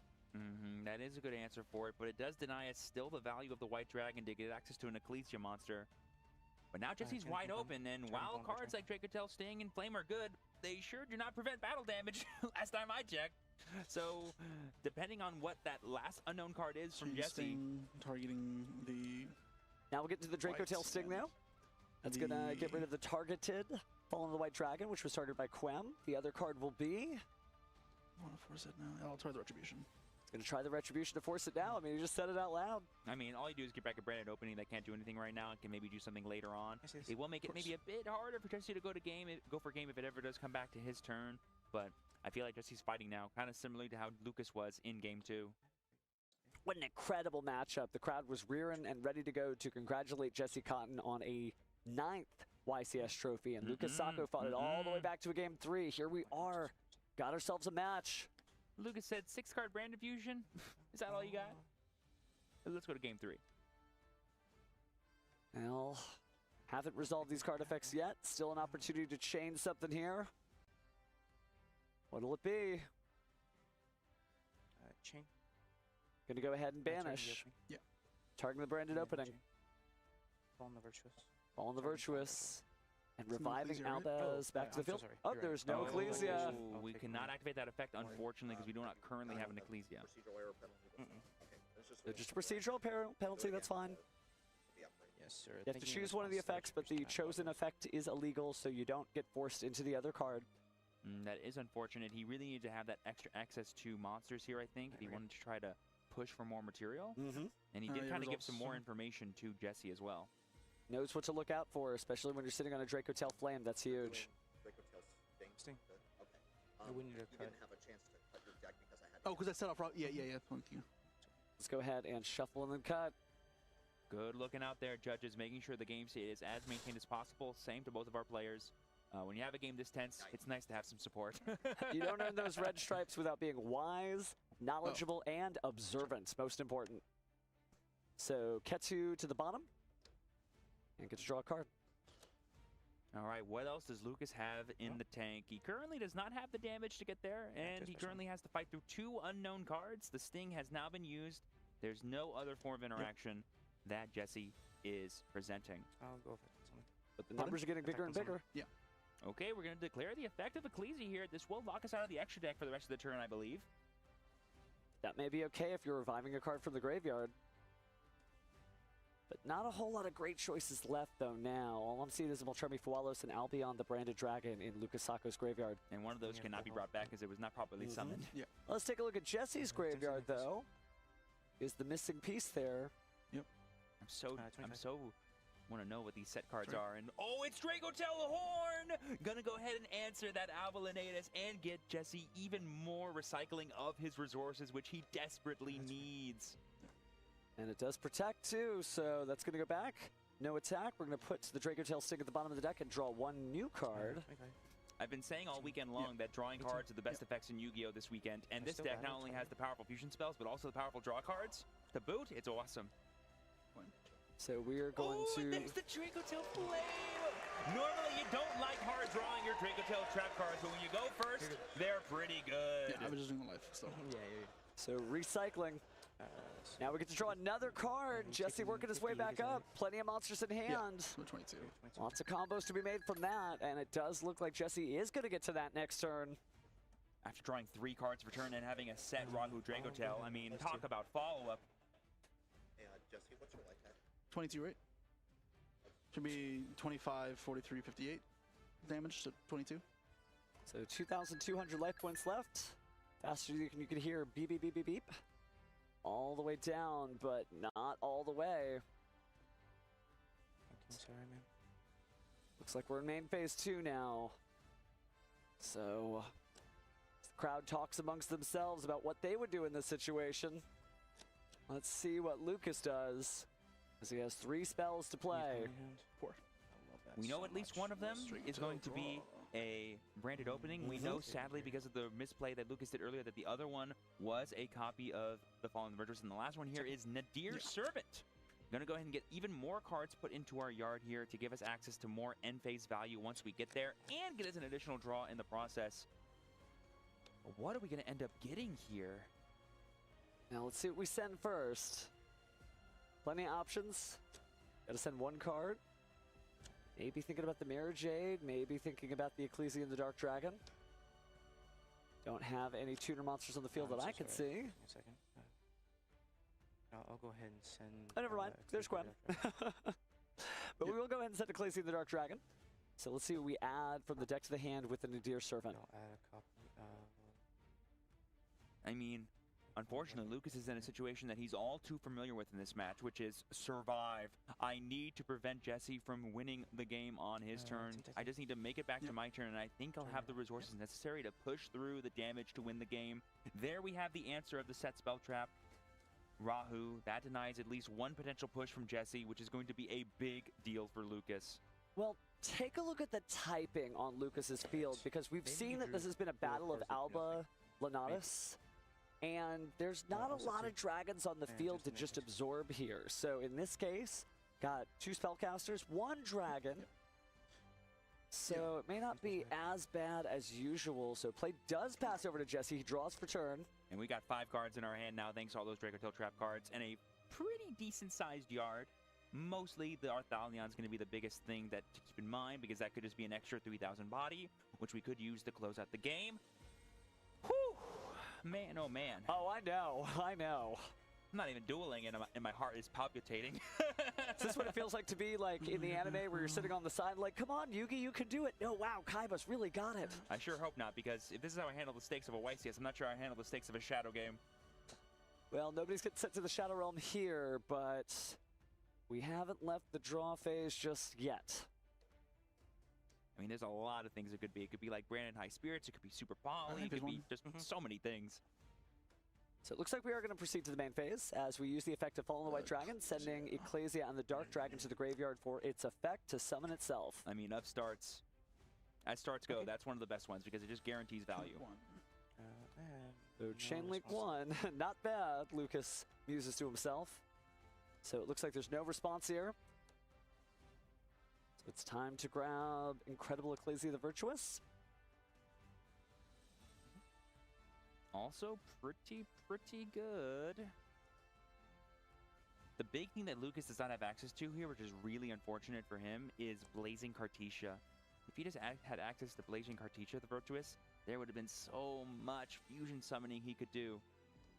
Well, we'll save that for another episode of this incredible anime that we're watching in real life, but we are going to go ahead and recycle, at least attempt to recycle the Secretarion with Ecclesia and the Dark Dragon's effect to the graveyard. We saw this be really useful for Jesse in Game 1 to get the reuse of its effect to bring back monsters to the field, but having it be also a way to answer this Quam here before it ever fully activates is going to be pretty huge. So that's what we're going to go ahead and shuffle away. That's fine. So it resolves. Everybody goes back to their respective decks, to the extra deck, 1 to the deck. And now we could go for a Synchro Summon here because we did put the Ecclesia of the Dark Dragon back into the deck. Well, there is a face-down card. Yep. Going to go ahead and use the branded opening here. It's important to remember that currently Lucas is locked out of his extra deck because of both the Nadir Servant and the Dogmatica Ecclesia. Is it until the end of the next turn for Nadir Servant? Believe so. Okay. Those Dogmaticas do not like the extra deck. At least once they hit the field. Before they hit the field, they love them. Be like, oh, are those extra deck monsters out there? No, we can't stand for this. Might share a few words or a meal around a campfire, but I don't think that's the vibe of this duel.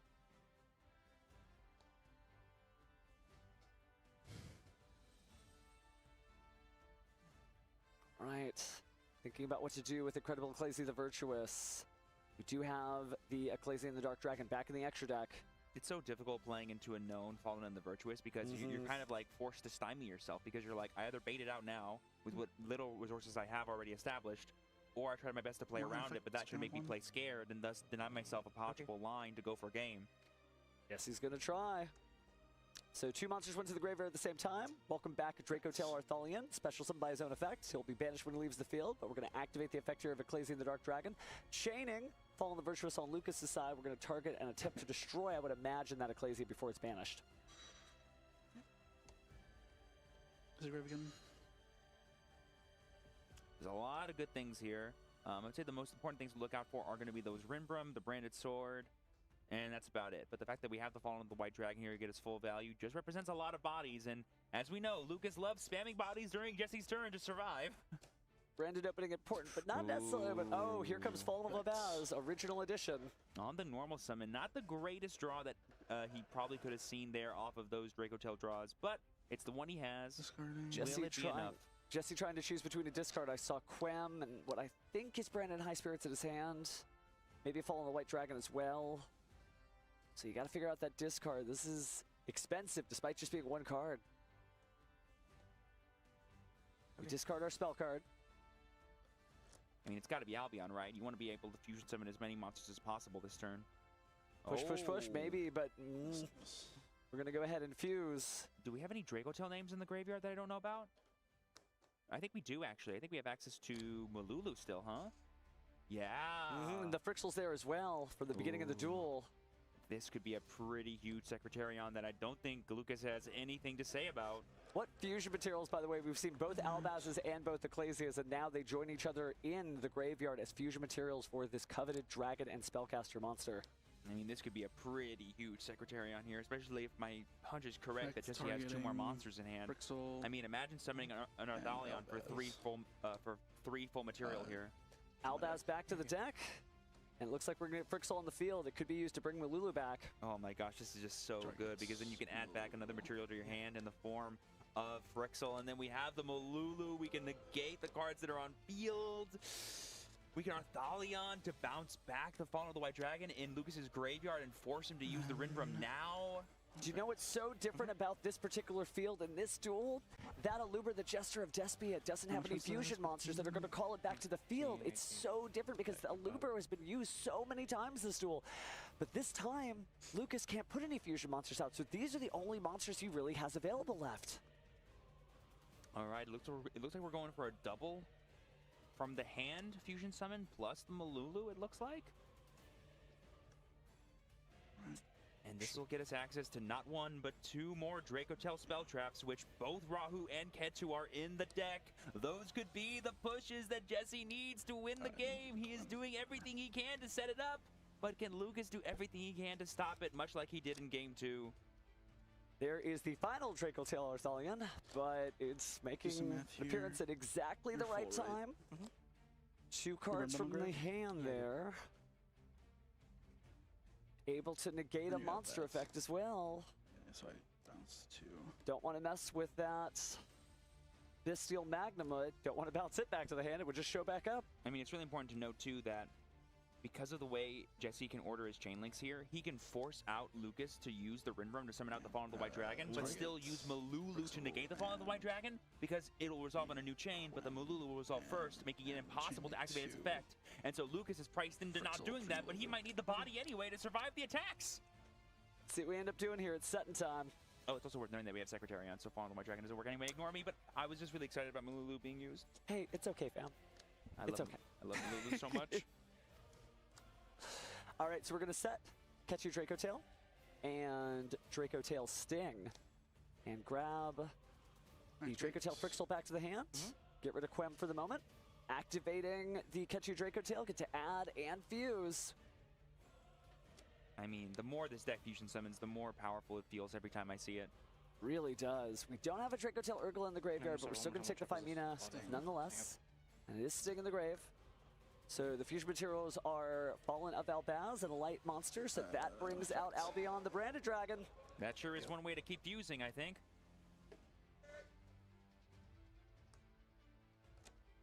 And here comes Mirror Jade, I think. Yep, a monster from the extra deck. And Fallen of Albaz. I mean... Battle phase. Battle phase it is. Attack for 1,200. 1,200 with the Draco Tail Arthalion. Attack for 500. 500, 3,000 over 25. 25. Tails oldest time, 2,500. Gonna try to activate Renbrum here. Yeah. Chain, Branded Sword. Yeah. Courier. Gonna go ahead and grab the Mercury as well. Effects. Can't use the effect of the Fall of the White Dragon. Huh? Are you choosing to Redeclare effect. So redeclaring the attack here with the Albion, the Branded Dragon, but also using the effect of Mirrored Shade, sending away the Titaniclad to banish it. 2,500 still gets through. There's 3,000. That's the game! Jesse Cotton is your 9th YCS champion. I don't think you can win that game. I cannot believe it. I cannot believe it either, but what a match. Big shout outs to Lucas Sacco for providing one of the most incredible challenges that I think Jesse has ever seen, and yet there's another trophy that Let's go. We've seen this before, but never quite like this. Big old number 9. Well deserved, Jesse Cotton. That can beat Jesse's The record legend. of most YCS wins is himself.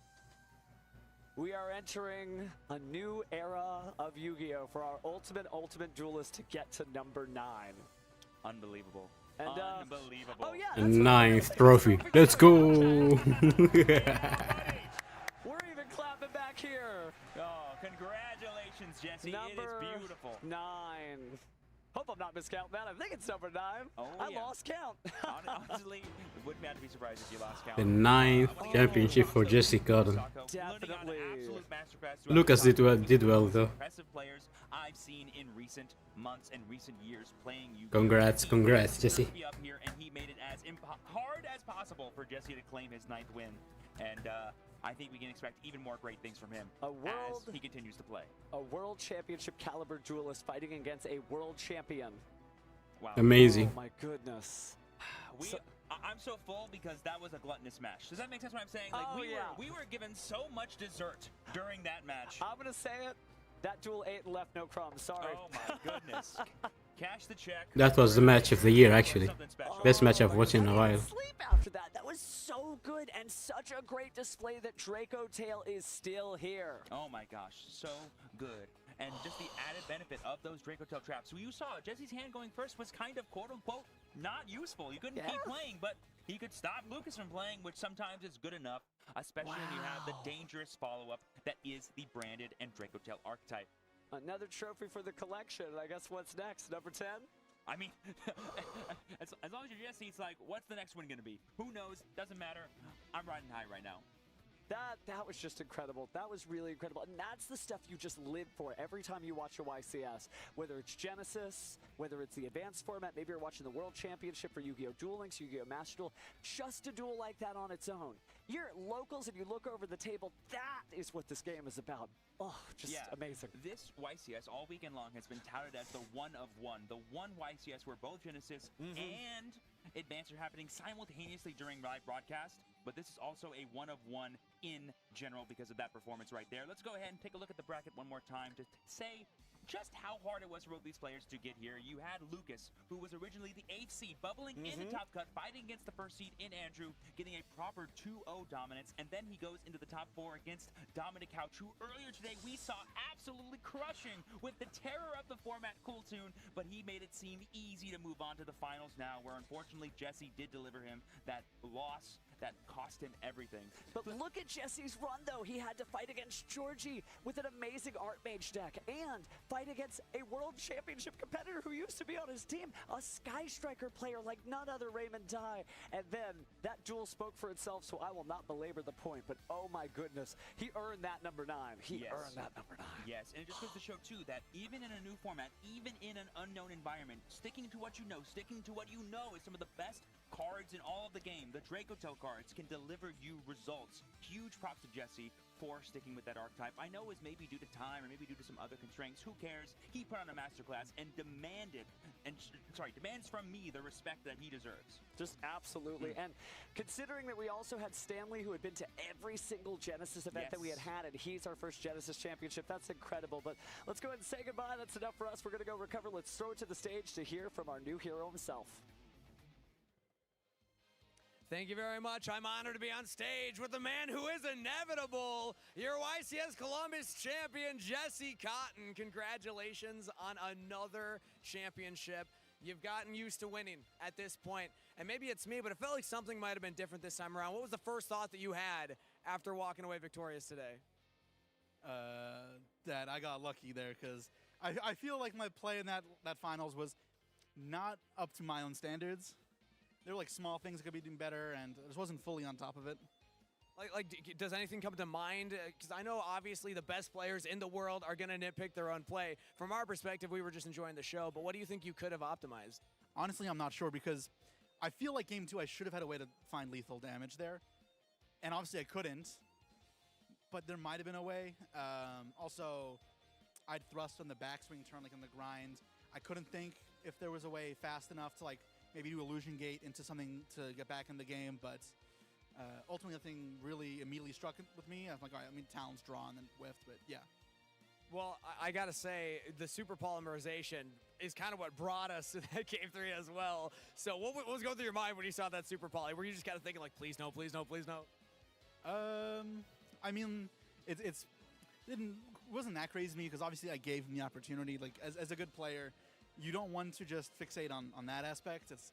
If you could have won the turn earlier, there was never a chance for them to get lucky against you. So that's what's on my mind. Like, damn, like this should never have been a possibility. So I'm not blaming luck in that instance. I'm blaming my own incompetence. A fantastic answer. That's a champion's answer right there. Speaking of, very well deserved game, actually. Draco Tail. No other Draco Tail deck even made day 2 here in YCS Columbus. So what do you feel most proud about in your list that you think, you know, you want to give credit to making this run to? I have no idea. So I did not put a ton of effort into this. I had a pretty stressful week, so I decided to just say I'm going to play what I have fun with. I've been playing Draco Tail for every single YCS this entire season. This was the last YCS. I'm like, you know what? I'm just going to play the last event, the same deck. Made some small tweaks, and it worked really well, apparently. Well, you highlighted last Good YCS. choice, actually. Next up is NAWCQ, Repetition is so success. how do you feel? That's the next big event to prepare for. Do you feel like you're in good form? I mean, obviously winning a championship gives you some momentum. Yeah, but you never want to get too cocky. But also before that is the Master Duel NAWCQ, or not NAWCQ, the Master Duel WCQ Cup, and that's in 3 weeks, 4 weeks, and that is first in my sights. Then we go into the NAWCQ, so one duel at a time. Now, I heard a crazy fact backstage. Asala and Joe were talking about this. This is the first year since like 2017 that you haven't already qualified for Worlds. That's like 9 years in a row of just like qualifying early every time. What do you think it is about the way you approach Yu-Gi-Oh that's given you so much success? I don't even know. I feel like as a YouTuber, if I had a good way of putting into words what made me succeed, I would just share it. But it's all the small intuition built up over 21 years of dueling that helps me a lot. You have a lot of time, a long track record of winning as well. The crowd was cheering you on. They were definitely behind you. Any final message to the crowd? Anybody here in the venue? Anybody back home that you want to shout out before we let you celebrate your win? Sure. Adichia, I'm Dr. Rahu now. Dr. Rahu himself. Dr. Rahu. Congratulations, everybody here. Give it up one more time for your YCS Columbus Grand Champion, Jesse Cotton.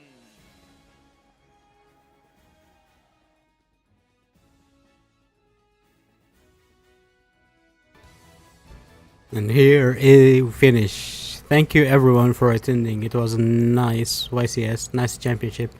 Jesse Cotton won. Everyone got excited. Lucas, good luck.